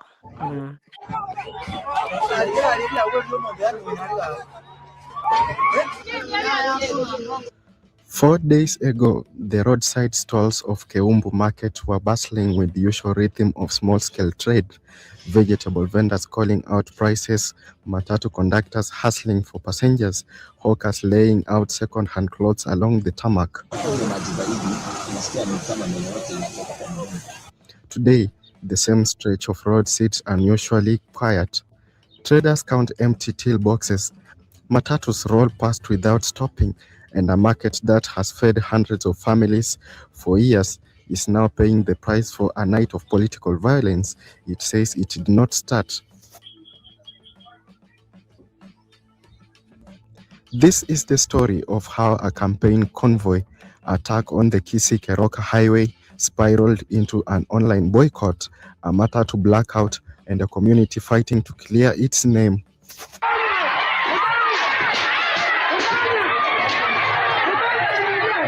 On Friday, 3rd July 2026, the Linda Mwananchi Brigade, led by Nairobi Senator Edwin Sifuna, was moving along the Kisii-Keroka Highway as part of a political mobilization drive.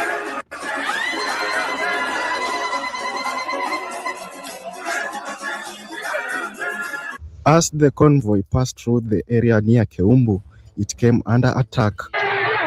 Stones were hurled at the procession from the roadside, striking vehicles and injuring several people traveling with the brigade. In the chaos that followed, one man lost his life. A 36-year-old Vincent Osiemo, a supporter of the movement, had been hanging onto the outside of one of the campaign vehicles when the stoning began. As the vehicle attempted to navigate the disorder, Osiemo fell from it. He did not survive. His death transformed what might have remained a localized security incident into a national story, and it placed Keumbu Market directly in the crosshairs of public anger. In the hours and days after the attack, accusations began circulating that some of those responsible for the stoning were traders operating out of Keumbu Market. The claims spread quickly on social media, amplified by outrage over Osiemo's death and the images of bloodied, damaged convoy. The traders of Keumbu Market have strongly denied the accusation.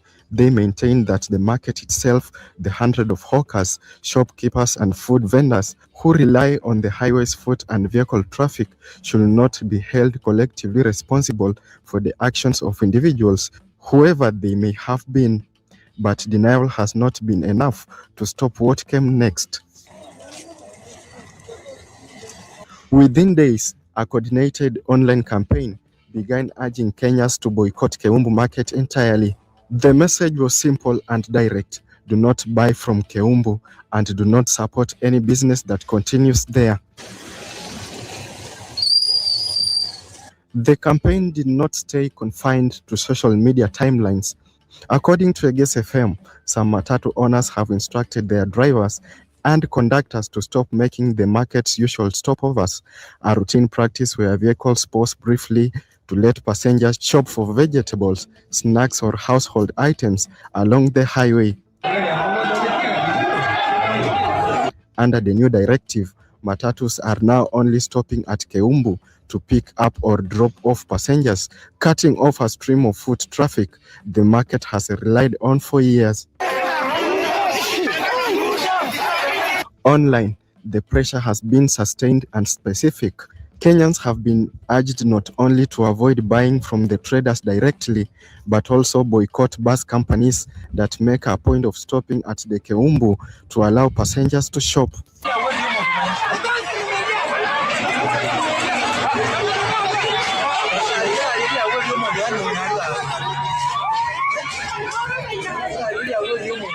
For the traders themselves, the consequences have been immediate. Hawkers who once sold out their stock by midday now describe stalls sitting untouched for hours. Vegetable sellers, second-hand clothes dealers, and small food kiosks, many of them the sole income source for entire households, have watched their daily earnings collapse almost overnight. One hawker describing the shift said the change has been sudden and stark. Businesses that used to flow steadily through the day simply stopped coming. The traders have since issued a public appeal for forgiveness while maintaining that the market as a whole should not be blamed.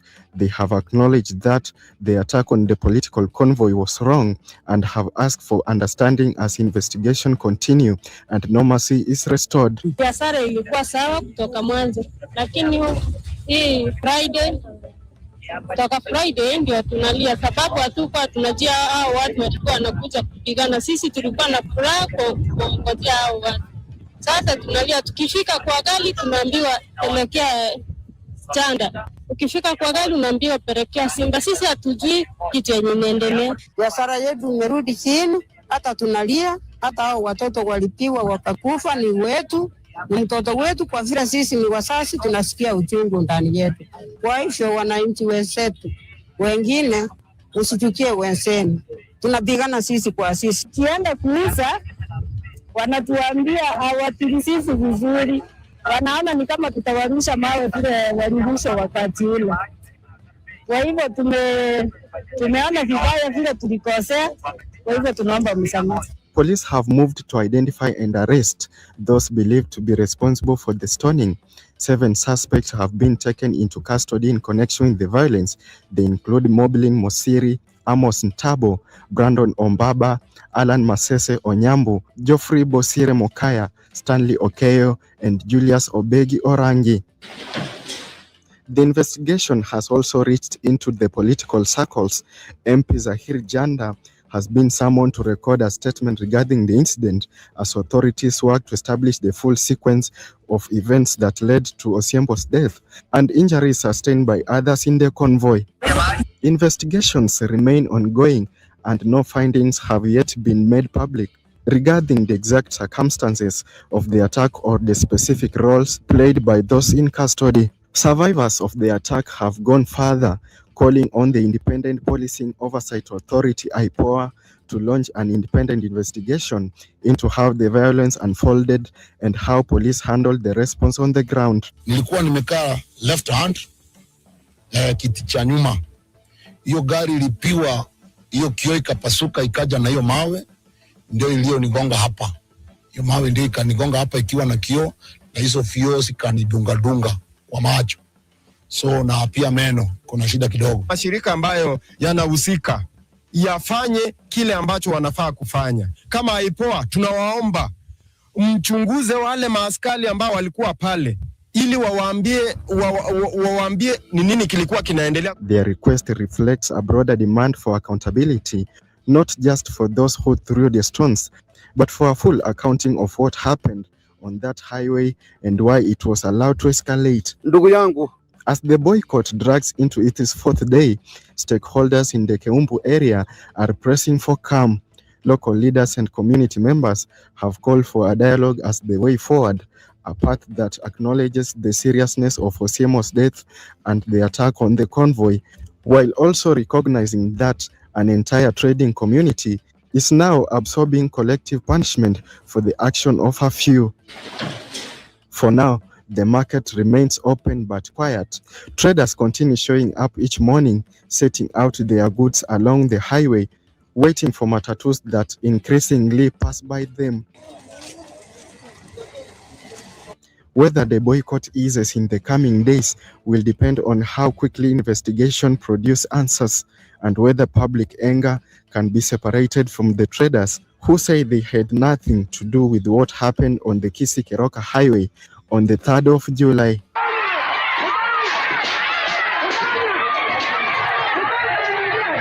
Newton Wafula, Newsroom, Maisha TV.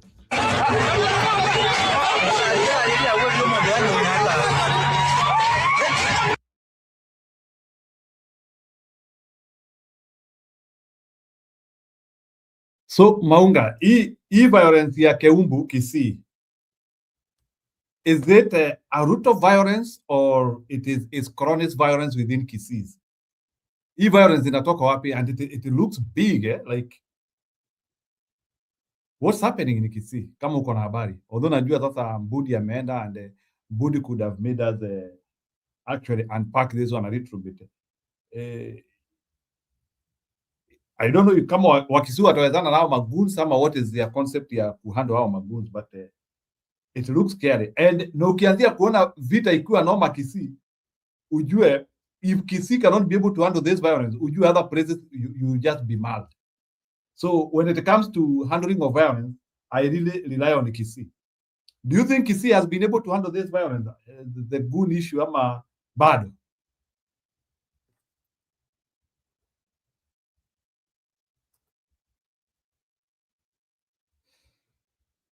Mongo, I don't know. Am I losing you? Let me see kama niko na sauti. Are you speaking, Skupati? Maybe watu wanakusikia. Kama watu wanakusikia ni sawa. Let me go to phone.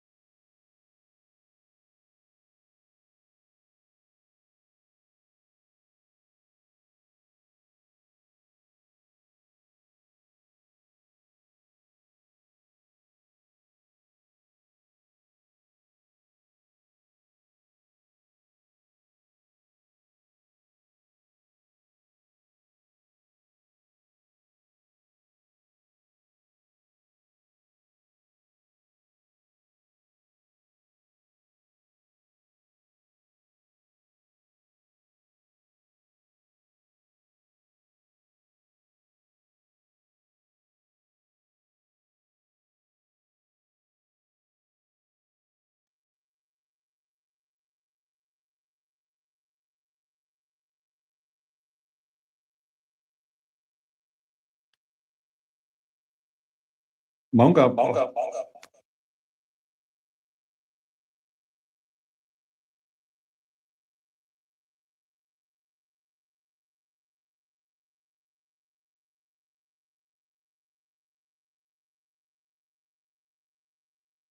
Sio mimi.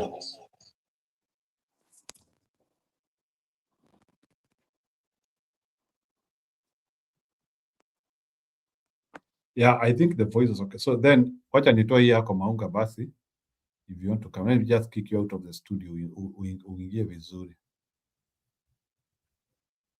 Aya, go ahead now. Sorry, I guess you lost me. Unanisikia sasa? Round and clear. Even Acacia is hearing you. Unanisikia Njiru? Loud and clear. Even Acacia is hearing you. Mi ndio sikusikii. Ati? Go ahead. Yeah, Go ahead. no, as I was telling you, for me, hiyo kitu imefanyika Kiumbu, I swear I would not have thought of that. That was genius. Whoever came up with that idea was just super brilliant, yeah? It might be, you might be surprised that Kiumbu will never be the same again. It might be the end of it, actually. It might actually just close on this account. Because blood kumwagika huwa sio ati kitu mzuri sana, and especially senseless blood like that. See, there were even women throwing stones. Like, it was just collectively everyone who was doing it, eh? Kama walilipwa collectively waifanye, wacha wasikie hivyo vile nini vile hiyo outcome pia tu ikuwe tu tamu. Mkuki kwa nguruwe ni mtamu, lakini kwa binadamu ni mchungu. Kwa hivyo wacha wasikie hiyo uchungu. It was not right what they did. A life has been lost that you can never get back. No amount of apology can never get that young man's life back. And it was super senseless because you've been sent on as on an assignment to to meet violence on who? Your own people. So I think whoever came up with the idea of people boycotting Keumbu, that was a genius. And I'm thinking that is by far the best reaction, because moving forward by the itakuwa ni funzo kwa kila mtu mwenye yako. I don't think that is about being resolved anytime soon, by the way. It might remain as an indelible mark on that market and in that entire region. Can you hear me? Na Simba ajue yake imeisha hivyo. Can you hear Simba me? ajue huh? Oh, come on. Yes, I can hear you. Yeah, you know, even Budi said yesterday, Simbarati is at extremely a precarious situation. Let me use that word. He is in a precarious situation. It's over for him. Uzuri unajua yeye ameoa China, ataenda China tu. Aende akaanze biashara huko. I saw he tried to trick the Kisii people hadi ati anafanya bibi yake anaongea Kikisii. Inakuwaga na mwisho. Trickery has an expiry date. I don't know why Simbarati was not creative and actually discovered that working with Ruto was actually looking for... No, your governorship, by the way, Njiru, your governorship, it's not the best, as in if you have the future of unless you're a highly principled person, it's not necessarily a good seat to have when you have the kind of a president we have in Ruto. And then if you're not a principled person and you're a greedy person, it's not. It's killed many political careers as a result of bootlicking and now having to collaborate with the wrong individuals, and here you are. Because the Simba imeisha. And many other politicians, by the way, will be gone forever. Mtawasikia kwa historia. Not necessarily just governors, by the way. Not necessarily just governors. Ruto amemaliza political careers ya watu wengi wewe. Do you know, like, associating with Ruto? If you don't have an ego vision, so Maunga, let me ask you, but when you are working with some of these people, one of the reasons why you are a leader is that you need to have an ego vision to be able to see and interrogate and evaluate, is this direction right? Then you have no capacity to evaluate that. Then why are you even a leader? Do you need to be told that Ruto will kill your political progression in future? You know what Ruto tells us? Sisi Maunga, forget about politicians. Even as regular people sahi. Sahi ukienda uungane na Ruto, hata mabeshte wako wanakutoroka. How many people do you think mimi mwenyewe nimepoteza mabeshte? Jamaa tu na sio wa Ruto. Hata na mblock anamwambia boss usikae nipigia simu. Njiru, unajua Ruto huambia aje? Ruto huambia saizi sio time ya kufurahisha hao wananchi. Saizi fanya what we need to do. Time ya kuwafurahisha inakuja. Sasa unaona vile saizi amefanya ati mapesa zinatupwa. So saizi alikuwa akiwaambia hivyo literally, and some of them Mungu alifungua midomo yao akasema, waka confess that this is not the time kufurahisha hao wananchi. Wachana nao, time ya kuwafurahisha inakuja, tutajua how to do it. That is why ana bankroll. Unajua he did the same with Wamatangi. Wamatangi akina nani that guy who was there before Wamatangi, ule alikuwa predecessor wa nani wa huyu anaitwa nani, hawa watu wa Kiambu hawa walienda wakafanya campaigns. Ruto akapatia Wamatangi 50 million. So hiyo 50 million in the last week before elections, Wamatangi akaenda akinunulia watu exactly the same script yenye anafanya Olkalau saa hii is what Wamatangi did. Na hiyo ndio script yenye Ruto huwapatia hao wote. Yeye waambia hao wananchi, it's just that unajua ile the proverbial chicken yenye inatolewa feathers alafu ati unawatupia mahindi. Ni hivyo Ruto believe electorate na hiyo ndio script hiyo utumiaga, atumiangi ingine. Yeah, Maunga, I think it is very scary that people cannot understand that Ruto is trying to kill them, but yet they cannot understand that. Anyway, yeah, thank you, Maunga. So if you still want to be in the show, you are free to be there. I will still make it more, hata kama nitakuwa naenda nyumbani, but I will still be on the show because naona Mama Mary amekuja and we have to give her that opportunity to be of course, to also funnel her no problem, her comments on what she sees. But maybe Mama Mary, karibu sana, I hope umeshinda vizuri. Can you react to Olkalau? And do you know that Ruto amepeana 10 billion huko? So do you think hii 10 billion Ruto anamwaga huko? Alafu sasa atokezee kama vile Wakikuyu wanasemanga kama muzika punda. Atokezee kama muzika punda bila chochote. Atatokezea na maini, atatokezea na mara, atatokezea hivyo. React to Olkalau and the goodies which are being given there, and can we fight that? Oh, thank you, Njiru. Maunga, long time. How are you? I'm very well, thanks. How are you? Nice to hear you. Nice to hear you, and good to hear your voice after a long time. Asante Lakini sana. najua tu tunajitahidi, tunaangalia hii mambo vile inaendelea, ambayo ni ya kuhuzunisha sana. Nchi yetu imekuwa ya kuchezewa. It's not like a country, it's like a war zone. Pahali watu wachache wamekubali kuiharibu wawezavyo, kwa sababu kuharibu sio vile tu ati kutusi watu ama kuharibia watu mali zao ama nini. Kuharibu nchi ni kuwa umeonyesha watu hawana uhuru hata kidogo ya kujijenga, ya kufanya biashara zao, ya kuwa maongeo ya kawaida ambao watu wanaongea, like debating how is the country going on. Hiyo yote tumezuiwa, ati hatuwezi kudebate. We just adore what is coming from a very evil person. What I want to comment about Olkalau, hawa watu wetu, na nitaongea kwa sababu ya Wakikuyu wetu. Mimi, I was very shocked to see an old lady kusema yeye ati atachagua huyo mtu wa upande wa serikali, ati kwa sababu wanaona si ati wamepewa, wanaona wataletewa maendeleo. wanaona mambo yao itakuwa mzuri ati kwa sababu wametengwa for a long time.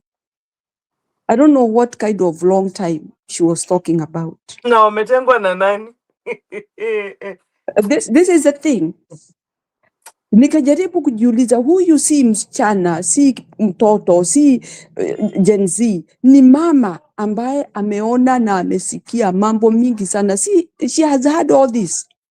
I don't know whether she's doing this intentionally, kuharibu roho za watu, lakini mimi nitawaambia Wakikuyu, inyue mwĩtĩkĩrĩte gũkorwo mũkĩheo mbeca ati nigetha we woneke uigue ati niwaheo mbeca 5,000 onakorwo ni 10,000 urathukiria nginya mwana waku uguka maisha make, urathukiria nginya nie itari mwena waku maisha makwa, unaharibu yako, unaharibu ya mtu mwingine.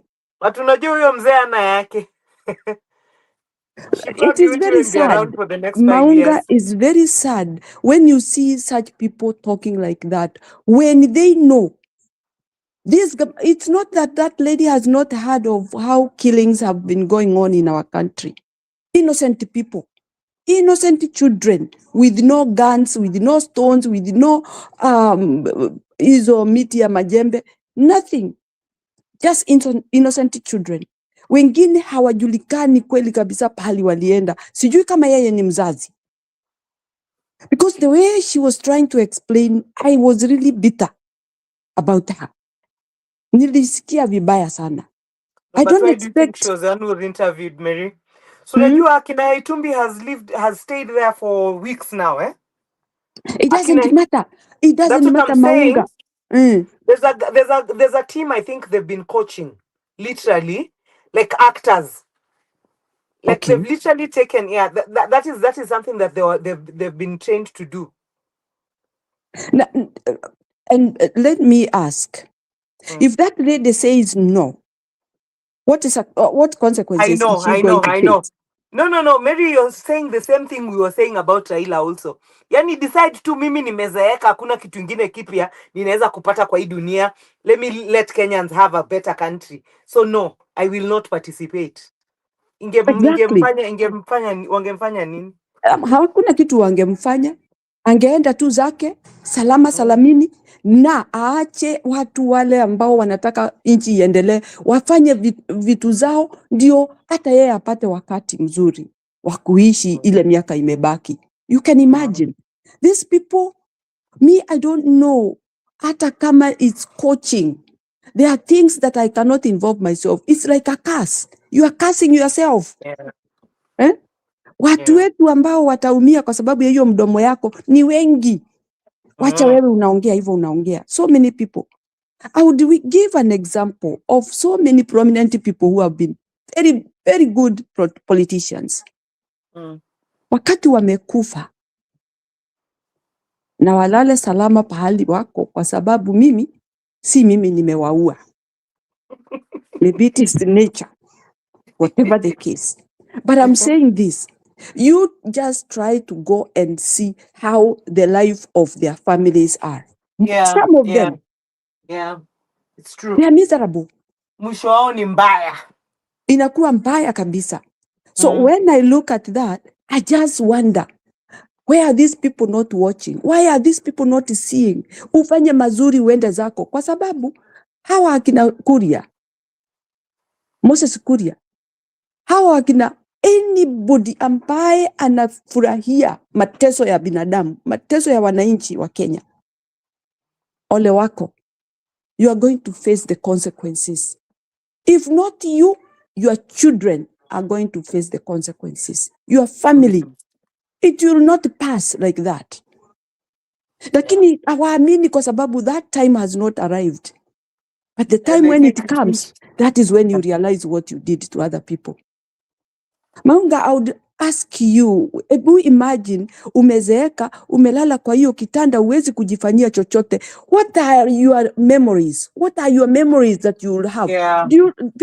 People think about that? Do people think about that? And it is very, very torturing. I've come to discover very few of us think about that or care enough. to care about what their actions would have done to a generation that's coming behind them. It's torturing. It is painful. Saa ile unaona umenyamaza hapo, fikira zako zinakuongoza pale mambo mabaya ulifanya. I'm telling you. Njiru, unasikia Mary? Sorry, yes? Yes, I can hear her. Go ahead, Mama Mary. Mimi simsikii, wacha niende nikamsikie kwa the main nini. Aya, okay, ni sawa. I'm here, Mama Mary, na I can't hear any of you. Oh, wow. You can Mama Mary, hear can me? you hear me? Yes, Mama Mary, me, Allow I can me hear to you. exit. Ndasikia kwa I can hear comment. you. Mama Mary, can you hear me? Yeah, I can hear you, Njiru. Aya, go So ahead, go ahead. what I was trying to put Can you on react kwa hiyo is that story? hawa watu ambao wanakubali kunyanyasa wale wengine, you know, when you join the people that you really know wananyanyasa watu wengine, hata wewe sio mzuri, hata wewe umeharibu relationship yako na watu wale wengine. I'm saying this because the moment watu wamekubali ati tuchukue pesa, unajiumiza wewe na unaumiza mwenzako. That is my point. And I'm trying to say this. Yeyote anachukua hizo mali ati ujisaidie. Let me tell you, hata ukipewa 10,000, you are killing your life that is coming. You are totally finishing yourself for life. Ikiwa hivyo ndio mtafanya, ati mpewe pesa ndio muweke votes kwa mtu ambaye amewafanyia maovu ile yote amefanya, haimaanishi ati lazima awe mtoto wako ameuawa. Huyo mtoto ameuawa, hakuwa auawe, alikuwa aishi, ni binadamu kama wewe. So the biggest question I ask you, wewe ambaye unachukua pesa na unaamini kabisa umechukua kwa sababu ufanye vile hizo pesa zinakuambia, ask yourself, na kama ni mtoto wangu? You know, literally, people have come to play about people's kifo cha mtu. People are just joking. I cannot imagine. I would like, and I'm sorry to wish this, and I'm not wishing that to happen.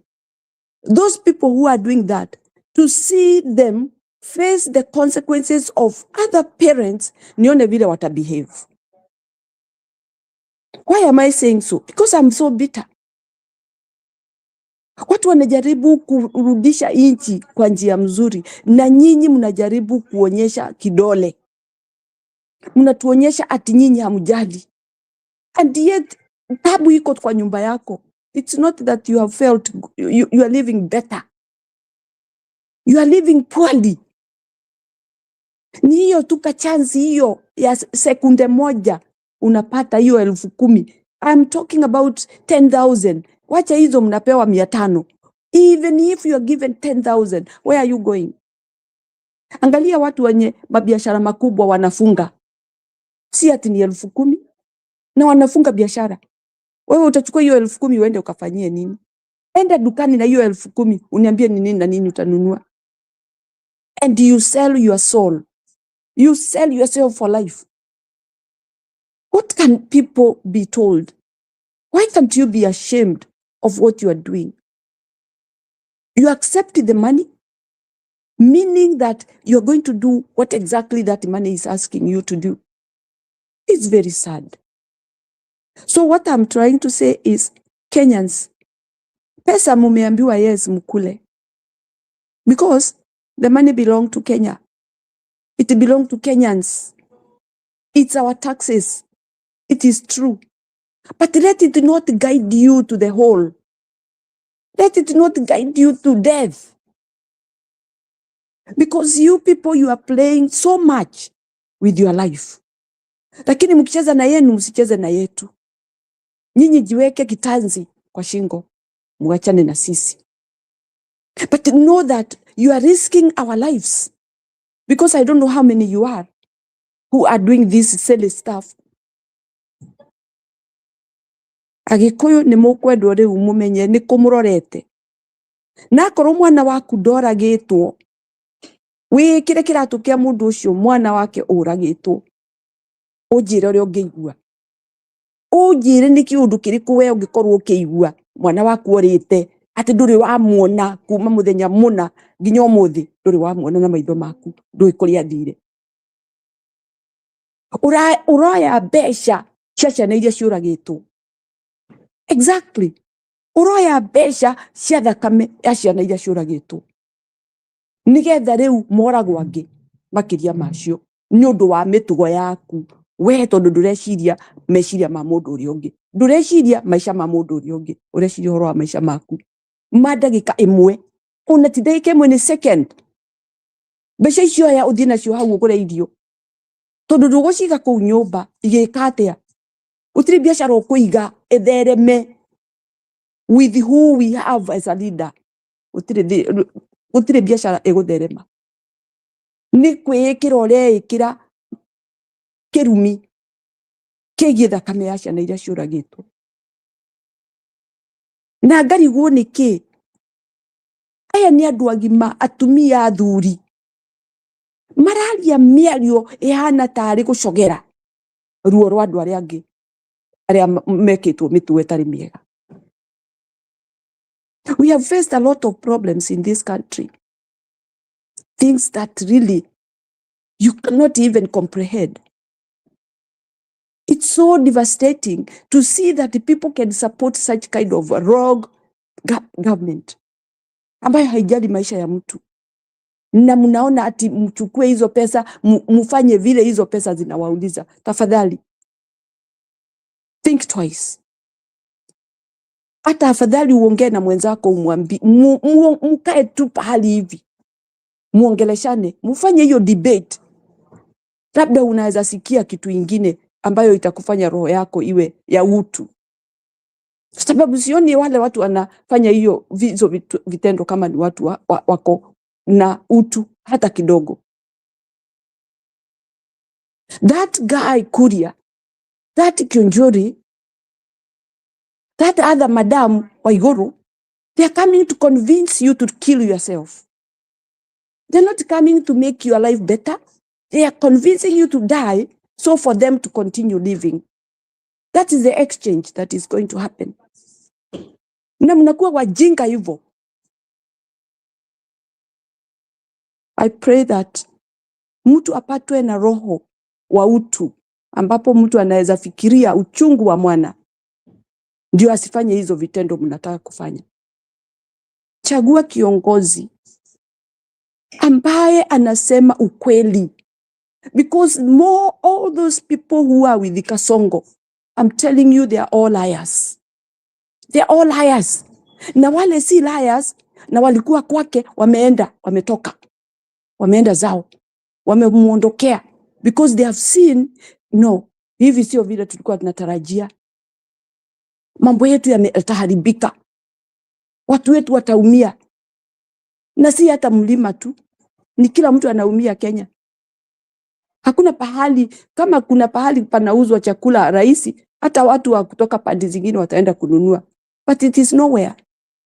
Ukiwa kuna hospitali iko na dawa, watu watatoka pahali ingine waende wakatibiwe huko. Hakuna. Ikiwa kuna shule ambayo watoto wanachukuliwa bila school fees, watu wataenda huko. Hakuna.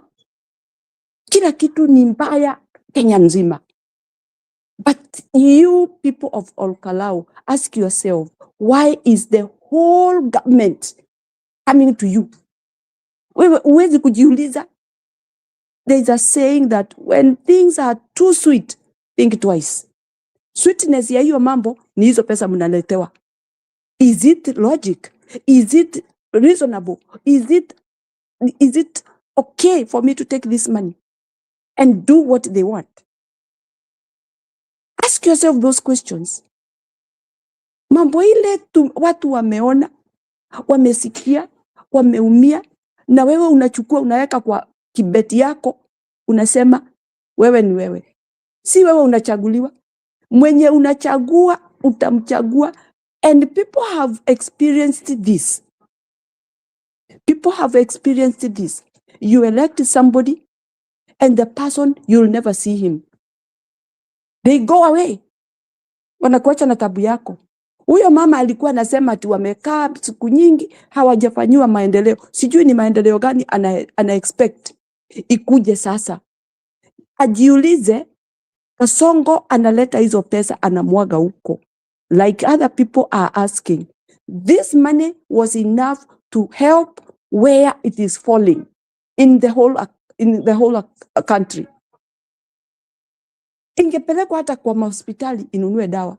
Ingepelekwa hata kwa capitation isaidie watoto waende shule.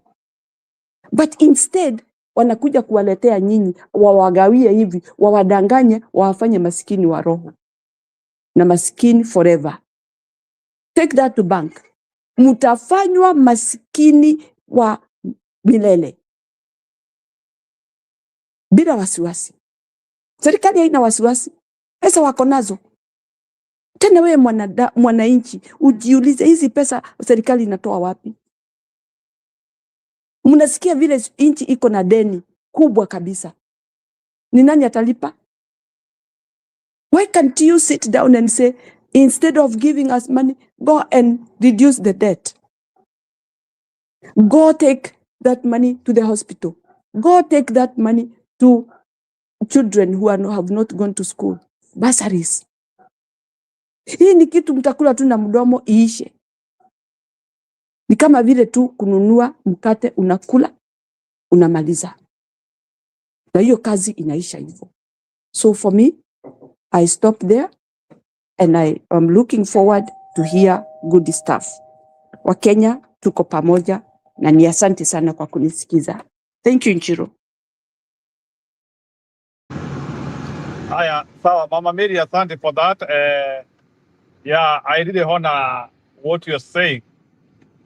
Yeah, so sijui sasa, so na ukiona hivi sasa, wewe unaona kama watu warakarao watarespond kwa pesa? Do you think they are going to betray the will of the people and they respond to money? Swali tu. Mama Mary, do you think watu warakarao wataonesha Ruto pesa yake hakuna vile iko? I hope everything will work. I think everything works and see that those people reason about what is going on na wajue Kasongo ni nani na waendelee na maisha mzuri. Mimi nitawaombea Mungu wawe na huruma za wale wengine. Asante. Okay. Yeah, So Jiro, sasa, I have according to you, oh sorry. I have a visitor who have just arrived, so please excuse me. Endelea tu ninakusikiza. Haya, ni sawa Mama Mary, nimeshukuru. Thank you for visiting us and na kutoa hiyo maoni yako. Yeah, I as well appreciate very much, especially wale watu wote ambao wamekuwa hapa. I'm sorry, I'm just in the dark because naelekea nyumbani. So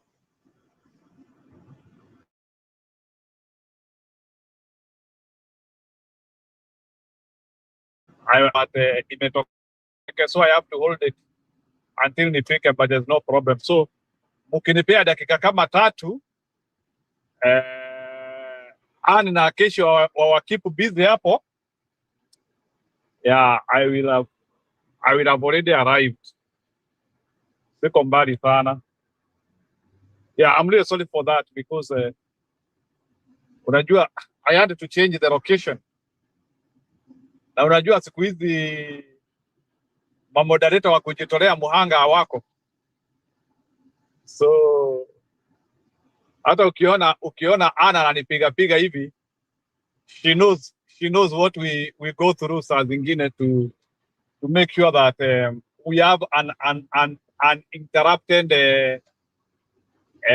talk time here. It really takes us a lot, but tunasema tu ni sawa, we have to do it for the sake of Kenya. Yeah, the country which was discovered by Dr. Rudwin Kraft. Sijui kama mnajua hiyo nchi ambayo ilikuwa discovered by Dr. Rudwin Kraft. the first man to see Mount Kenya, Dr. Rudwin Krap. Na kweli tumechukuliwa wajinga kwa muda mrefu. Yaani hiyo mlima Kenya hakuna mtu alikuwa anaishi hapo. Ilibidi kukuja kutokezee jamaa ngozi nyeupe ili adiscover hiyo mlima. Kweli mambo ni makubwa haya. So Anne, what do you have to do with that story? Are you part of the people who umediscover gani? Kama Dr. Rudwin Krap anakuja all the way from London. Wakuwa na Rebman. Na the other guy who used to be called the Rebman. Wao wamediscover Mount Kenya. Wao wamediscover nini? Guys. Na akina Budi. What have you guys discovered? Yeah. It was really astonishing. Anyway, we have to fight for Kenya. And if there is something which need to be done, kama kuna kitu kingine kamebaki, which we have to do to rescue Kenya from Ruto, we have to do it. Na kulingana na vile kunaendelea, itabidi tuanzie kutoa makucha na tutoe meno. Sioni kama itakuwa rahisi tukiamua kusema tunacheza fair play. Unaona hata FIFA World Cup wale wanacheza fair play wanangolewa. Unabaki tu manyang'au peke yao. Yeah, it's really astonishing. So itabidi tufike level ambayo tutasema enough is enough. Yeah. Nimerudi kidogo Njiru. Okay, Mama Mary endelea kidogo, hata umefanya vizuri. I'm just doing a small packing. Okay, go ahead. Na mgeni umemwachia nani sasa? Ama umeachia keshi ya mgeni? Mgeni alikuwa briefly. Kumbe mgeni ni wale wageni wa kuenjoy mtu anakuambia nega gusherera rucio. Kumbe alikuwa amekuja dakika 2:30. Ameenda. Aki Mama Mary. Mbona na venye tunapenda wageni. Mama Mary, ambia watu hapa venye Marekani tunapenda wageni because we normally don't get visitors, so when we get a visitor we feel very joyful, you know. Hapa Marekani ndio it is the real place pale unasikia no ginyo kome hadi mifuko inafichwa. Tumepoteana sana. Mama Mary, hebu ambia hapa mgeni akikutembelea hadi mifuko inafichwa, ati story ya kusema sijui ati lazima niende nyumbani leo. Watu wanasema hakuna. Uwezi unakuja kama unaenda nyumbani utuachie backup. Uwezi kuja ati unatuonjesha ati maneno ya mgeni alafu ati unataka kuenda. Exactly. Nilitembea pahali nilikuwa najiambia narudi leo. Wakaniambia sasa mambo ni mawili, uchague kile unataka. Ni either ulale ama utai tutembelea tena. Sahau hiyo. Unataka kutuonjesha kututembelea. Tuko na miaka 2 bila kupata mgeni alafu wewe unakuja alafu sasa unasema ati unataka kwenda. Hakuna bwana. Hiyo no way. I didn't know like people could say that ati wamemaliza mwaka ati bila kupata mgeni. Ati na mimi niko hapo ati nawaambia nataka kwenda. So Mama Mary, can you tell people here the value of a visitor? Especially Anne Juajui. We like visitors because most of the time watu wako kazi. Unajua watu wanafikiriaga watu huku ni starehe. Hakuna starehe. We are at work all the time. Ukipata tu kamwanya kidogo hivi na rafiki yako akutembelee, it's like it's joy. It's joy. Unasikia kabisa no. Leo niko nyumbani, kuja tukae tuongee kwa sababu so long. Hata simu saa ingine it takes long before people communicate. It takes long. So Mama Mary, imagine nimeambia Anne nikuwe mgeni wake nimtembelee, amekataa kabisa. Ananiambia fuda. Ako busy. Anne ako busy. Wachana na Anne ako busy. Can you imagine? Na tunawaambia wageni ni mto. Mgeni ni mto alafu na utaki kupokea hiyo mto. Hataki. Kuna wakati wa hiyo mto kupitia huko, lakini si any time. That is why we have a problem. And the other thing I wanted to say is Kenyans, we love you so much. Ile bidii mtaweka, tushikane pamoja, tusaidiane. If we can, we will help where we can. Na nyinyi mpigane kabisa. Those are my prayers. Hatuwezi kuwa wote pamoja, pahali moja. Kuna wengine watakuwa pande hii, lakini kuna kile wanasaidia. Kuna mambo ingine wanasimamia. Kuna mambo ingine wanashikilia. Msifikiri ati tuko mbali tukiwa ati tunawasahau. Huwa tunaomba na tunawauliza na tunauliza Mungu awape nguvu na hata maono ya kuelewa what is going on. Sababu hata wale wako nje wanaomba Mungu nchi yao iwe huru, ndio waweze hata wao kutembea nyumbani. But when you are at a foreign country na kwenu kunachomeka, in fact you are troubled. You are troubled completely. Sababu unashindwa, where do I belong? Here we live a lie. It's not a bed of roses. We want to have our home. Na labda Kasongo akisikia hivyo ndio ataharibu kabisa.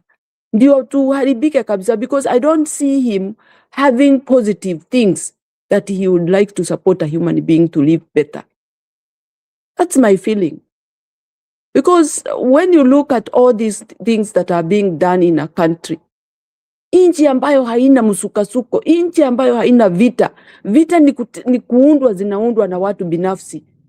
And there is the control that can be done so that these things do not happen. But it's not being done. You see that it is chaos. That is why we feel so saddened because of our country. Huwezi kuwa umeenda pahali kulima ndio urudi nyumbani, urudi usikie nyumba yako imechomwa. It is very sad. Na hiyo mambo ndio inaendelea Kenya. Because when people leave Kenya, where they go, they don't go there because they are going to live there forever. They are going to look for green pastures, then come home. And that is what we are longing. Lakini nchi ikiharibiwa, where do people go? Where shall we go? Where shall we retire? Those are the questions. Where can we put our children? Because obviously, our children will come home. How do we live in such a country? It's very sad. So, Njiro, me, I'm asking Kenyans, fight the fight completely. Don't fear.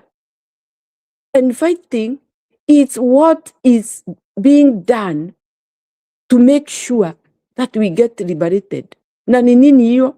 Hizo kura mnapeana hivyo ovyo ovyo. Hizo kura mnapewa pesa ati mnapeana vipande zenu. And in fact, sometimes back, Njiro, if you can remember, I commented something.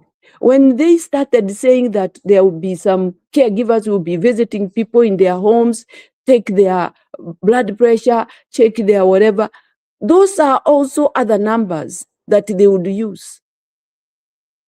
When somebody comes in your house, they take all your details. They take your identity. It will be used. Zile zingine ambazo watu wanaenda huko, wanaitishwa huko State House, wanaitishwa vipande zao, wanapeana. It is being used in so many crooked ways that people are trying to put things together for themselves, not for the inhabitants of the country. And it's not for the better of the country. It's just destruction. Watu wetu tafadhali. Wewe mama ambaye unapewa hizo pesa, unapinduka, unakuwa mtu wa akili nyingine ambazo si za kupendeza. Tafadhali, fikiri habari ya watoto wako. In fact, that lady, maybe she was talking on her own behalf. Na ako na vijana na wasichana ambao watatoka hiyo barabara. waende wafanyiwe visanga vibaya. Sijui atalidia wapi.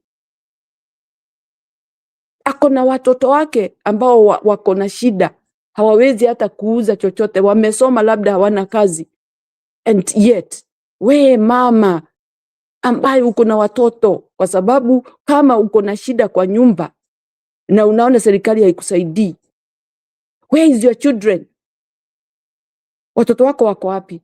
Because sometimes we parents, we bring up our children, we educate them, we take good care of them so that they can inherit something good and then they can help you. That is our tradition. Wewe mama, watoto wako wako wapi? Wameandikwa kazi na serikali? Watoto wako wako shule? I would like to, that lady to answer that question. Watoto wako wako wapi? Are they employed? Are they hawking around easily? And is that what they should do after being educated? Saa zingine nahurumia watu.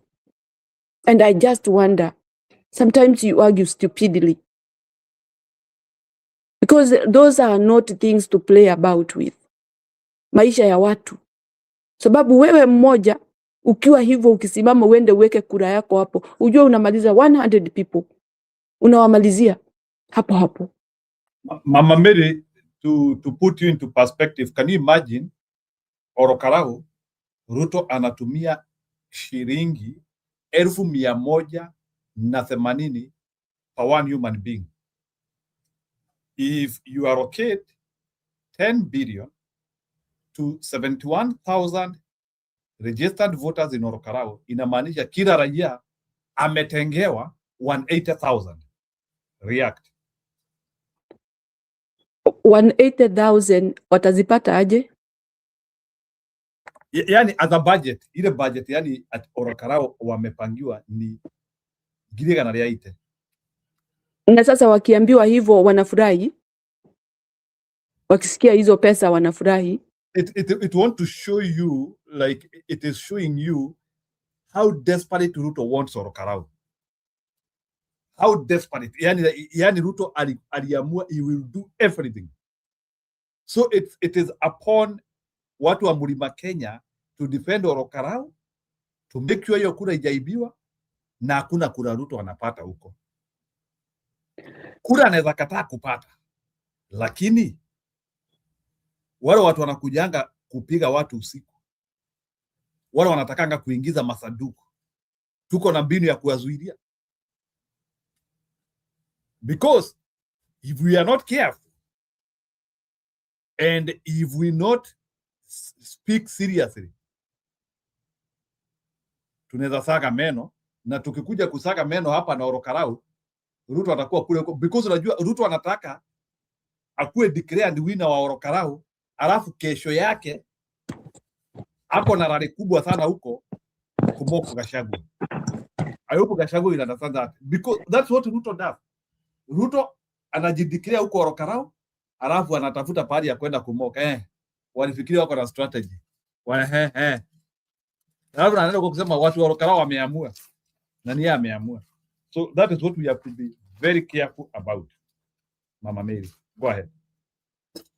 Yeah, I believe si watu watakuwa wameamua ati kama kuna ushindi wowote wa upande wa serikali, si watu watakuwa wameamua. Lakini watu wakiamua vizuri wataweza shindwa kabisa hata kupata chochote kile kinaweza wawezesha waweze kuamua ati wameshinda. But when we see such kind of people like Maunga said, ni watu wanaenda kuwa yani ni kama nitasema nini, vile kama unaweza patia mtu poem aseme. Sasa huyo mama labda ni sarakasi alikuwa anafanya kuhusu vivo mambo, ndio attract wa mama wengine wale labda hata wao wako kama yeye. Lakini sisemi wa mama, hata wanaume niliona kabisa wanasema the same thing.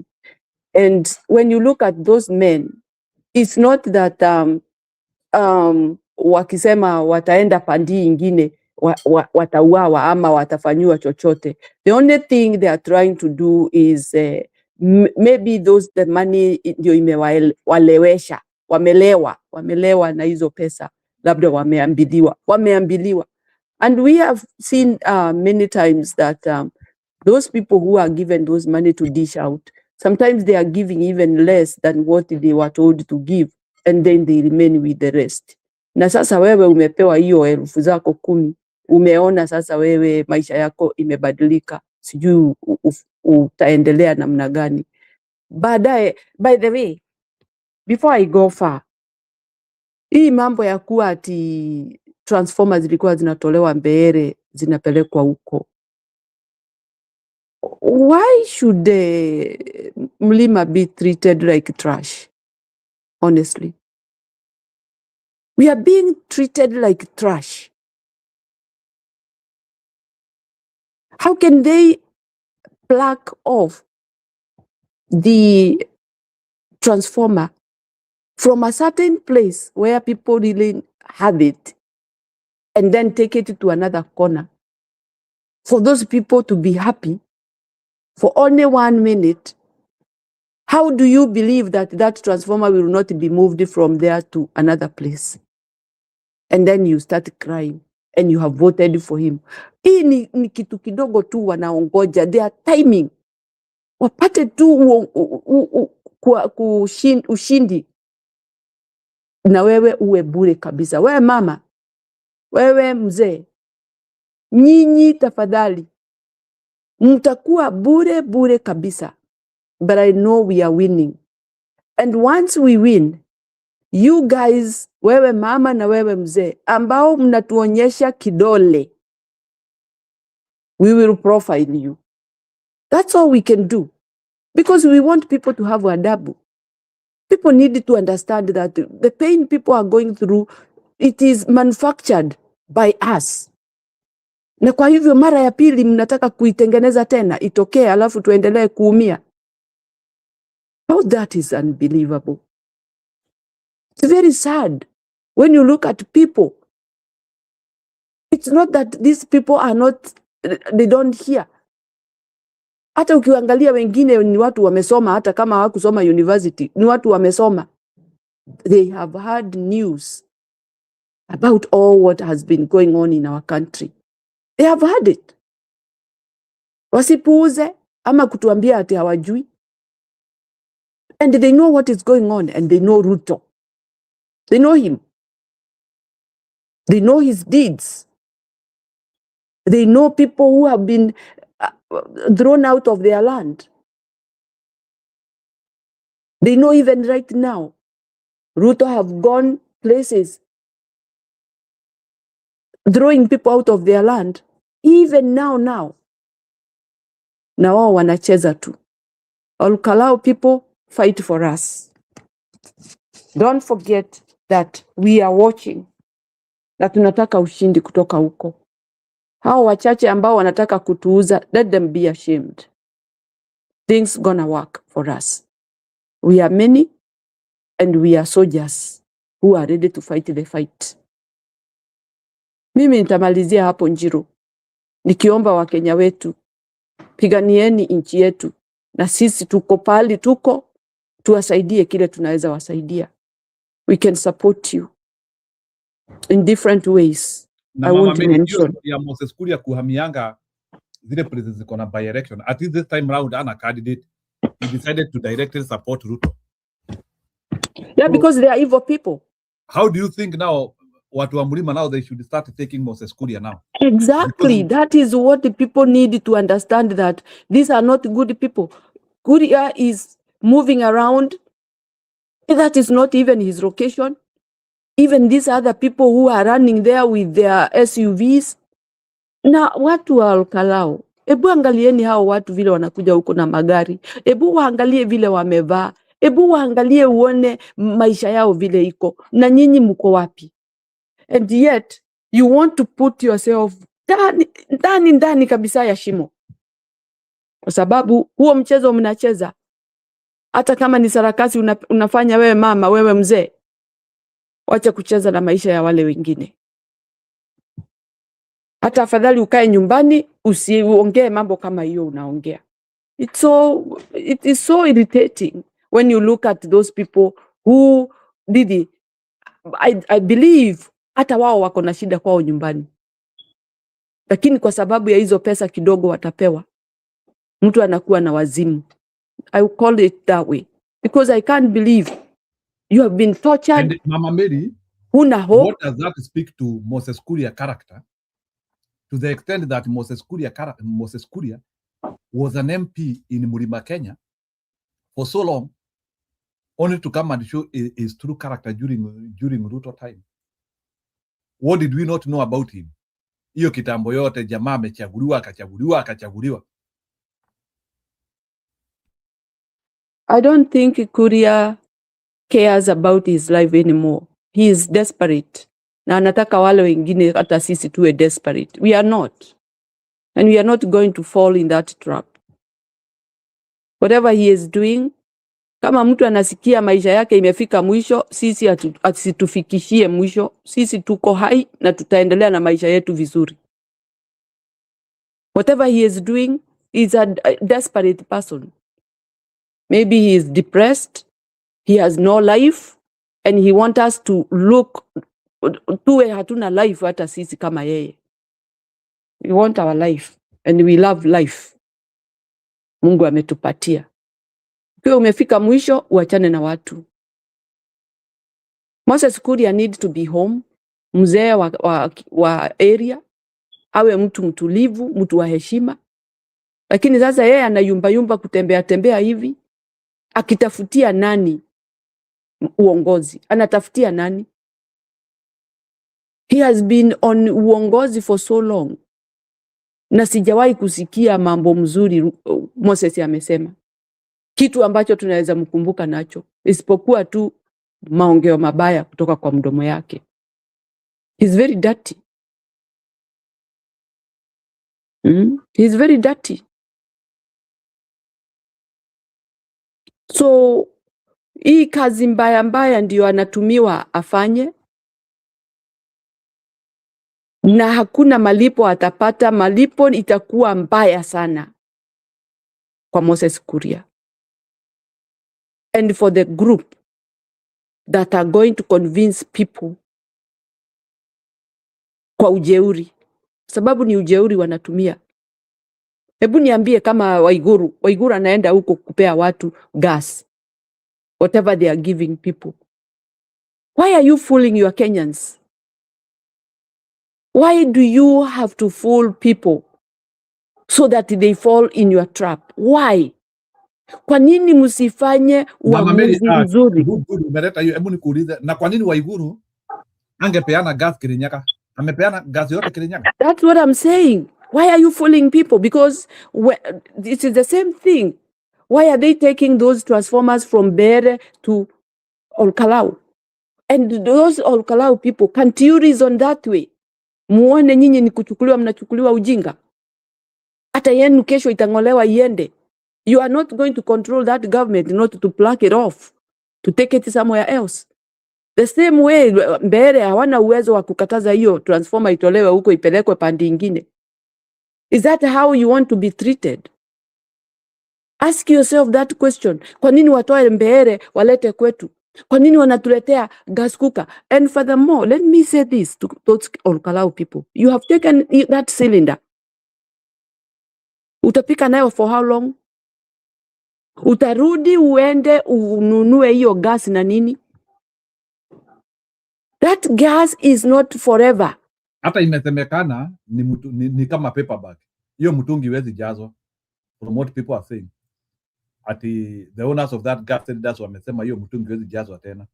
I think it's like they are labeled. It can be anything. It can be empty.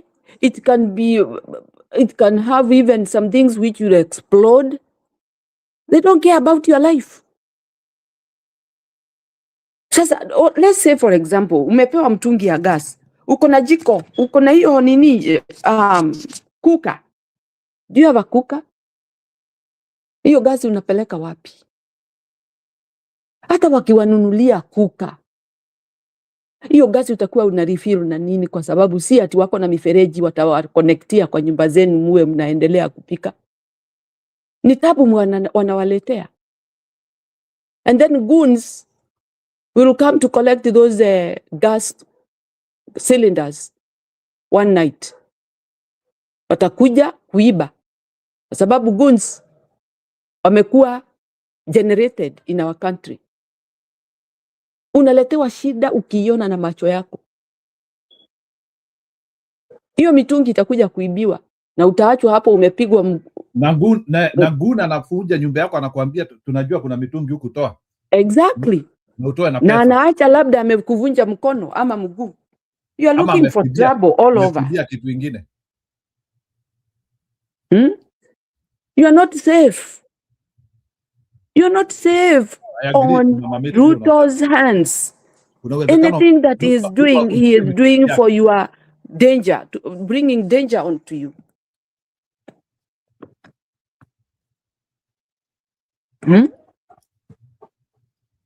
Huyu rais tulitoa wapi shwari? We Mama Mary, kwa udogo wako umewahi fikiria Kenya inaweza fika hapa? In fact, what I saw when I was just, growing, ile kitu mimi niliona mbaya sana ni wakati wa Moi. Wakati wa Moi, mimi niliangalia mambo hivi na macho. Ati iko KCC moja ilikuwa karibu kwetu. Tulikuwa tunaenda kununua bata huko. All of a sudden tukaambiwa imefungwa. Imeenda wapi? Imagine people asking each other imeenda wapi? Ati imeisha. Just like that. Kukaa tukasikia hata unasema ni bata gani hii ya kupaka mikate Yeah, we were buying butter ile siagi. Ile ilikuwa inafungwa na karatasi mzuri sana. Ingine ni ya green na ingine ilikuwa kama pink. Hiyo ilikuwa ya wakati wenyu. Okay. Yeah, we used to buy that. I think even now there is, but in a rare cases. Sababu it's a very good butter. Hadi wakati wa Moi kulikuwa na masabuni ya Carsons, akina Rendenge, Sunlight. I mean, everything during that time was quality. Mzuri sana. Zilienda huko zikiisha. But me, sikujua ati ni shida gani, tulisikia tu imefungwa. We didn't follow. Sasa sisi mama hakuwa anatutuma tena kwenda kununua bata huko. Sasa hiyo kitu ikaisha hivyo. Hey. Mambo ikaenda hivyo, duka tulikuwa tunaenda kununua sukari imefungwa. Ikaenda hivyo, duka tulikuwa tunaenda saa ingine kununua kama mtumba hivi imefungwa. Hai? What's going on? Duka zikafungwa, zikaisha. Tukaanza kuona watu, tulikuwa tunaona wanavaa suti wakienda kwa ofisi, suti hapa kwa mabega imeanza kuchange color. Because they don't have money to buy suits. I'm telling you the truth. Viatu watu walikuwa wanapigiwa rangi wakipita hivi. Nakumbuka pahali kulikuwa post office, watu walikuwa wanapitia hapo, kulikuwa polish mmoja hapo alikuwa anapiga viatu rangi. Mtu alikuwa tu anaketi, unapigiwa viatu zako rangi. Huyo kwisha. Watu hawakupigiwa rangi tena. Unaona watu na viatu zao ziko rough. Wengine zao zimepanua mdomo pale mbele. Aya, in a real sense. Real. Watu wakaisha hivyo. Wakaanza kuwa watu wa polepole, wakaanza kwenda polepole. No rush. Sababu mtu saa ingine hajakula. People, you are joking.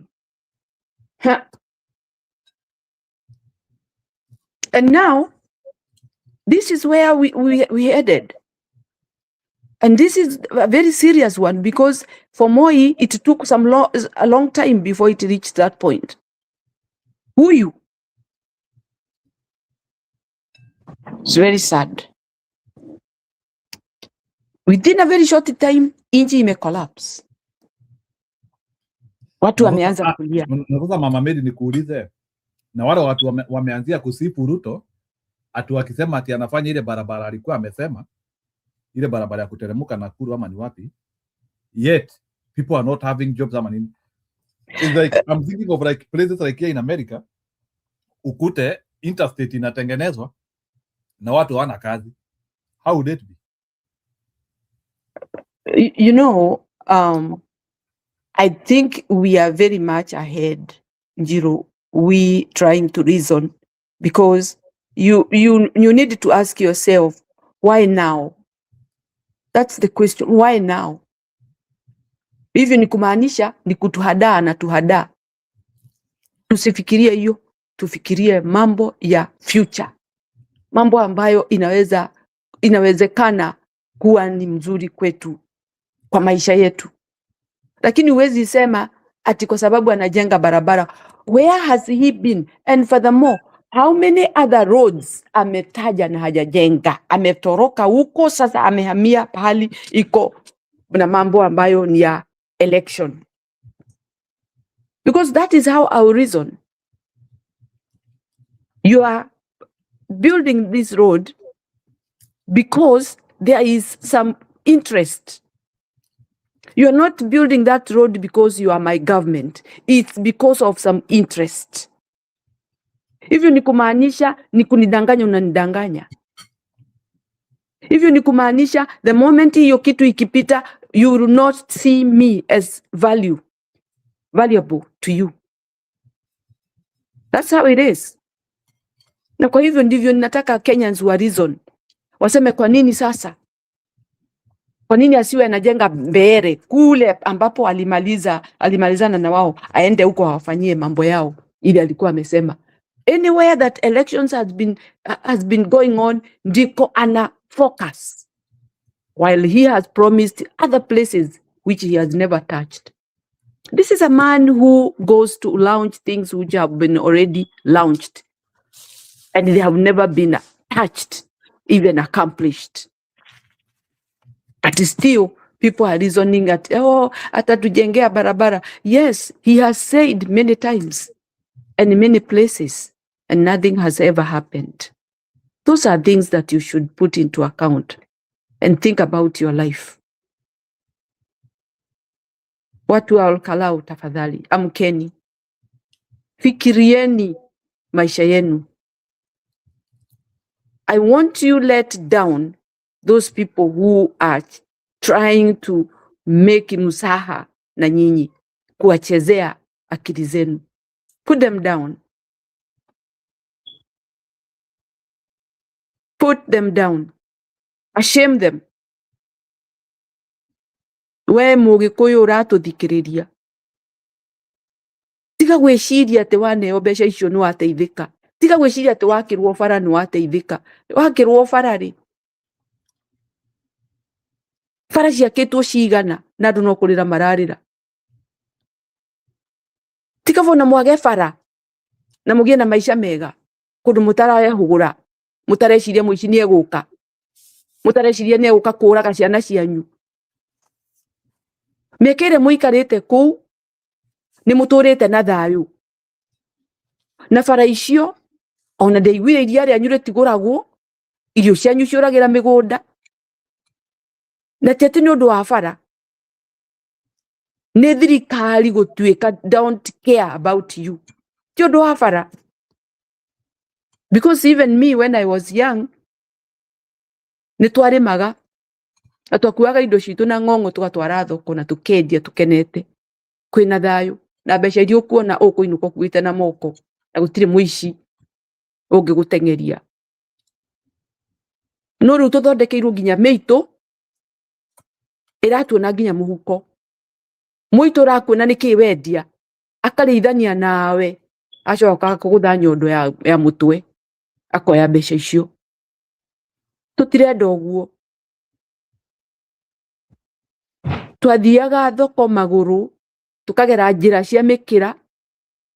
And we made our life. And we were happy. Because there was peace. And everybody loved each and everyone. Lakini sasa tunafanywa tuchukiane. Tunafanyiwa mambo ingine ambayo ati sisi tuonekane tuonane kama adui kwa kila siku, na ni kweli tumeonana ni adui, kwa sababu sasa wewe ukisema unachagua mtu ambaye anatuumiza, anaua watoto wetu, hapa ametengeneza goons za kuja kupiga watu, when are you happy? Hata wewe mwenye kumchagua, goons will not choose you when it is dark.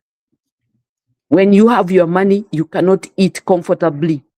Utakuwa naogopa goons ambao tumetengenezewa. Those are the things that we want to clear up. Things that we don't want in our country. Lakini nyinyi, you are entertaining those things to continue. Wenye wanasema serikali inatusaidia. Inawasaidia nini? Itawasaidia mchana, usiku unakuja kupigwa. That's how it is. Na hakuna huruma. Because those goons, nobody will arrest them. Serikali imeachilia goons waendelee kutuumiza. Wewe ongea tu. Hata hizo 10,000 ukipewa today, goons wajue umepewa, utalala nazo. Ebu imagine that kind of life. Fikiri kwanza, wanadamu wa Kenya. Chiro, mimi nitakoma hapo. I hope our Kenyans are serious of their life. They are going to be happy of the outcome of what good things they will do to get this government out of our hands, out of our way completely, ndio tuweze kuendelea na maisha yetu. Otherwise, nashukuru Njiro kwa wakati huo. Wakenya wetu connect uko upande wa Orokarao. what do we call Orokarao. Tunawaombea muwe na uamuzi mzuri, because macho yetu yote iko huko. Tunataka kuona ushindi. We cannot afford to lose Orokarao. We cannot, and we are not ready to lose Orokarao. That is our top notch, ambayo hatutaki kuachilia hata kidogo. Sababu Orokarao, ile nguvu tutatoka naye hapo, hiyo ndio ile nguvu ya kuenda kuenda. So we have to do, and I want even Gachagua to understand this. And nimevalia kofia ya Gachagua sasa. Kama unataka kunifukuza unifukuze, ndio hiyo nimevalia. After umesema nilikuwa nimekasirika sana, which is true. So bwana Gachagua, you have to know that Ruto anataka kukumalizia Orokarao so that he can have the bragging right and he can show people the power of money. Useless people the power of money. So noting that, lazima tukae ridho mbaya sana. And we cannot allow an election which should be called for us, because Orokarao should be called for us to go to a thief. We should not allow that. So we have to do the utmost possible act of democracy. Unajua hata kuchunga kura inakuanga democracy. Hata kama, because mimi ile uoga niko nayo, hiyo story ya kuambia watu upige kura na uende nyumbani, na pale kwa polling station ni watu 3 na maagent. So we have to say this. Hata tukiambua tuende nyumbani, we block everybody from accessing that polling station who is not from there. Ama wale wanataka kuja kuingia hapo ndani. The only problem ni maybe pengine wakuja wajidisguise kama voters. Lakini mkiona watu wanakuja ni kama wako na mizigo.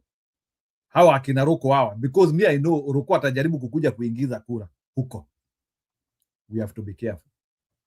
So maybe Mama Mary, you can react to that. Na wale watu watataka kukuja kuingiza kura mbandia, tutafanya aje? Kutaka kubandilisha hizo ndembe.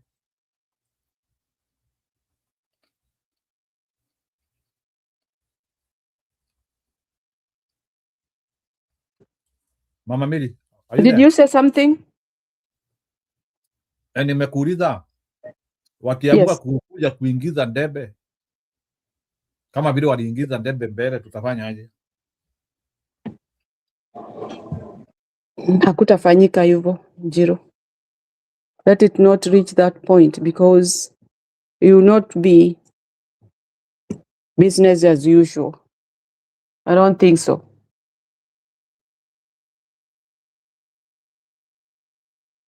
No.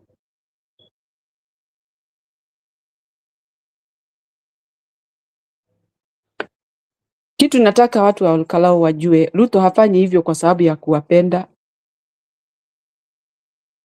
Ruto ni madharau ako nayo kubwa sana. Ni nyinyi anachukia. If somebody can give people money, apatie mpaka hata GOK mattresses, hiyo ni madharau kubwa sana. Mjue hivyo. Mimi mtu hawezi kunichukia hivyo. Mimi niko na mikono yangu, niko na akili, niko na miguu. Mungu amenipea nidhamu ya amenipea nguvu za mwili nijifanyie kazi. Mtu hawezi kunifanyia madharau kama hiyo. That is very very bad for people, for a a nation. Ati mnapewa mattress za GOK. Kwa nini wasiende wakapea? If that is the case, give everybody in Kenya. Give everybody those mattresses. GOK? Can you imagine?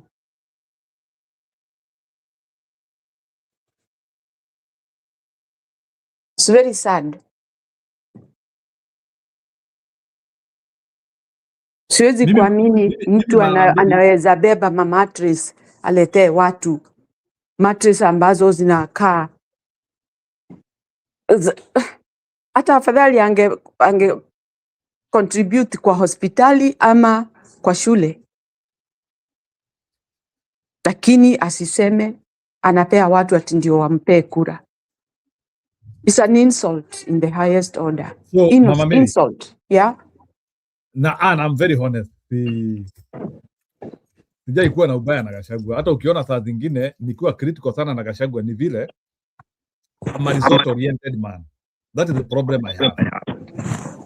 I'm that guy who does not accept a loss. I always believe in succeeding. So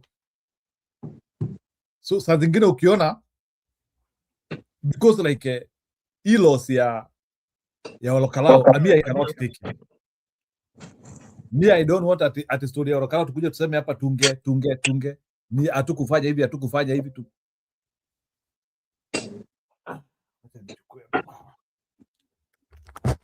Nene case, unajua mimi nimekuwa DCP hata mbele yako, so I don't know why. Sasa wewe ndio unajifanya chairman wa DCP sasa. I have been in chairman before you. Ni mimi nilikukaribia. Ani wachana na Njiro. Njiro. Ani wachana na Njiro. Amenia. No. Najua saa zingine kuna mtu aliniambianga ukionanga mtu anakugonga hivyo ni kukutafuta, anakutafuta, maybe pengine ananiambia ananikaribisha. So nimekubali. So hiyo visit tulisema lazima. Wacha hivyo nakwambia, all the time unasema fuda. Mama Mary, unajua hakuna kitu anaitikianga yangu. Na kwa hapa kwa show unasikia tu aliachana na watu wote, sasa akasema sasa I want to deal with the moderator. Deal na wewe. Imagine wale watu wote wa UDO wako kwa channel. Ameachana na wao. Ameamua anataka kudeal na mimi. Mama Mary, ulifuata poll ingine tulifanya hapa. Ya tukauliza watu kama tufunge kipindi ama tusifunge kipindi, na Zalingirinda akafanya tupate matokeo ya ajabu sana.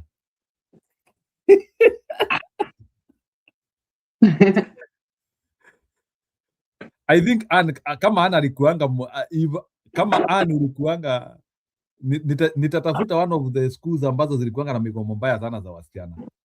Lazima ukuwe ulikuanga unaongoza mgomo shule wewe. kulingana vile na kuonanga, lazima ukue kama ulisomea Mogoiri Ngaos ama Kahuhia ama Kalima Ngaos. I think Njuria ndiye alisomea Kalima. Ni Kalima ama ni Kalima, something like that. You are watching. Yeah. So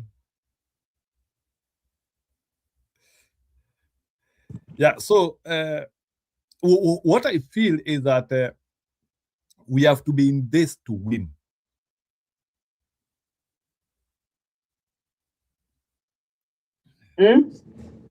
Nasema we have to be in this to win because hile narrative Ruto atajenga from this. Niliwaambianga watu hakuna, niliwaambia watu ni bure. Mama Mary, we have to block that. If we don't make it in Orokarao, 2027 has been thwarted. So we have to make sure even the devil means of Ruto, we are above them. And I want Gachagua to take Orokarao seriously. Orokarao is 110% important than Mbere. Mbere somehow is excusable. Waliweka maneno ya makrans na vitu zingine hapo, tukaamini. Then Orokarao tutasema ni nini? Na ukienda na unajuanga Wakenya hawakubalingi wizi. Even the other time ulisikia wengine wakisema kwa nini uliiba kidogo? In Kenya ukienda kusema niliibiwa, utasikia a very rational Kenya akikuuliza kwa nini wewe hukuiba? Uliibiwa ukiwa wapi? Mama Mary, have you heard of how sometimes Wakenya wanasemanga ukisema wewe si ati nilishindwa, nikuibiwa, niliibiwa. Hadi unasikia Wakenya wengine wakikuuliza kaiwa iro yeko. Kaiwa higeta maidho. That language, it makes me wobble because unasikia it's like people don't appreciate that unaweza ibiwa. So the idea is you have to block from being stolen. Nani amekuwa hapa na akatuongelesha sana. Budi ametuambia baba hajaibiwa kwa stronghold zake, and he was using that in a surrender concept. Yeye anakuwa hata na watu wake wa kuchunga hapo. He called them goons pia yeye. Alisema hata baba alikuwa na goons wake. We don't need to call our defense people goons. Lakini lazima tukue na watu wa kulinda. Tumeachilia Ruto sana Mama Mary, tumeachilia Ruto sana. Every time Ruto is just roaming with his imbecile. We have let Ruto ametembea sana. Yani tunampea tu through pass tu. Kwani Ruto ni Messi? Kwani Ruto ni Messi wa siasa? Ati yeye anaweza kupiga, uweze guza. Sijui anaweza fanya nini, uweze guza. We have seen what FIFA is doing with the Messi. Kwani mnataka kuniambia hata Ruto ni Messi? Hawezi guzwa, hawezi fanya chochote? No. It's unfathomable what is happening. So we have to make it that we are not stolen.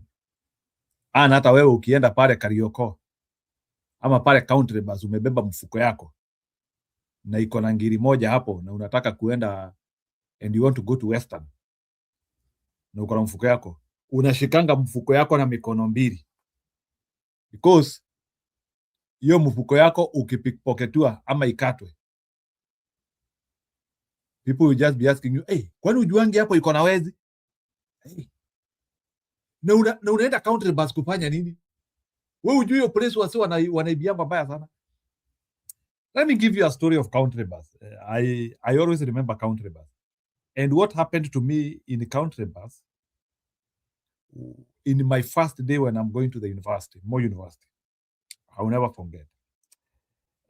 My mother amenipanga kabisa, ananiambia unajua kijana yangu unaenda shule.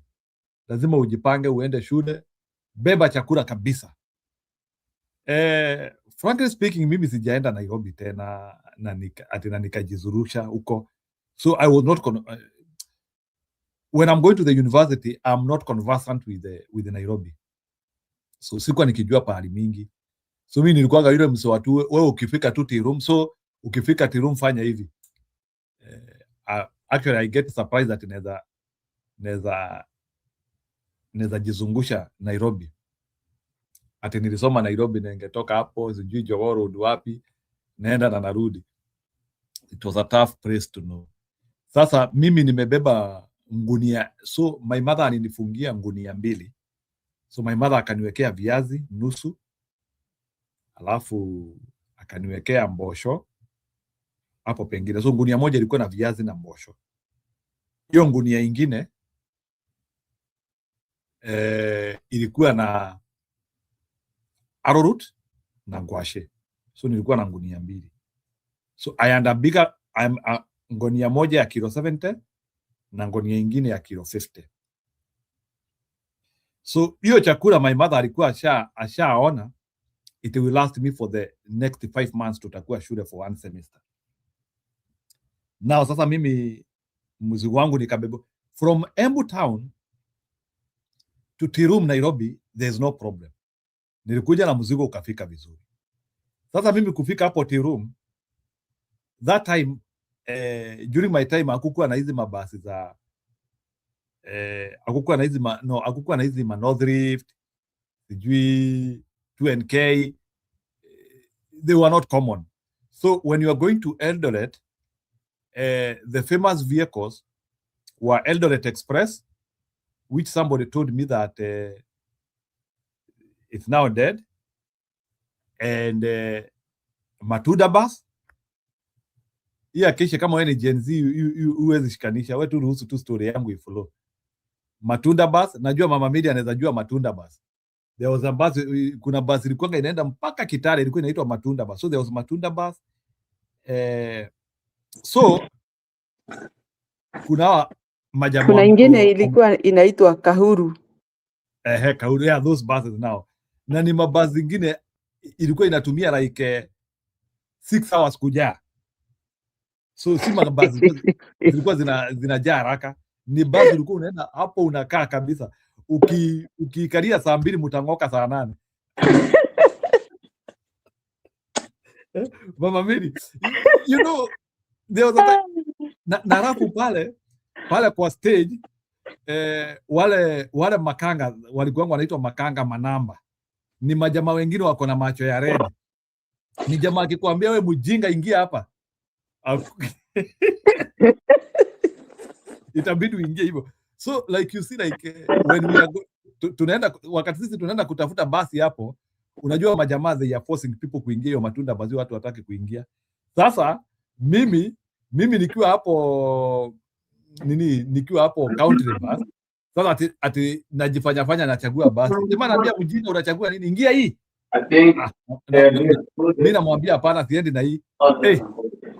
Jamaa akatoa kisu bana. And he was serious. Na jamaa macho ni red na ametoa kisu, na jamaa kona nguo zingine zinakaa chafu. Jamaa tu kufanya hivyo tu, inabidi tu ingie tu Matunda basi. Anyway, let me explain to me what happened kwa mangunia zangu.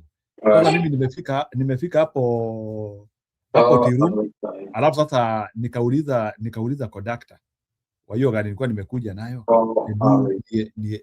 nielezee country bus ni wapi. Akanipointia hivi, akaniambia teremka hivi. So juu niko na mangunia 2 na niko na mfuko, niko na Surya bag, hizi mabag za nyuma. And remember that time when I'm reporting, my father has also bought me a laptop. Laptop kingine kalikuwa kadogo hivi, which he has almost invested all his money to buy me that laptop. So niko na ngunia 2 na niko na laptop, na nishaambiwa by the way, na ujue Nairobi unaweza imbiwa laptop. So ile kitu na focus nayo ni laptop. So that is what happened. So nikatafuta hao majamaa wa kubeba na mikokoteni, hao majamaa wako na hizi magari za kuvuta. Sio za kuvuta, hizi magari za hizo wanabebanga hizi mavitu zinakuanga na mguu mmoja. Hizi mawilbaro za mkono hizi mawilbaro za miti. Yeah, so ayopo mnajuanga hizi mawilbaro kubwa za miti. So nikaona jamaa huyo, nikamwambia bana mkubwa, nibebe hizi niweke hapo country bus. So mimi sikuuliza huyo jamaa bei. Nikasema si tukifika na huko tuta agree. Huyu jamaa akafurahi bana. Akasema huyu ambaye aulizi bei atajua. Sasa nikabebewa. Mimi sijui Nairobi. Sasa huyu jamaa kuweka mizigo yangu kwa hii kitu yake ya miti. The guy is extremely fast. Yeye tu anapita pita watu tu hivi. So mimi nisha mark nimemmark nguo na nimemmark kofia. So but I'm also running. Sasa shida ya huyu jamaa sasa alianzia kuingia vichorochoro the way I could not trace him or I could not track him. So akaanzia sasa, tukaenda hivi ana bend hivi akaingia, so tuliingia na yeye kwa vichorochoro mbili. The next kichorochoro akapotea. So jamaa kupotea, that is how mangunia zangu mbili zilienda. So you can imagine I'm now in Nairobi. I'm supposed to go to Eldoret. Na ngunia zangu za chakula mbili zimepotea. So I'm now somewhere now standing thinking. Na jamaa akapotea na hiyo story ikaisha. So na nikarudisha akili sasa, nikaanzia kusema sasa I have to agree now. I have to go to Eldoret without food. I have to agree now. And that time sasa, because ile uoga nimeingia sasa, hata simu siwezi toa sasa pale iko, because naona sasa hata simu wataniibia, na kasimu kalikuwa kale ka Nokia.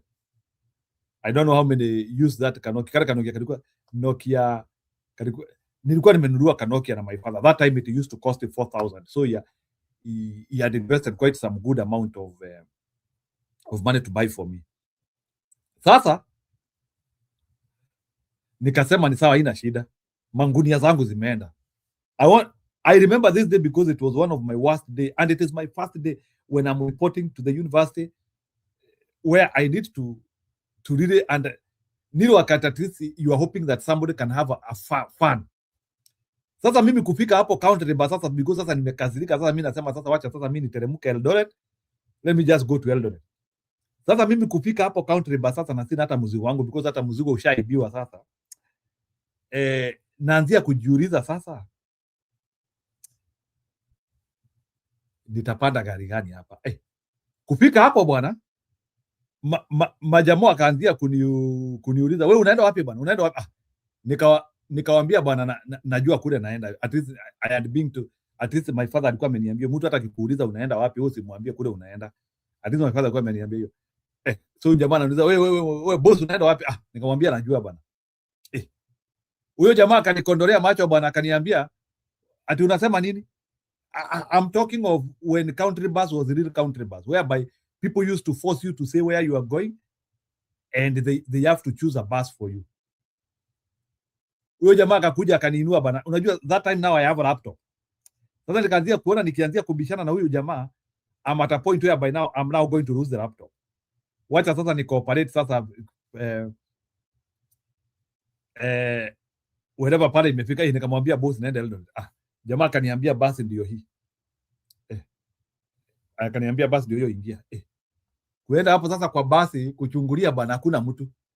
Because unajua sasa hata hakuna mtu anataka kupanda matunda basi, hakuna mtu kaambia ingia hiyo. Na then sasa kabla niingie, huyo makanga huyo jamaa ananiingiza ama ni manamba.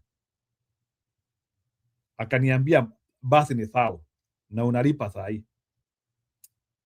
Kumbe mjinga yangu nikalipa. Unajua the moment umelipa sasa ushakuwa lock. Uwezi anzia kusema ati unataka kutoka hapo uende kwa ingine.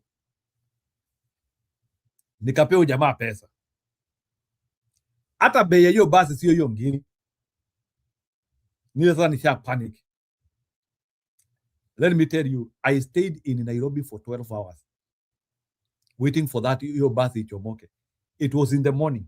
Hiyo basi nilipandishwa saa 1 asubuhi, 7 am. Truth of God, tulitoka hapo saa 2 ya usiku. Nimekaa hapo, sijakula. I'm very tired. It was extreme. From that time, nikasema sitawahi enda country bus tena. I'm telling you, that was my first my first and my last time to go for a bus in country bus. And I thank God, na nilisema country bus sitawaienda tena because of my first day experience, because it was extreme.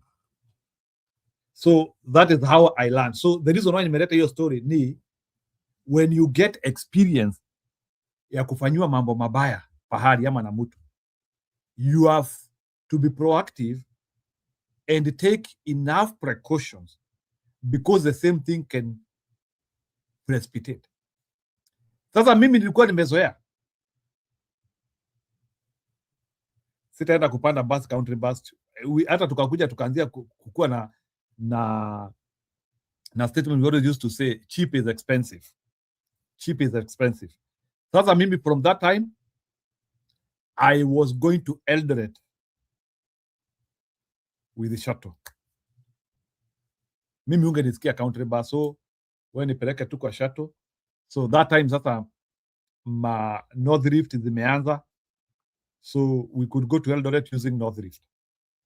North Rift wanakubeba vizuri, hakuna kelele, mizigo yako unawekewa vizuri. So it was a bitter lesson which we learned after extremity. So I don't know if still country bus that is how they behave, but and the quest of education has really made us to suffer. The quest of education has really made us to suffer. Yeah, that experience. Let me tell you, mimi hata mtu akiniambianga nimpeleke hapo country bus, hapo palikuwa panaitwa country bus, mimi mtu akaniambianga, I start to shake. I cannot go that place. I cannot. I'm talking of immediately Kibaki is the president. Hapo Mungu atusaidie. Na hiyo wakati wa maguns, I'm double sure ni vile watu waongei. Najua sahi country bus ni kunoma sahi. Let me see what people are saying. I've just tried to share my experience because every time when already sasa we have already seen that whatever Ruto is doing, huyu jamaa ni mgodi, ni conman. You have to be prepared on how to arrest that, how to react to that. Na ndio unasikia every time nikiuliza akina Anna hapa, is Gachagua reactive to all this gymnastics which is being done by Ruto? Then Anna ananiita fuda. Hadi sasa mimi nashangaa sasa, ani sitaiongea tena. I am glad I took one of the team. Abibi, same here. Pesa ziko, stori za bwana yako Asjiro imefika wapi Abibi? Acacia ati nini yake? Abibi, siamini mko game hapa. Boy. Ati you met at the country but hapana haki.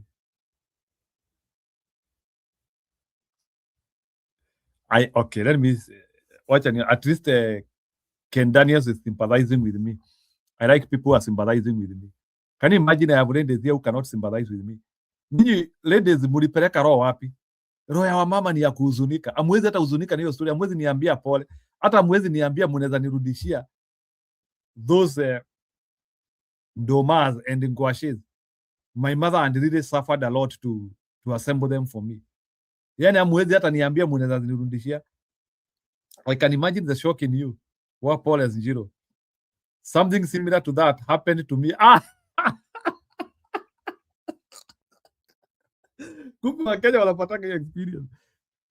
Mimi Nairobi hata uniambie unibebee mzigo. Na kuambianga kwenda kabisa. Unanibebea kama nani? I always when I'm in Nairobi mimi nabebanga ile mzigo nitaweza kujibebea.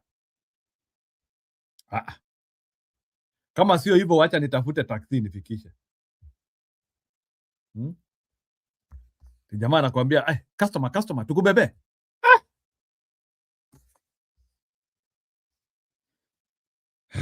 Sahi ni goons.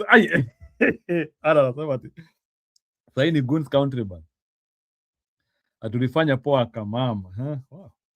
Naona hapa na mnatenderezana. Akisha nani unaweza fikiria ni my sisters. Na wamepatana tu comment section. ati wanataka kutuweka wivu. Mtu anaweza na mmepatana tu comment section for real, hata hamjuani. Mnajifanya ati hata tusikie kiwaru ati Mr. Smith anakuita habibi.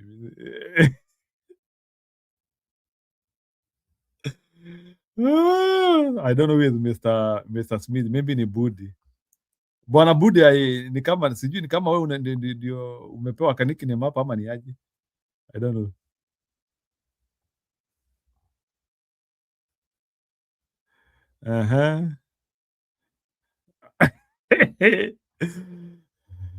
Haya, wameanza. Unajua Acacia na Anu wanatumianga shisha. So nawaelewa. Sasa hii unajua sasa, especially unajua by the way shisha inashikanga hii gedhaa. Najuanga tukifika 4 hours 30 minutes hiyo ni time ya shisha. So usizime shisha.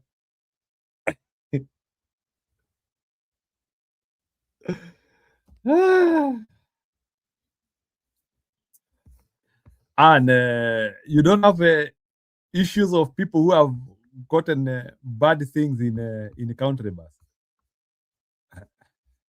Ile mambo tu. Let me tell you, mimi zile simu nimepotezea Nairobi. By the time nikuje kukua mjanja. Hadi my father akafika level sasa akasema sinunui simu nyingine. I'm not buying for you. I'm not buying for you. I'm not buying for you any other phone. Alichoka by the way. Na nini because that time ndio unaona hata siku hizi sivange suti. Nimevaa suti. I'm going to Eldoret nimevaa suti. Alafu ati nimetumbukiza simu kwa hii mfuko hapa. Kumbe hiyo mfuko ndio watu wanatoleangwa. Unajua this idea of thinking that Kenyans are saying. No wonder hata kutoa Ruto imekuwa ngumu. Saa zingine ukijua zile vitu wa Kenya wanafanyia nanga. Hadi unaanzia kujiuliza mimi Mama Mary, saa zingine unakuta yani vile wa Kenya wanaibiana wanafanya nini? Hadi unaanzia kujiuliza are these characters who can commit themselves actually to get this guy out of power? Anyway, it has not been easy. Some of us who have been raised in Kenya. Unajua kisha saa zingine unatuona hapa tumekanyanga those streets in our adult life and we have seen hata kuzua simu za matope ama victim wa kuzua simu ya matope, na jamaa ananifuata niambia boss nikuzie 500 nikuzie. I don't know what happened. By the time nafika nyumbani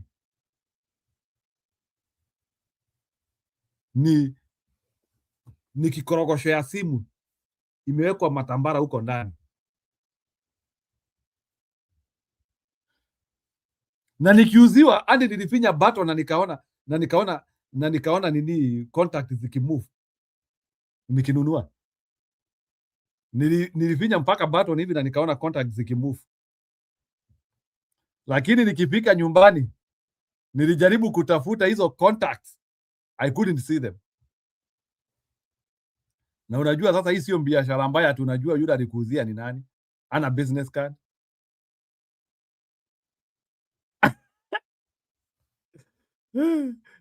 Kendari zote umefanya niumie mbavu, umefanya nicheke niumie mbavu, acha yeah.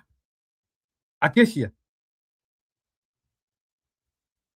that is the Kenya we live, unless kama Wakenya wamekuwa wazuri. Mimi niliuziwa simu ndani ni matope, lakini nilifinya.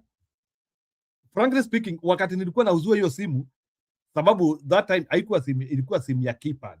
Hiyo simu haikuwa ya, it was not like this one which you are doing like this. Ilikuwa simu ya keypad. Huyo jamaa alinifungulia hiyo simu, nikafinya keypad, na nikaweka namba yangu. That one I saw. Nikuweka namba yangu.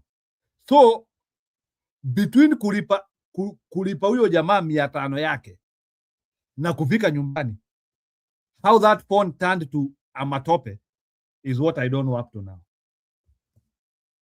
Mimi sijaijua. Juu nilionyeshwa simu hapo vizuri. Jamaa akanipeleka sijui mpaka kwa nini. Akanipeleka kwa kila kitu. Sijui akaniambia hapa ndio una set alarm. Ananionyesha hapa ndio una set alarm.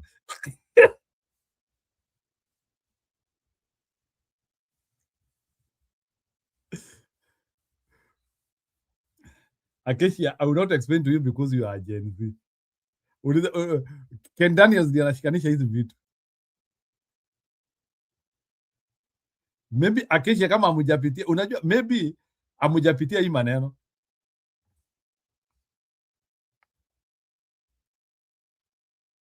Ati Shwari Njiru. No, sio simu imetengenezwa na matope. Ni simu nje, ni simu lakini ndani imewekwa matope. Si ati nilipoa ile simu ya matope ya watoto wanatengenezanga ya matope. Ya iko hivyo.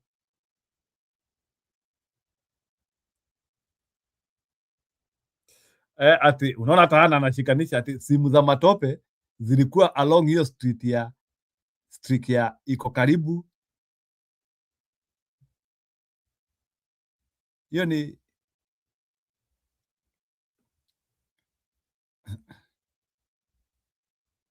unajua wewe zile story tumesikia hata za Nairobi, you know that time unasikia ati umenunua maji ya hoka. One tu kusikia tu ati ni maji ya tap hapo. Which is okay anyway, because hiyo nayo tulikunywa sana. Unajua sasa na baadhi kuna watu wameharibia hoka za biashara sana. Unajua sasa sisi ni masafa marefu tunaenda. Ni masafa marefu tunaenda. We are going to Eldoret. Mimi naenda Eldoret. I'm going to Kisumu. Nishakalia Nissan hapo. Hoka anakuja hapo kwa dirisha hapo. Mbia customer maji hapa. Customer maji hapa na peremende. Customer maji na peremende. The way they start.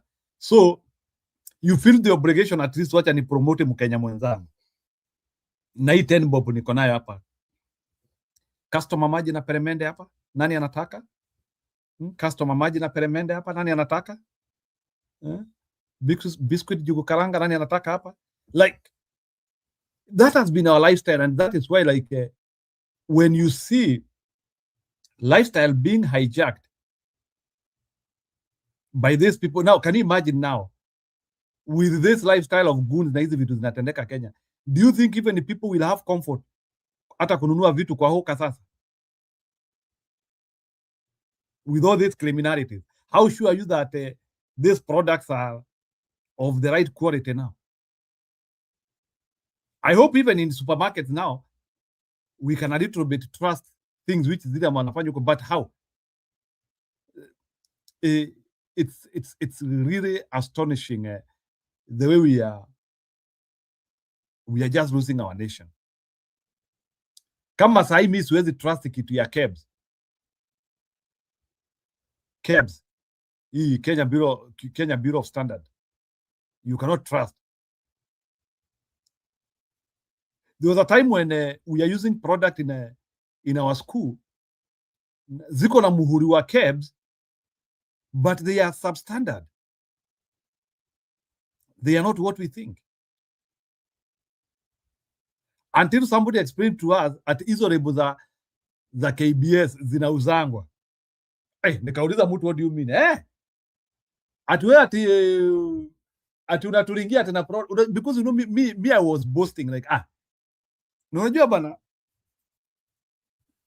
mimi naringia mwalimu namwambia bana, me I bought one with actually which has been approved by KBS. Kaniambia KBS? KEBS? Yes, I have one. Kaniambia bwana, wewe uko usingizi wewe. Wewe uko usingizi. Hiyo lebo ni ya kununuliwa. Hata KEBS wakikutana na hiyo kitu hapa, wasikie unaringa na hiyo kitu hapa, watakuuliza umeitoa wapi? KEBS wenyewe.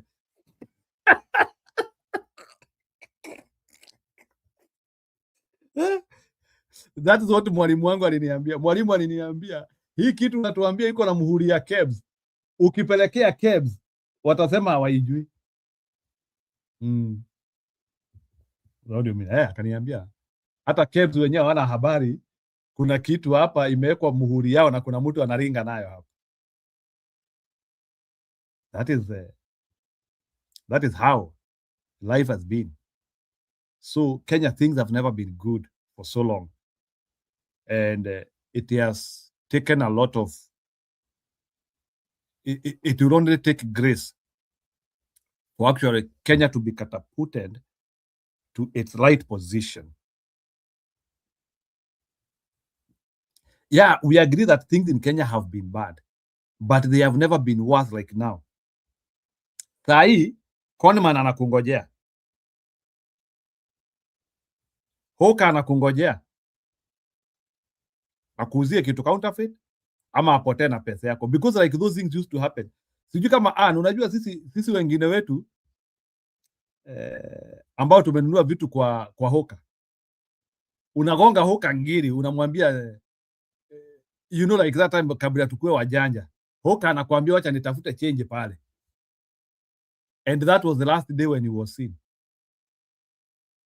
Until sasa wa Kenya tukajanjaruka, kama unanunulia Hoka ulikuwa unasikia mtu unaambia Hoka niko na ngiri, enda ulete 950 unipe hiyo kitu yako.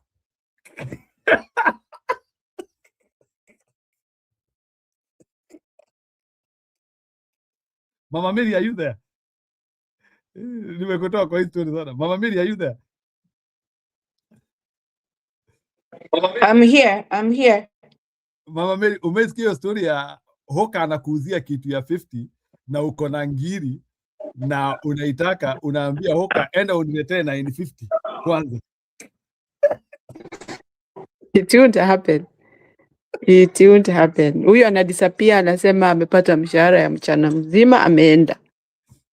Sasa ndio nasema sasa wale ambao wananunulianga Hoka, unasikia yule mtu ananunua anakuambia kama ni 500 uko nayo na ni kitu ya 100, unasikia na alafu sasa unamuuliza uko na change. That's the first thing unasikia Mkenya anauliza, uko na change? Hoka anasema hapana. Okay, huyo mtu anakuambia enda ukuja na 400 nikulipe. So Hoka anabaki with no otherwise, inabidi tu afanye biashara serious.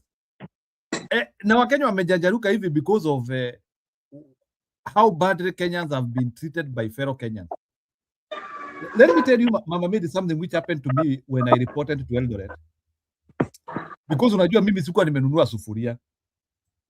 And I blame my mother because hakuwa amenitrain story ya sufuria when I'm joining the university. So mimi sikuwa nimenunua sufuria in my lifetime. So when I've now joined the university, is my first time to buy a sufuria.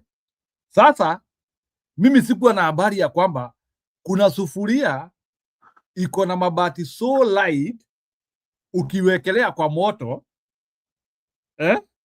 inapita na chakula yako ndani. Mama Meli. So when ilikuwa plastic? No. Ni sufuria ya bati, lakini ni bati nyepesi sana. Ni like ukiweka kwa moto inachomeka chini. It will not handle, like uwezi tumia siku kama 2. Sasa mimi sijainunua sufuria. Sasa ni hapo Eldoret hapo sasa university hapo sasa majamaa wameweka masufuria sasa. Mimi nikienda hapo naona majamaa wanachukua sufuria hadi wanagonga wengine. Mimi najiuliza sasa hawa wanajisumbua nini? Sasa mimi kuenda hapo na saa zingine our friends wanatoka. Jamaa akakuja bana kaniongelesha Kikuyu bana. Nikasema niko nyumbani bana. Huyu ndiye ananunulia sasa.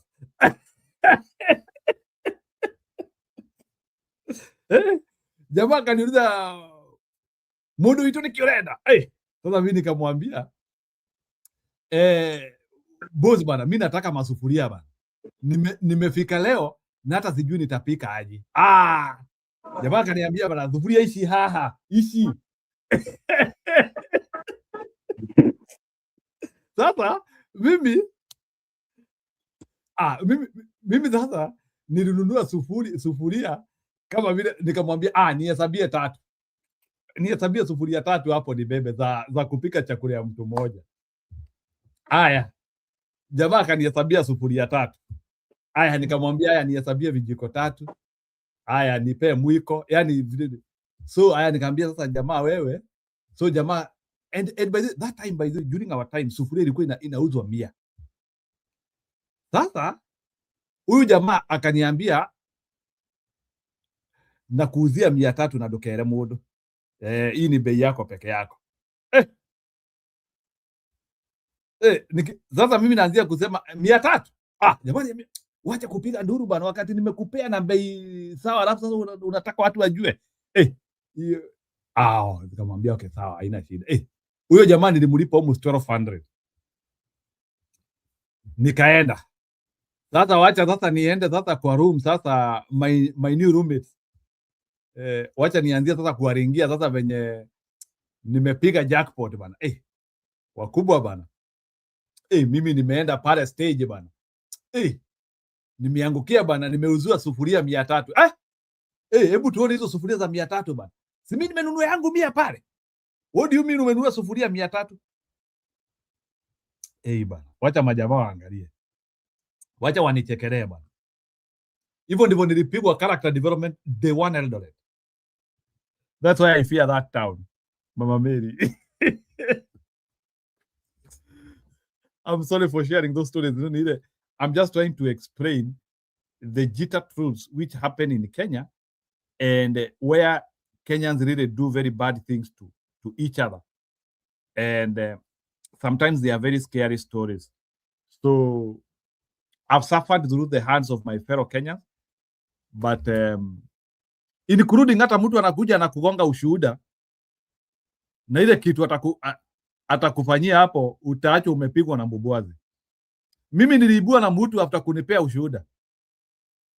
Eldoret town. Jamaa amenisimamisha vizuri. Akanihubiria. Jamaa akaniambia bwana wekelea mzigo chini sasa bwana unachoka sana. Kumbe kuna jamaa ako nyuma anavuruta hiyo mzigo. Eldoret ile mambo nimejionea. And by the time you become clever, lazima ujanjarusho vibaya sana. So sasa mimi sasa huyo jamaa venye walinibia hiyo mfuko yangu. Nikasema sasa wacha niende nikule mengo. Kulikuanga na hoteli hapo Eldoret kalikuanga kanatuuzia ugali na sukuma na nyama. Hiyo mix ilikuanga inaitangwa mengo. Kama kuna mtu amekuwa hapo Eldoret hapo tu karibu na stage ya magari za kwenda Nakuru kulikuwa na hoteli kalikuanga hapo. That was the famous dish. Ilikuwa inauzwa 70 bob. A very serious. Unawekewa nyama mingi sana. 70 bob. Ilikuwa inaitwa mengo.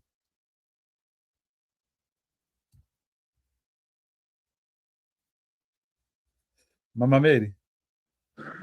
Yeah. Wewe ulifunzwa character development aje Kenya? Definitely, I did. Hebu tupe story yako ya vile ulifunzwa kukaa vizuri Kenya. That laziness of not getting out of the car, of the vehicle ama matatu kwenda kununua kitu dukani, it has really taught people a lot of lessons, very bad ones. Kuna hawa vijana walikuwa wanazurura wakiuza bed sheets. Ziko na maua very nice. Na wewe unasema sasa unaanza kusema wow, sasa kitanda yangu itarembeka. Wewe. Sasa na wanajua vizuri sana, they time the last minute. Sasa ile watu wako na haraka ya kwenda nyumbani jioni. Ndio wanakujaga sana. Nakuja na hizo vitu wamebeba. Sasa wewe unafikiria kwa sababu ni usiku na mimi ninaondoka Nairobi, wacha ninunue hii kitu. So tukaletewa mashuka kwa matatu. Tukaambiwa, in fact they were selling at 200. Na hizo ukiangalia hiyo material ilikuwa inatoka kitu kama 350. Na unaambiwa ni yani bed sheets hizo zilikuwa zinatoka 350, lakini sasa kwa sababu wanasema ni bei ya jioni mnauziwa 200. Na hiyo bei ya jioni inakuanga gani Mama Mary? Hebu nielezee. Hiyo bei ya jioni ni gani? Hiyo ni ya kugonga watu, si bei ya jioni. Ni uongo, kwa sababu kile utaenda kukuta kwa hiyo package ni wewe peke yako utajiongelesha. So unanunua, kumbe hawa vijana wamekata tumbao inatoshana na vile bedsheet ikikunjwa inakuaga, na wanaweka kwa plastics hizo makaratasi ya wamefunga vizuri sana. Ni ka piece of wood kambao kamefungwa na hiyo material ya maua vizuri sana, uwezi hata ukafikiria. Ukishika hivi unasikia yeye uzito, hiyo ni ya bed sheet za maybe double bed. Unamwambia ni pesa ngapi, anakuambia bei ya jioni tafadhali 200. Na hii ukienda dukani utanunua 300. Maua ni very nice, so you just tend to pay. Unasema wewe umepata bahati, umenunua. Unaenda unafika nyumbani unatoa, unakuta tu ka piece of cloth, hiyo ingine ni mbao. So those things have happened and you cannot deny that hukudanganywa.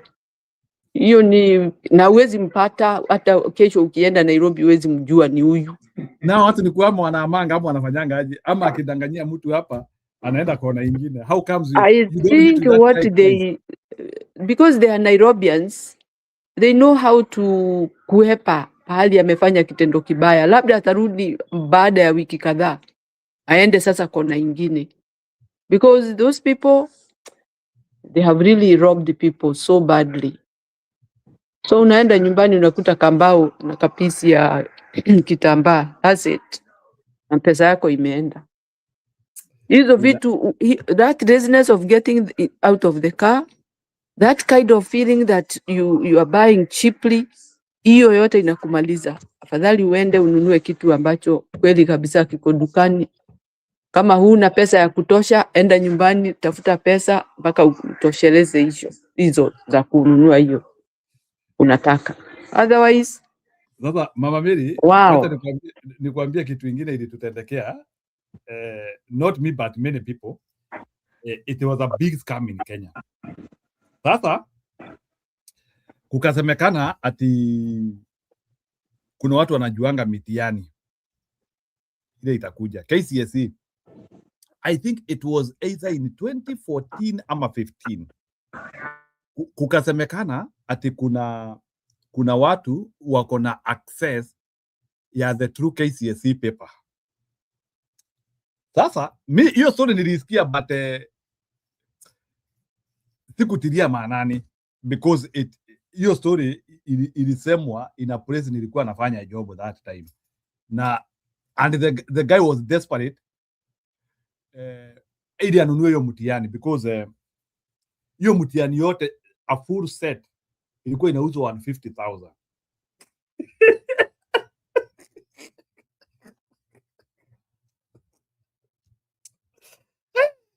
My dear God, Kenya. So wewe ukitoa hiyo 150,000 unagongwa KCSE yote. So as a parent who cares for his kid, itabidi umununulie hiyo mtihani. Sasa Mama Mary, not 50, 150. I'm saying 150K ulikuwa, it was like a scam somewhere. I can say it was a scam to some wealthy Kenyans, because story ya ununulie mtoto mitihani ya 150K, wengine walikuwa wanasema wacha anguke kama 150. So but kuna wale ambao they feel wacha ninunulie mtoto wangu hiyo mtihani aende apite. Now this is what happened. Umenunua hiyo mtihani ya 150K na umepelekea mtoto na unampea confidence, unamwambia tu usisome kitu kingine, wewe revise hii. KCSE iko hapa, wewe revise hii, wachana na vitu vingine. Na hadi wazazi wakafika level wakamwambia, na nikikukuta ukisomea kitu kingine wewe unataka pesa yangu ipotee. You know, saa zingine Mama Mary, wakati umetumia pesa mingi na hiyo KCSE uanguke. Now Now the big day. Sasa watoto wamerevise mpaka composition na mainsha zile ambazo ziko kwa hiyo nini. Watoto hata wajarevise kitu ingine. Wacha watu waende mtihani. Sasa yule jamaa wale majamaa walikuwa wamenunua hiyo mtihani ile compulsory ile, unajua kuna kuanga na composition compulsory. Hiyo mtihani ilikuwa imesema KCSE kutaletwa how to write a CV. Then that's the preparation was kuandika CV. But the true exam ilileta dialogue 360, yani ile completely so watu wakasema sasa pengine hata macomposition zinaweza badilishwa, hiyo haina shida, tungojee mahesabu na makiingereza hawezi badilisha. Sasa the big story happened when the mathematics paper 1 came, when from those papers na venye watu wengi walikuwa wamenunua hiyo mtihani, when there was no any single question which came from those papers, not even a single question. Sasa that is when now the parents who had bought that exam, they now started panicking. Now they have now to start telling their kids, hey, itabidi muachane na hizo vitu sasa, wewe sasa anzia sasa kujisomea sasa, ni kama kimeumana. That is how kids, some of them failed exams and their parents lost money. Audios from Kenya. Mama Mary. Very tough. Ya mwisho sasa hii nayo nitawaelezea because my friends were seriously conned. Mimi ni pesa nilikosa, na saa zingine kukosa pesa ni vizuri. Saa zingine by the way ukijikuta una pesa usikai complain sana. Saa zingine kukosa pesa it might be it could be a natural medicine to get you out of danger. There was a psychologist who told us that kuna watu hawana ukimwi saa hii sababu hawana pesa. Mama Mary, there was a psychologist who used to tell us, there are some guys here, wangekuwa na pesa hata wangekuwa walishauawa na pombe na bangi, but their lack of money has actually defended them. Now this is what happened. Sasa mimi na beshte yangu Mjaluo tunapendana naye sana, we schooled together in Eldoret. Huyo jamaa akaambua kuna maploti zinauzwa Njiru. I don't know, in a place Njiru, ni somewhere. Yeye aliambua hizo ploti ni za Mwenje. Ati ni ploti za Mwenje. Somewhere, kapatana na mtu, jamaa kagongwa story bana. Huyo best yangu bana hawezi pumzika bwana, hawezi pumzika. Jamaa tu kumaliza tu kupigwa tu story ati sijui kuna maploti za Mwenje zinauzwa somewhere in Embakasi. Jamaa hawezi pumzika. Simu kwangu, bana. Bana mkubwa, itabidi utafute pesa bana. Namuuliza nini? Wewe bwana, hii story hata usifikirie. Njiru, hii story vitu yako unasemanga hebu ni think. Hii kitu usifikirie. Unajua like your true friend anakupigia simu na unajua kuna venye best yako akikupigia simu na anajaribu kukuconvince, sometimes you lock your mind na ufikiri. Hii bana, ni fofinje bana. Afadhali hata ujifunge mwaka tununue hizi maploti manze. Nikamwambia basi wacha nijipange nione bana. Wacha nijipange tu nione. Aya. Sasa me that time I had no capacity to raise 450,000. But I was depositing some money kwa sako. So mi nikaenda kwa sako. So mi nikaenda kaambia sako, mi nataka munigonge 450k ya haraka. Sasa huyo mama alikuwa na maintain sako, akaniuliza Njiru na hii mbio yote ya pesa ni nini? Nikamwambia munisaidie pesa. So mi sikuwa na shares enough. So akaniambia unless you top up 100,000, I think I was having like around 50k hivi. So ukitop up 100k tunaweza kugonga hiyo fofinje unataka. Wacha nitafute 100 ikakosa. Mimi nika give up. Sasa nikapigia huyo best yangu nikamwambia after some time bana, mimi ni kama vile ni sitatoboa. Huyu jamaa akaniambia bana, wewe na uskai ni laumu.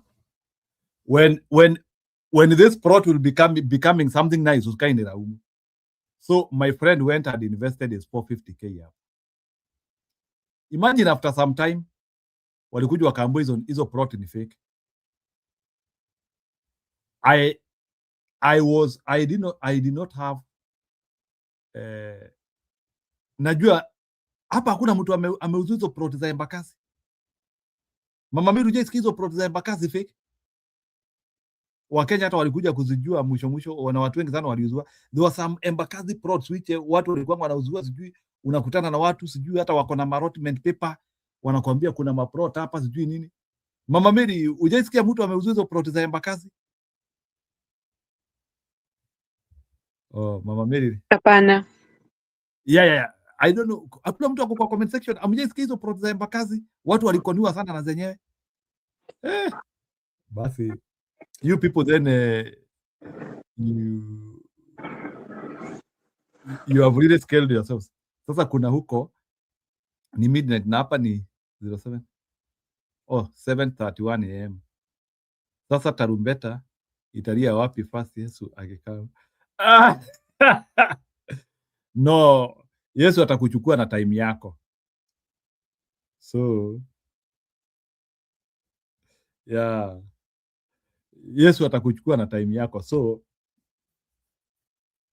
it will be your exact time. So there's no comparative time in the world. So hatutatumia, you will use your time, you will not use the time of anyone. Utatumia time ya Marekani, utatumia, if you will be in Kenya, you will use the time of Kenya. If you will be in Australia, you will use the time of Australia. The only time I know people were really crying, especially the diaspora, ni siku ile watu walikoniwa pesa. Alikuwa anaitwa Gachagua. Yeah, and I don't know where that Gachagua went, because finally alikuja akaanzia kusema anataka kukua MP.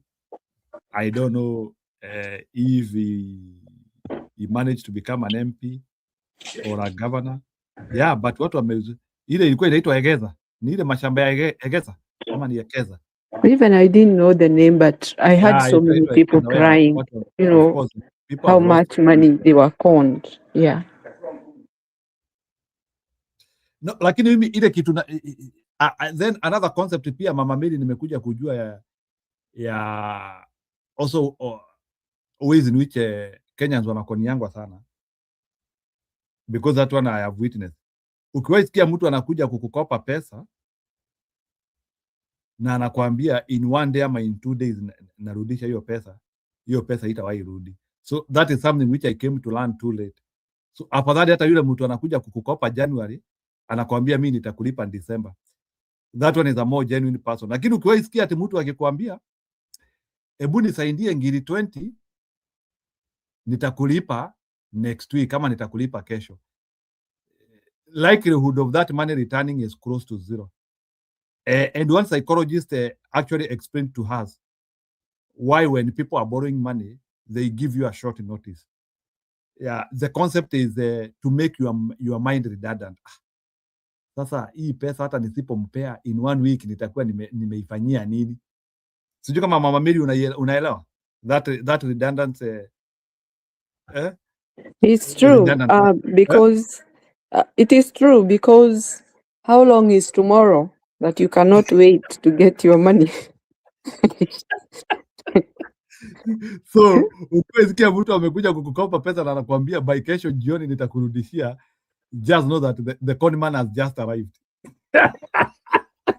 You know what people do? You come and tell me nikopeshe 10,000 nitakupatia kesho. Sasa wewe ujifanye tu huna ubaya na yeye, but find hata kama ni ngiri 1 ama 2 umwambie mimi hizi ninakupatia lakini sikukopesha. Kwa hivyo jisaidie na hiyo.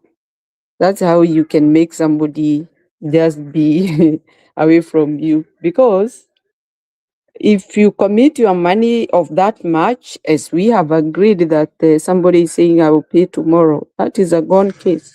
So instead, saidie tu na hiyo kidogo, umwambie hata si kukopesha, hii nakupea, to keep the relationship, the friendship flowing.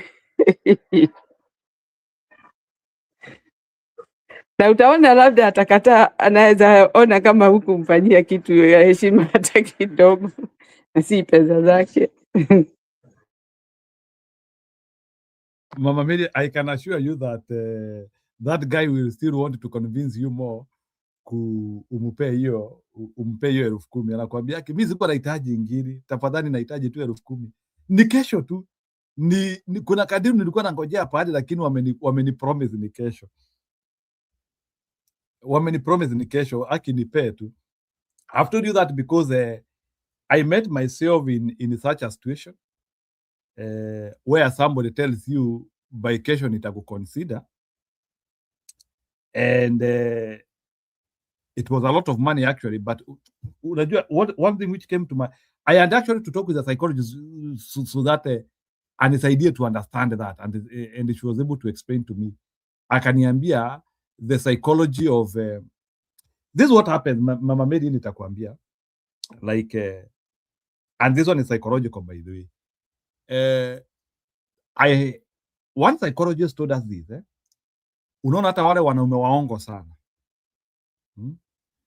So saa zingine jamaa, maybe I'm saying this one is, we also here to also try and also shape people who have already even not got, na wanaume wasiseme ati nawaharibia sasa mistari yenyu, itabidi tusaidia pia wale wasichana wajaolewa hapa. So there was somebody who was telling us, saa zingine ukiona mwanaume amekuja kwako na anakuonesha goals za karibu sana, usijali, mimi in one or 2 months takuwa nimekuoa, nimekuweka pete, sijui like somebody comes na anakuonesha goals za karibu sana, to some extent saa zingine they want you to stop thinking.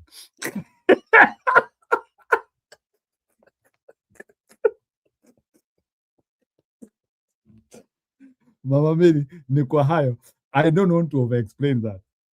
Ukisikia mtu anakuonesha goals za karibu sana, unaona hii investment, unaona hii kitu ukinunua, this product, hii product ukinunua within 2 or 3 months utakuwa umerudisha pesa yako na you'll have restored your health. Wewe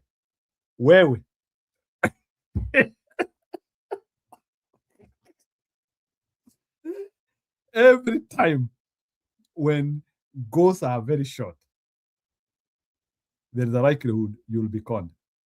Mama Mary, let me explain you something which happens in our churches. Sasa, I've gone in some churches, saa zingine unasikia watu wakiombewa wapate magari. Unasikia watu wanaombewa. Nasemi ati aya, sawa, kesha nitarudia kwa sababu yako. Unasikia mtu anaombewa apate gari. So then there is something which amused me or amuses me.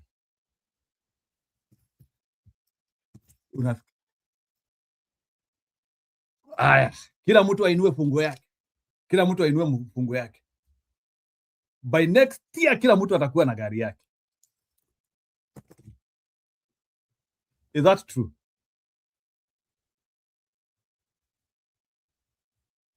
Mama Mary. Now, let's audit that.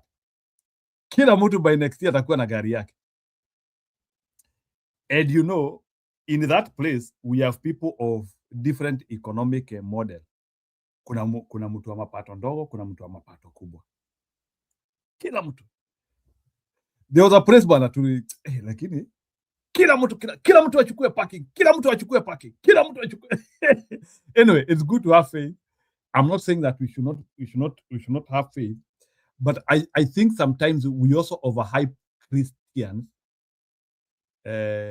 on some imaginary facade. Yes, God blesses people, but sometimes I feel saa zingine ni kama we take those commitments. Unajua hata Mungu he blesses processes, eh? Yeah, so I've seen some suckers. Yeah, I've seen some suckers, eh? Muko pale mnaambiwa mtoke, kila mtu achukue parking yake, eh? Kila mtu achukue, take the best parking. Until nikaanzia kuona bana, na wamama are very royal in this. Nikaanzia kuona wamama wanaangushana hapo mbele ya chacha hapo bwana. Anasema bwana, hii ndio yangu hapa bwana. Where are you?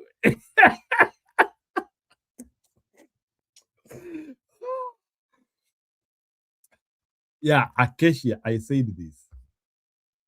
When somebody comes to you, to some extent they were showing interest or they are showing interest, na wanakuonesha maono iko karibu sana, there is tendency that whatever they are saying is not real, because everything has a timeline and a plan, na haiwezekani ya kwamba kila kitu it is within an instant speed. Usijari, within 3 months hivi nitakuwa nimekununulia gari. We don't worry, hata nitakununulia nyumba. Think like when you see too much explanations which are very close, ama sasa inakuwa ni kama nile ya Karish, utazalia Mwea, utazalia ng'ambo. Kuruga ndo karuga. I don't know. I wish some of you people have listened to Karish songs, especially where she is singing for women. Usikie some of the commitment Karish is giving to women. Ati hautawahi pika, utakuanga unafinya button, chakula inaiva. Ati hautazalia mbele, utazalia ng'ambo. Kuruga ndo karuga, ukaruga na ngazi yabaye mware tegusagore angwendete. Utazalia ng'ambo. Yeah, you see those facades. Yeah, so that's what I'm saying. At times, those extreme commitments, Acacia, I have to advise you. I have to tell you that as your father, I qualify to be your father. So, and as somebody who has eaten a bit of salt, I can tell you that closer promises block the mind. Yeah. I used to remember, seriously, maybe Acacia in your generation, in my generation tulikuanga tunaombana nguo. In my generation, hata najua hata akina Mama Mary mulikuwa mnaombana nguo. So this is what used to happen. So saa zingine because of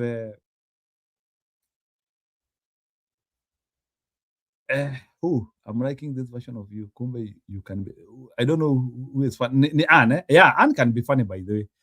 Sasa tulikuwa tunaombana nguo. tulikuwa tunaombana nguo.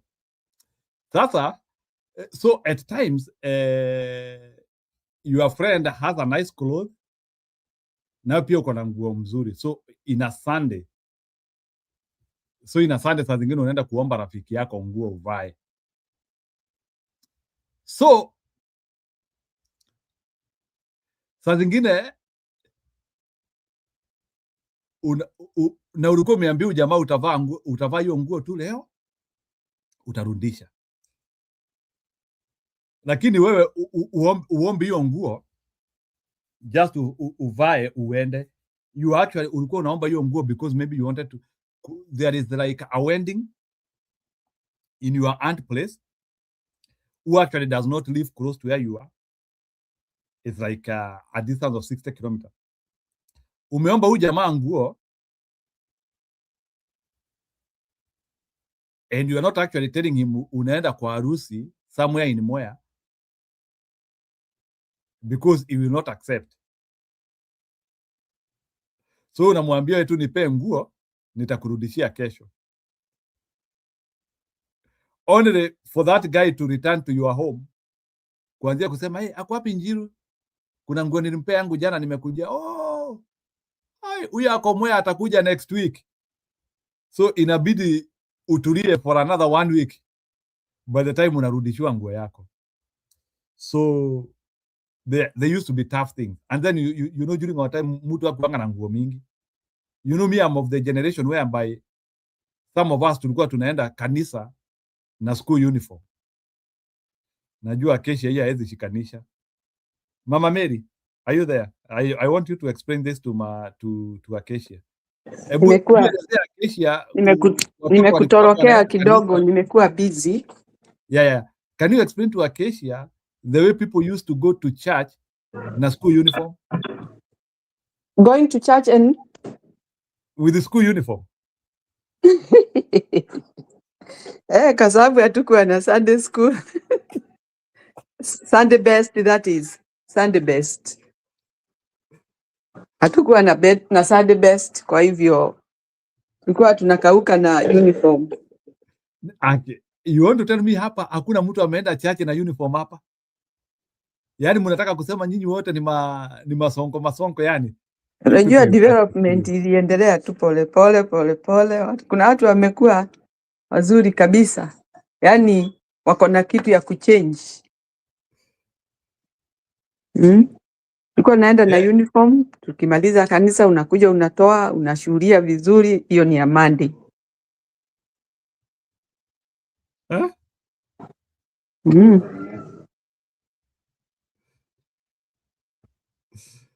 Mama Mary. Yeah. Mambo Kenya ilikuwa ngumu.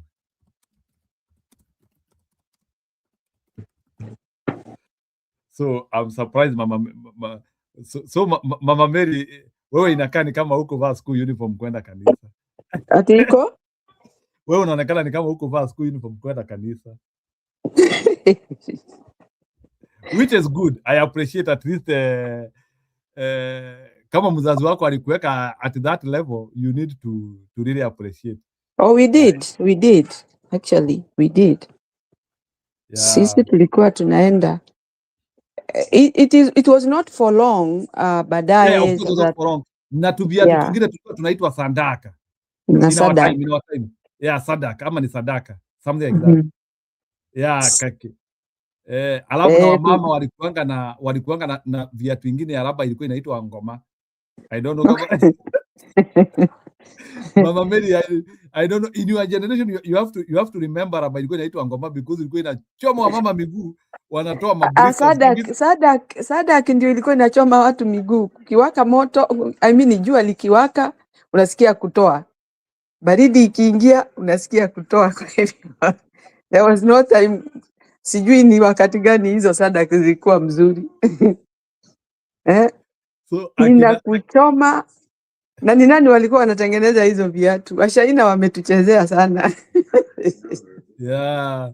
Actually, ama ni Indians. Ndio walikuwa wanatengeneza hizo plastic. It was somewhere in industrial area. There were some people who are busy making that. Unajua akina Acacia they cannot understand this because unajua Acacia the worst shoe amekuta ni CDF. But it's good actually for history making. Ndio watu wajue pahali watu wametoka actually. And when we are saying that the government is not doing right thing to us, is because we have worked so hard to reach where we are, to find that we have got Sunday best, tuna kiatu extra, atina tunalala vizuri. Kuna wakati watu walikuwa wanalalia ile, unaona wakipiga mbosho, hiyo majani yake wanaokota wanaweka kwa kitanda juu, na kitanda ilikuwa permanent. Najua ile kitanda ilikuwa ya miti 4, vikingi 4. It's unmovable, ilikuwa permanent kama nyumba. Mama Mary, ebu ambia Acacia na kulalia kitanda ya imetengenezwa na nini? Imetengenezwa na ina tube ya gari. Definitely. Hizo zote watu kwanza hao wakulalia hiyo mipira ndio walikuwa advanced. Au ndio walikuwa na kitanda the best. Hao ndio walikuwa wako kwa maendeleo, si hawa wengine. Na by the way, hiyo Ukisikia kitanda ya mipira ilikuwa inawekelewa godoro ama watu walikuwa forazi ilikuwanga mlikuwanga mnatandikiwa kitu ingine ilikuwa inatengenezwa na papyrus reeds kuna ile ilikuwa inatengenezwa na nyasi inawekwa ndio kwa hiyo sasa, gunia hiyo ndio mnawekewa kubwa, hapo. The only thing imeshonwa. mlikuwanga mnatandikiwa tu ni mirengeti. Yeah. Alafu sasa watu wakaendelea wakatengenezewa ingine iko na fiber ya makonge. Naona makonge unachukua hiyo nyuzi zake nyingi, mnaweka kwa gunia, mnatandaza, inakuwa mattress. Ilikuwa inapendwa sana na kunguni.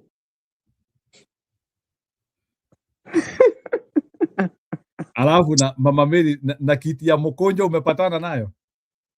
Kitanda? Kiti ya mkonjo. Ile kiti ile ilikuwa inakunjwa. Ikaja ingine tena ya chuma ya kukunjwa. Hata ya bao ilikuwako ya kukunja. Ikaja ya nini ya chuma ya kukunja. Ilikuwa inaitwa safari bed.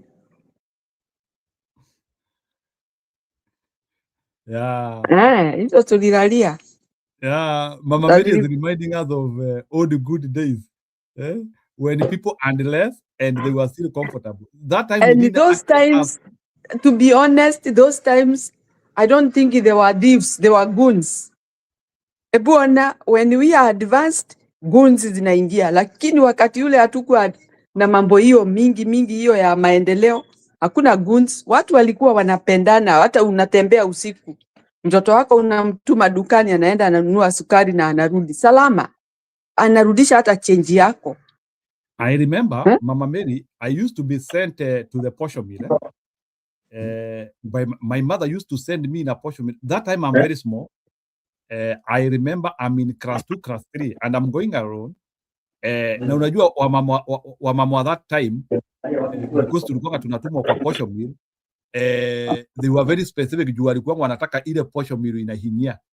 Unajua sasa kulikuwa na maposho mill zingine ambazo hazikuanga zinasiaga vizuri. So wamama are very specific, yani nataka uende kwa posho mill fulani sababu huyo ndiye anajua kuhinyia. So tunataka unga imesiagwa vizuri. So like for me, my mother used to send me in a posho mill and I would just go walking a posho mill which was around 5 kilometers from home. Unatoka saa 4 utarudi saa 8. And she is sure that you will return home. And in between there is also a forest. I doubt if there is any mother right now who can send a kid of class 2 or a kid of class 3 to that place now. It cannot be done. At this level in which tunasikia hata watoto wanapotea. You know, I was so shocked kusikia ati hata siku hizi ati watoto wanapotea wakiwekwa na basi ya shule kwa gate. Ati lazima mzazi akue kwa gate kupokea mtoto wake because ati you can no longer even at trust ati mtoto wako anaweza teremka kwa gate akuje kwa nyumba. Between kuteremka kwa gate na afike kwa nyumba anaweza bebwa. Mama Mary, could you react to that? Yeah, watoto si wanapotea sasa. Wanaenda wapi? Yeah, I have had like in Nairobi several kids have gotten lost. I don't know to what numbers na sijui wanapotea wanapelekwa wapi. I hope they are not going to sacrifice them. Ama maybe wanaenda kuuzia, maybe wale watu maybe pengine wajafanikiwa kupata watoto. But I have heard that there is an increased case of watoto kupotea. There is also an increased case of organ trafficking, whereby there is a lot of kidney harvesting. So there is a lot which is happening. Na hivi vitu yote imekuja kutendeka wakati wa Ruto. Like Ruto ametuletea criminality in wholesale. Like you cannot imagine like atusumbuliwi na kitu moja, yani tunasumbuliwa na vitu kama 50, which is a bit worrisome because there are so many things which are not working and it is becoming a problem. Yet there is somebody who is busy saying, ebu nataka muniambie shida za Ruto. Unajua hata kuna mtu alikuwa ananiambia nataka uniambie shida ya Ruto, nikamwambia kwenda bwana, usiniulize chochote. Hebu mimi nasikia tu watu wakisema wante, hebu niambie shida za Ruto. Kaambia unaniambia nini bwana? Wewe kama hujui, you just say that. Mama Mary, can you imagine that ati mtu somebody in his right senses ati telling you ati hebu niambie shida za Ruto. Nasikianga nyi watu mkisema one time and I don't get it. Ati hebu muniambie shida za Ruto. Mimi naona akiwa sawa. I think it's ignorant.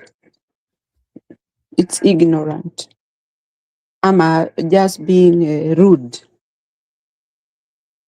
Yeah, because I don't think everybody is crying because of what Ruto has done in our country for no reason.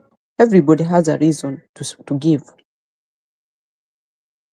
Has a reason to give why they feel Ruto is doing very bad in our country. Ni kama huyo tu mama nilikuwa anasema ati wanaletewa maendeleo. Unaletewa maendeleo pandi yako na pandi wale wengine ni kulia wanalia. Wakenya, they need to be together. They need to fight the enemy that is in between. The enemy of the country. Sio jirani, the enemy of the country. And that is how we can win this war. Lakini kukiwa na watu wengine wanauliza maswali kama upuzi. People who don't care. They are just like Sudi. Ambaye wanasema ati kura ikikosekana watajaza. That's a big insult to Kenyans. Telling them utajaza ni kumaanisha tusiende hata kupiga kura, tukae nyumbani kama mabusu.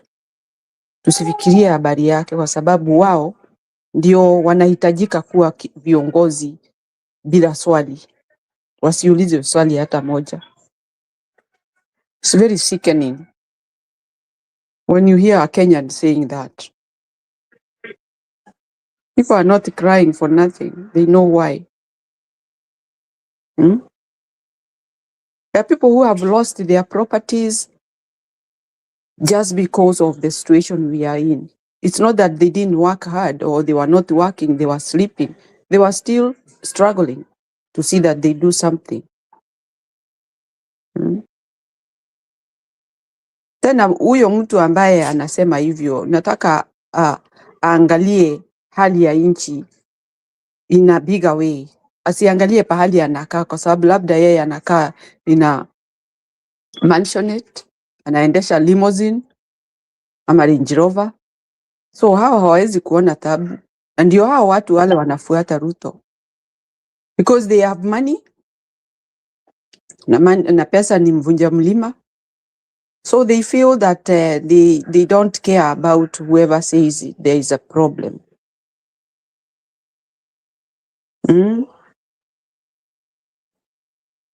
When somebody is eating and drinking in his house,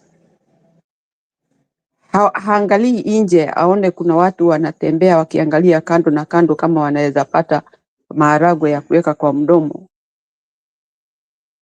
Those are people who are satisfied and being in that incubator ama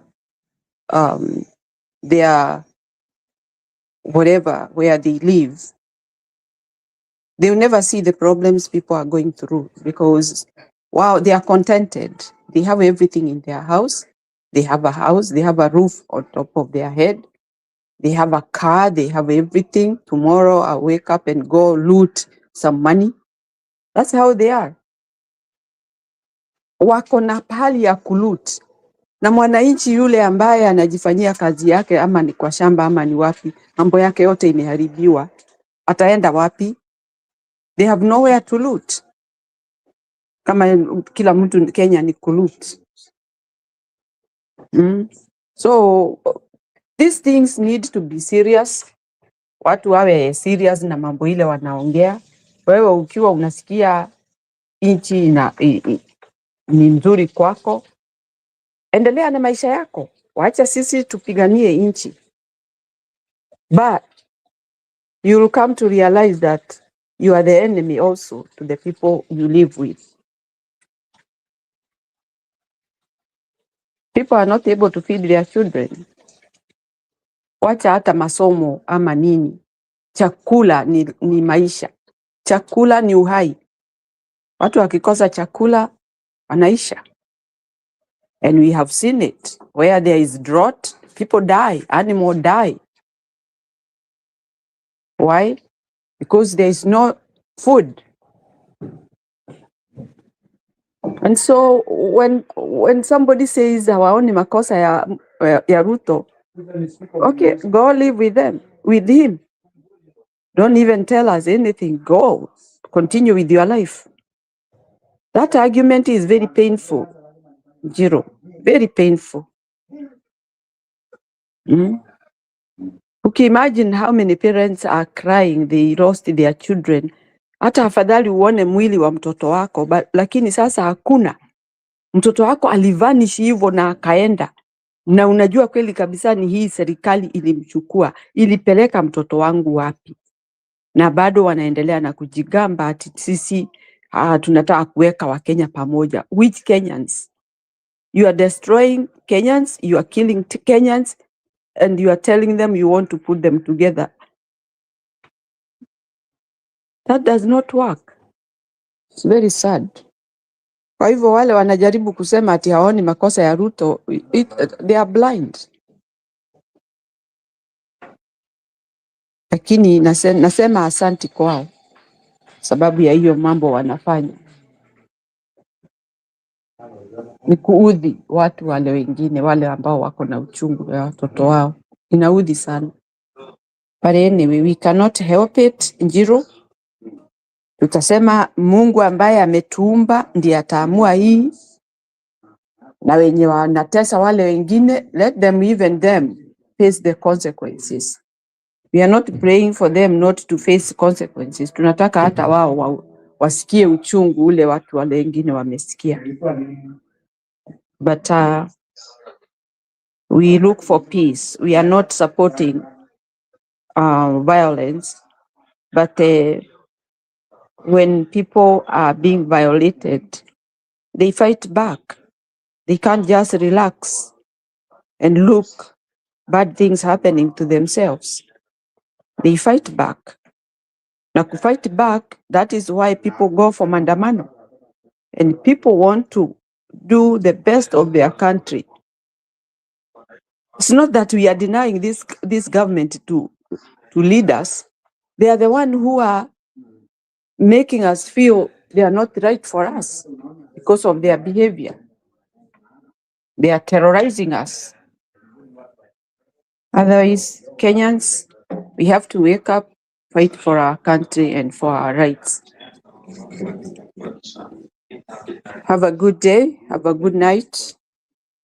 Sawa Mama Mary, sasa I think hata mimi nitafunga. We have given enough story here, and because now we have also to retire to bed. I know where you are is also late. Sijui kama nyinyi mnakuanga mbele yetu ama mko nyuma yetu, I don't know, but yeah, Mama Mary najua lazima. Nafikiri tuko nyuma yenu, nyuma.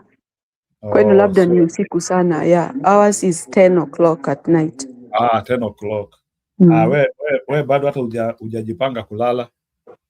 Yeah. Yeah, good. Anyway, Mama Mary, thank you for offering that time to be here. Wacha mimi nionje matunda nilale. That is the only thing which I can do now. Yeah. We hope for a beautiful day tomorrow. Yeah, comment section. Good night, good day. Wakenya wetu tazidi kuongea. Asanteni sana. Thank you, Njiro. Good night. Yeah, thank you, Mama Mary. Sawa. Naona hapo, thank you, Mama Mary. Naona thank Mary. Yaani mumeamua hiyo njina imea kabisa. Okay. Sawa. Who want to taste a watermelon with me? Nikikula mnameza?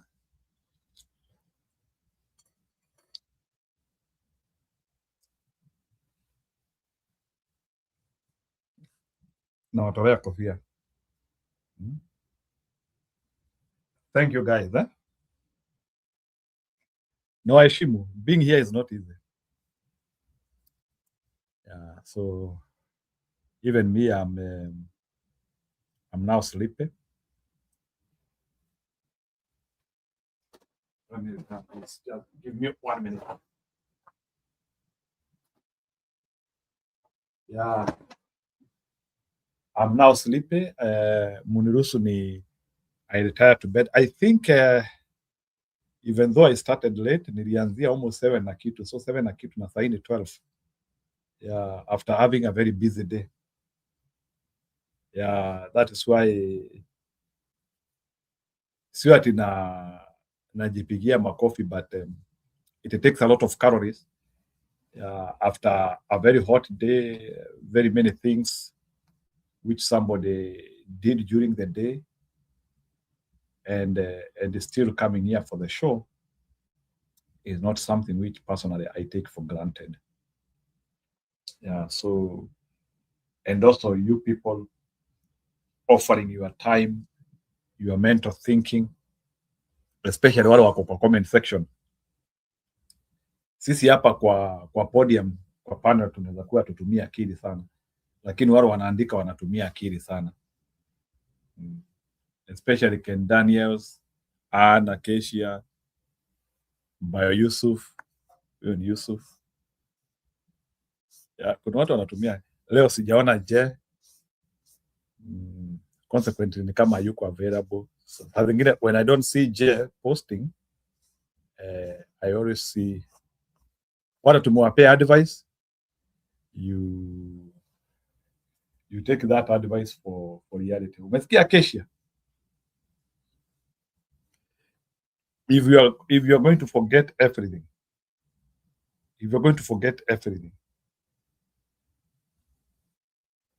don't forget what I told you, especially what I told you psychologically. That one will help you.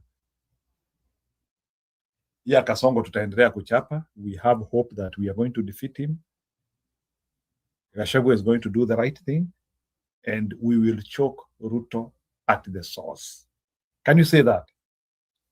We will choke Ruto at the source. Can people say that? We will choke Ruto at the source. Hapo or karao hapo. We will choke him. But we have to be determined and serious. And we have to unearth all the uncouth means which they are trying to do.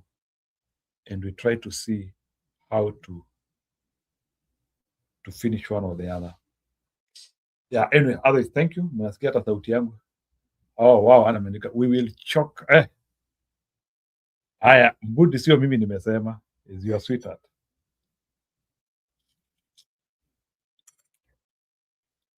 We will choke Kasongo at the source.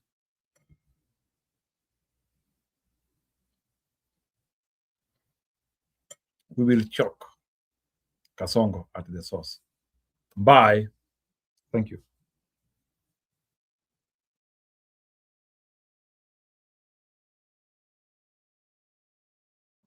Aya, naona Keshi ana recommend 2 days off. Maybe I can think that over the weekend. But tutaona. So nitaongea na Kipril nione kama Kipril atarun show. Kipril akiamua kurun show even if one day nitaenda hiyo off. Sasa hiyo off sijui wapi, ama I was thinking of taking off after the World Cup. In case Argentina loses the World Cup, I go and celebrate. Yeah. So I'm waiting for Argentina to lose in the semifinals. So at least nitaenda kujitreat kidogo to just celebrate Argentina lost the World Cup. That's what I'm preparing. So I hope Morocco will be able to make it today. I hope they can be able to choke France. 4 years ago, alipewa France in semi-finals, and France choked them. I hope right now Morocco has learned how to deal with France, and this is their time now. They should be able to finish the job. especially when they have a coach who won the World Cup of under-20s, Mohamed Owabi. So I expect Mohamed Owabi to give us a good concept to finish France. So Ken Daniel and in Giro, you like supporting cheating teams. I'm not supporting Argentina. I said I want to go and celebrate when Argentina loses. I don't say I'm supporting Argentina. I don't like Argentina. I feel they are robbing people. So if Argentina will collapse by semi-finals, because I feel they will easily go through Switzerland. I don't think Switzerland is a very serious team. So I feel they will defeat Switzerland. But in the next tier, semi-finals, which will be more tough, they will not make it. So I'm expecting some of our teams to do the right thing, to show us justice. I hope Morocco and Spain can finish the job.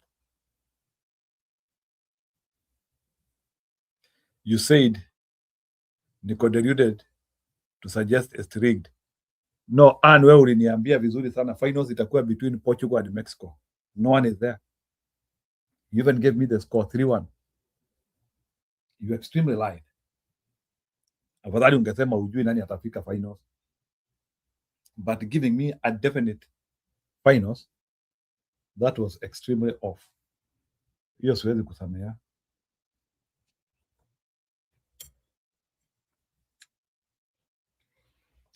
Okay? And remember sikukuuliza. I never even asked you to give us your prediction. When ulikuja hapa na kimbelembele yako. Portugal 3, Mexico 1. It is not me. And I know you are fearing to do any prediction.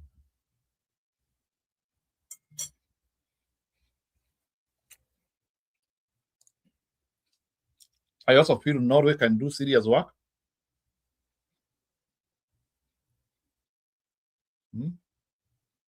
Basi si utupe sasa ile timu itashinda. I think hiyo vitu ya Simpson they were just trying to hype us. Wakijua lakini wanajua kikombe wanapeleka wapi.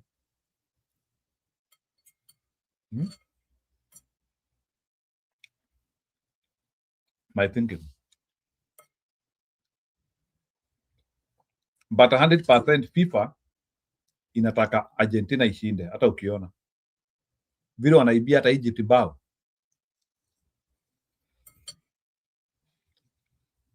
Hadharani. Bao ya Egypt inaibiwa hapo hadharani mkiona. Ani nashindwa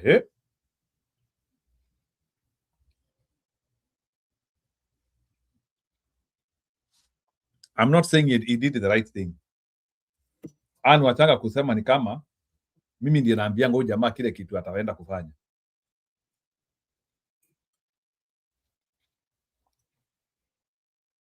And we don't share bodies with that guy. So don't think that ati vitu zote ambazo ana recommend ni mimi nakuanga nikimwambia.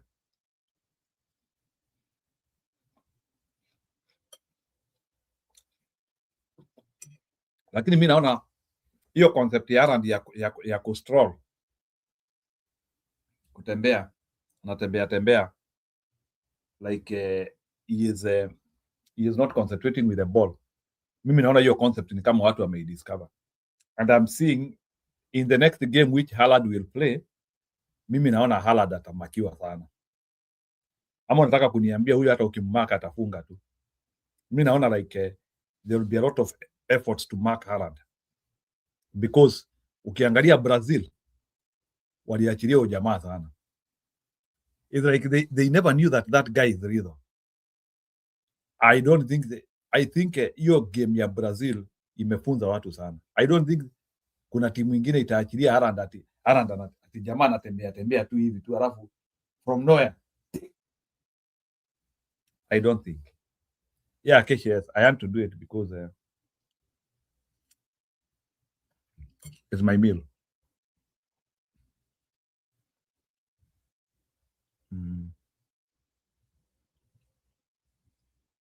Sasa anaanza kunipeleka huko sasa.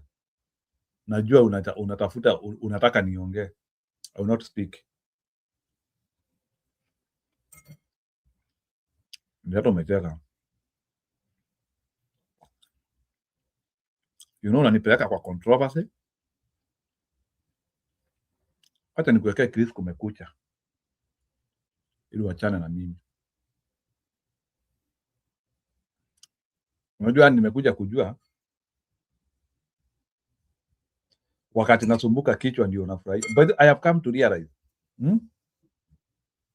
Wewe ni yule mtu ambaye anatakanga kuona nikisumbuka kichwa.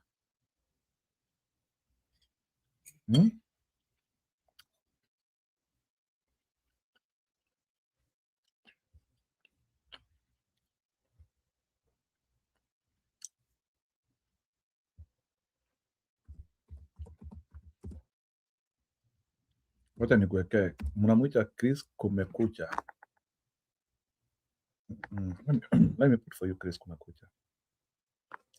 This one is courtesy of Anne because unajua Chris kumekucha could be his boyfriend. Nataka kukasirisha Mbudi. Mbudi na ujua utapokonywa Anne na Chris kumekucha. Hurry up. This year, July Anne mufanye harusi haraka na Mbudi. 7th, 2026 was different from other Sabasaba days. And of course, it has a lot to do with where the country called Kenya is right now. And part of the reason why it was different is that the Ruto regime has failed to learn the lessons of history. And of course, when you fail to learn lessons of the past, there is only one thing which can happen. You have to pay a price for it. This is the truth of this life. Any lesson you or I refuse to learn from the past, we definitely have to pay for it. That is a spiritual law. That is the way life goes. You know, there is one very huge difference between the dictatorial Moi regime and the current dictatorial Ruto regime. There is one very huge difference. Na hii sio matusi, neither is it hating on this regime. It is just the bare naked facts.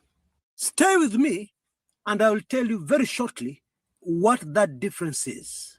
Because that difference is so huge, it is such a critical point that it is a guarantee now that the Ruto regime will go home. Guaranteed. For anybody who is a serious analyst of politics, without any iota of emotions, just looking at the facts on the table. So, what happened on Sabasaba Day, the year of our Lord 2026? What exactly happened, Bwana Kumekucha Chris? What is it that happened that we may have missed from the mainstream media and even maybe on social media? Now, bila kizungu mingi, and in summary, what happened on Sabasaba Day this year was actually totally uncalled for, could have been avoided to the huge advantage of the current regime. But as I've said, because they have refused, we have very educated people in this government. We have people who do the thinking of this government. Yeah? And so we can say they have ignored the lessons of history. Because of that, they responded in a manner, that underlines and confirms and reconfirms to us yet again that Ruto is going home. I will go into the details of that very shortly, because I want to start this story from the beginning. That way we understand everything and we keep everything simple, which is what I like to do. And I believe it is very instructive to understand why the very original Sabasaba Day on July 7th, 1990, it is called Sabasaba because July is the 7th month and of course the 7th date. What triggered that very first Sabasaba day is more than instructive and will help us a lot to understand today, right now. And please don't worry, I'm not going to bore you with long history lessons. I'm going to be very brief. Now, the problem for the Moi regime going into the initial July 7th, 1990, was that the opposition pressure on the government to repeal Section 2A of the Constitution and reintroduce multi-party politics into the country was rising very rapidly, driven and heavily financed by foreign powerful nations. That is the truth. These powerful nations were fed up with Moi. They wanted Moi gone. And as their luck would have it, that was exactly the same feeling amongst the vast majority of Kenyans. They were sick, tired, and fed up of the draconian KANU regime. And so with the Moi government feeling this heat, they came up with a strategy which they believed would quickly shut down this multi-party animal. And so in a very well-coordinated move, the leading lights of the fight for the liberation of Kenya, Kenneth Matiba, Charles Rubia, were arrested almost at the same time in different locations. Matiba was picked up right outside his office at College House. College House, I don't know if it still exists today, is opposite the Nairobi University along University Way, Nairobi. I believe Charles Rubia was arrested at his offices. And this was exactly 3 days to July 7th, 1990, okay? But most analysts believe the events of this day played a major role in triggering Sabasaba. 3 or 4 hours later, Raila Amolo Odinga was also arrested. All of them were bundled off to detention, under the laws at that time. The law was actually the Preservation of Public Security Act, which allowed the government to detain you without due process, without taking you to court, for whatever period they felt like. I believe this is a law that the Ruto regime is really missing. Yani tunakumiss. They're really missing this law. Why?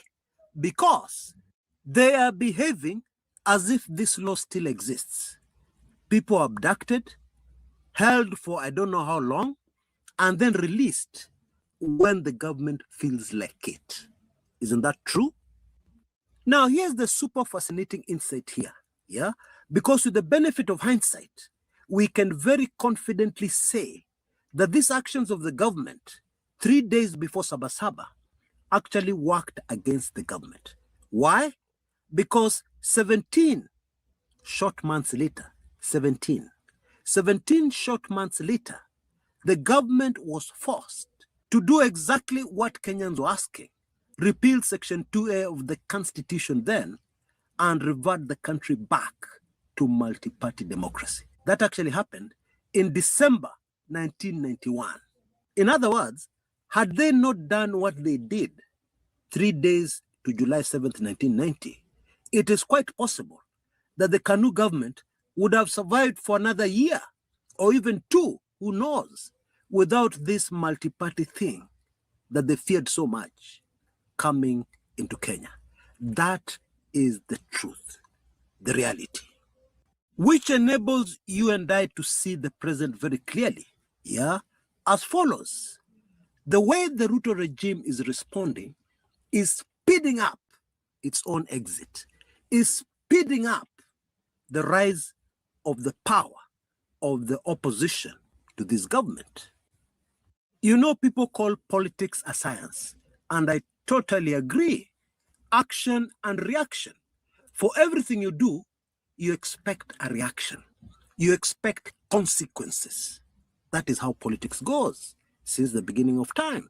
Anyway, Charles Rubia was the first to be released from detention without trial after 251 days. The family not knowing where he is, the family not seeing him, those close to him not seeing him, after 251 days. And he was released on April 12th, 1991. Matiba was released on June 9th, 1991, and Raila was the last to be released on July 21st, 1991. Now, it is very clear that the Moi regime was very terrified of Kenneth Matiba. Yeah, I believe partly due to the fact that he hailed from Murema. Moi was terrified of the Agikuyu. I suspect he had never recovered from the trauma he went through in the hands of the dreaded Kiambu Mafia during the Jomo Kenyatta years. Yes, he was vice president, but he was bullied in a way you will not believe. Yeah, despite the fact that he was supposed to be the second most powerful person in the country. Imagine that. Moi was not even that scared of Raila Odinga. No.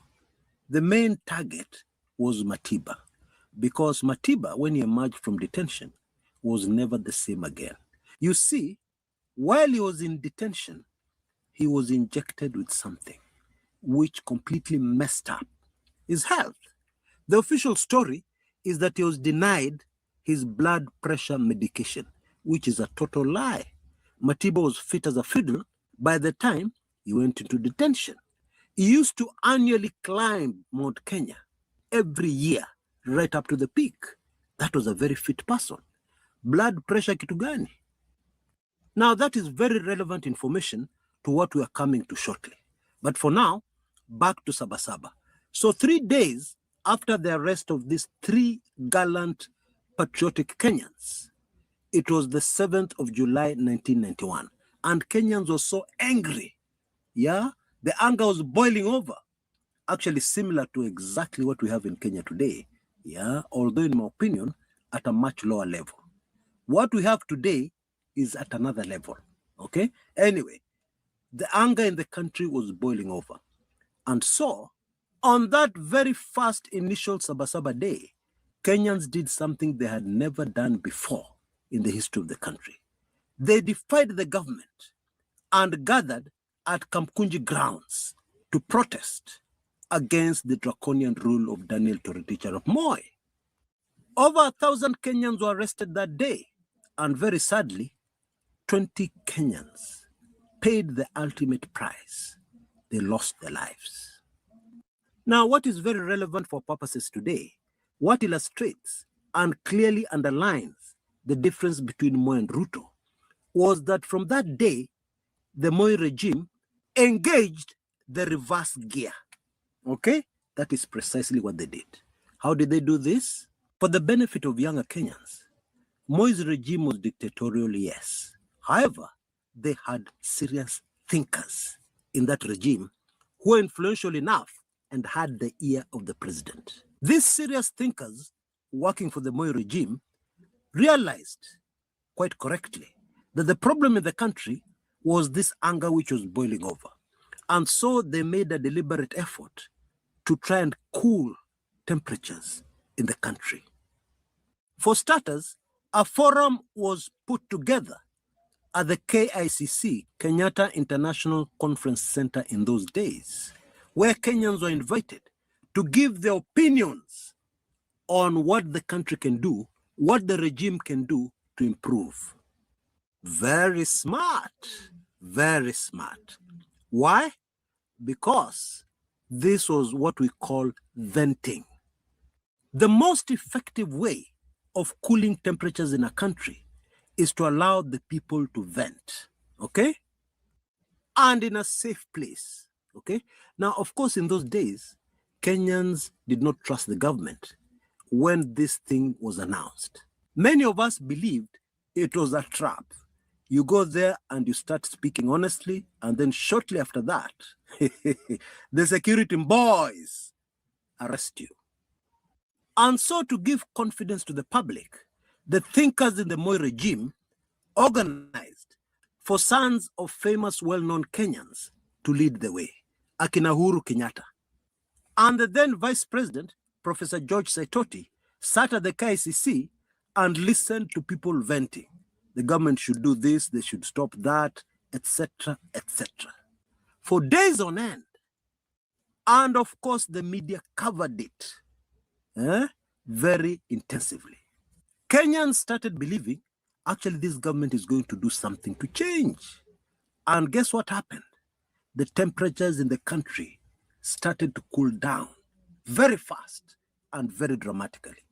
Game short, because the report compiled by the government from all this venting by Kenyans suffered the fate of all other previous reports and commissions of inquiry. Yeah, after they were done, complete with recommendations. Yeah, guess what happened next? Nothing. They were put in some cabinet in State House, Nairobi, to gather dust to date. But you see, the objective had been achieved. Temperatures were cooled down. And so the Kanu government bought more time. And with the release of Matiba and Rubia and Raila, Kenyans actually started believing Moi is going to do something. Moi is going to do something about these draconian ways we have been seeing from the government.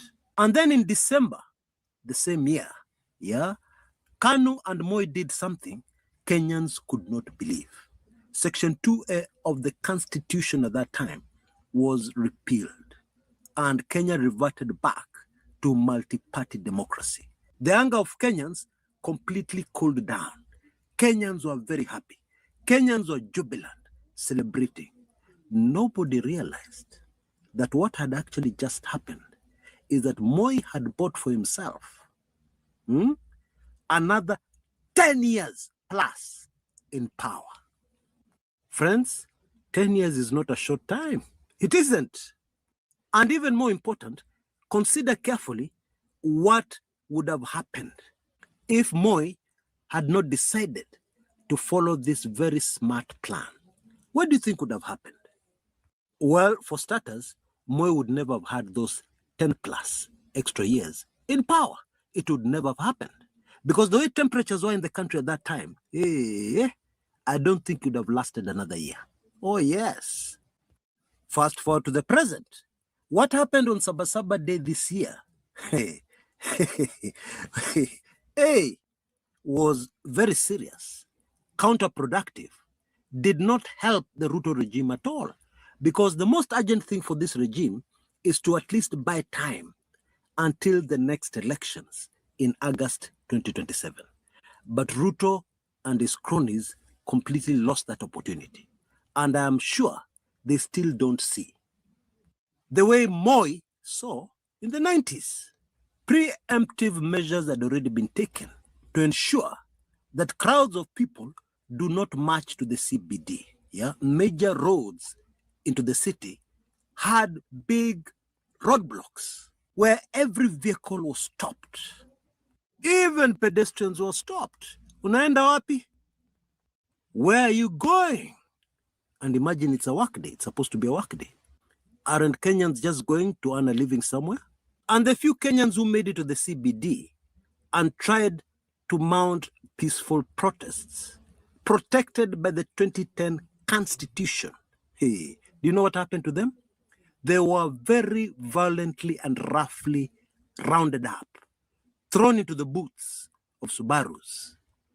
And I'm sorry, you cannot convince me that these were arrests. They were not. They were abductions. Because the son of a cop happens to know that there is a procedure, yeah, to an arrest. There is a way an arrest is done. That was nowhere near an arrest. And of course, most businesses remained firmly shut. And so, it was a public holiday after all. And so I need to ask you a question. What impact do you think this had on the anger in the country that is already boiling, in fact, overboiling? In my opinion, simple answer, it just made things worse. And as a result, is speeding up the exit of the Ruto regime. There is no other way of looking at it. Ama, what's your opinion? Please let me know in the comments area below. I need to remind you that it is the season for the destiny helpers of Kumekucha Chris. What is a destiny helper? In my opinion, it is a person, yeah, either a man or a woman, who is prepared by the Most High to do something very important in helping somebody to achieve their destiny and their purpose for being born into this very hectic world. And for them to qualify to be a destiny helper, the person they are assigned to help, to assist in their mission, usually does not campaign or ask them to help. No. In fact, in many instances, they sometimes arrive early, and the person being pushed towards achieving their destiny does not understand. And he wonders, what is all this about? Where are these people getting into my life? Not knowing that it was predestined. Now, I appreciate the fact that newer members of this channel may think hiyo ni story ya jaba. Hiyo ni campaign za kumekucha Chris. But of course, older members who were witnesses, who were here, will know that I'm telling nothing but the truth when I say that is exactly what happened to me. Anyway, this is just a reminder. You can see details on your screens right now. I thank so much those who have come forward during these very difficult times. Thank you so very much. And may the Most High who sent you bless you abundantly, 100-fold. And by the way, 100-fold is not times 100. It is much more. Asanteni.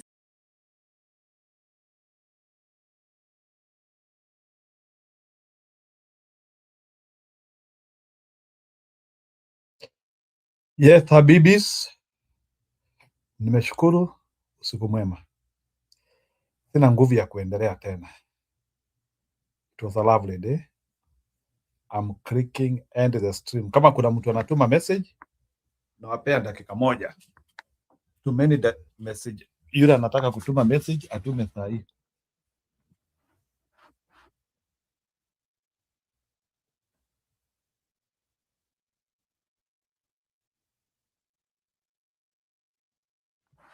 Okay. Wanaongea story ya kufast because fasting is natural healing. Haya. Message ya mwisho, Acacia, rusha message ya mwisho. Nifunge because nikifunga message haitaingia. Last message. Acacia, last message.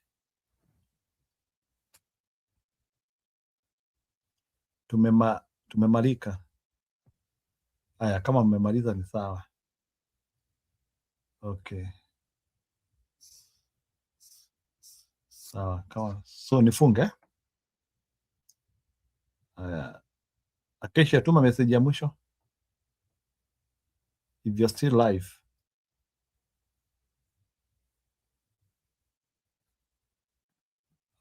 Okay. Acacia is not responding. Bye.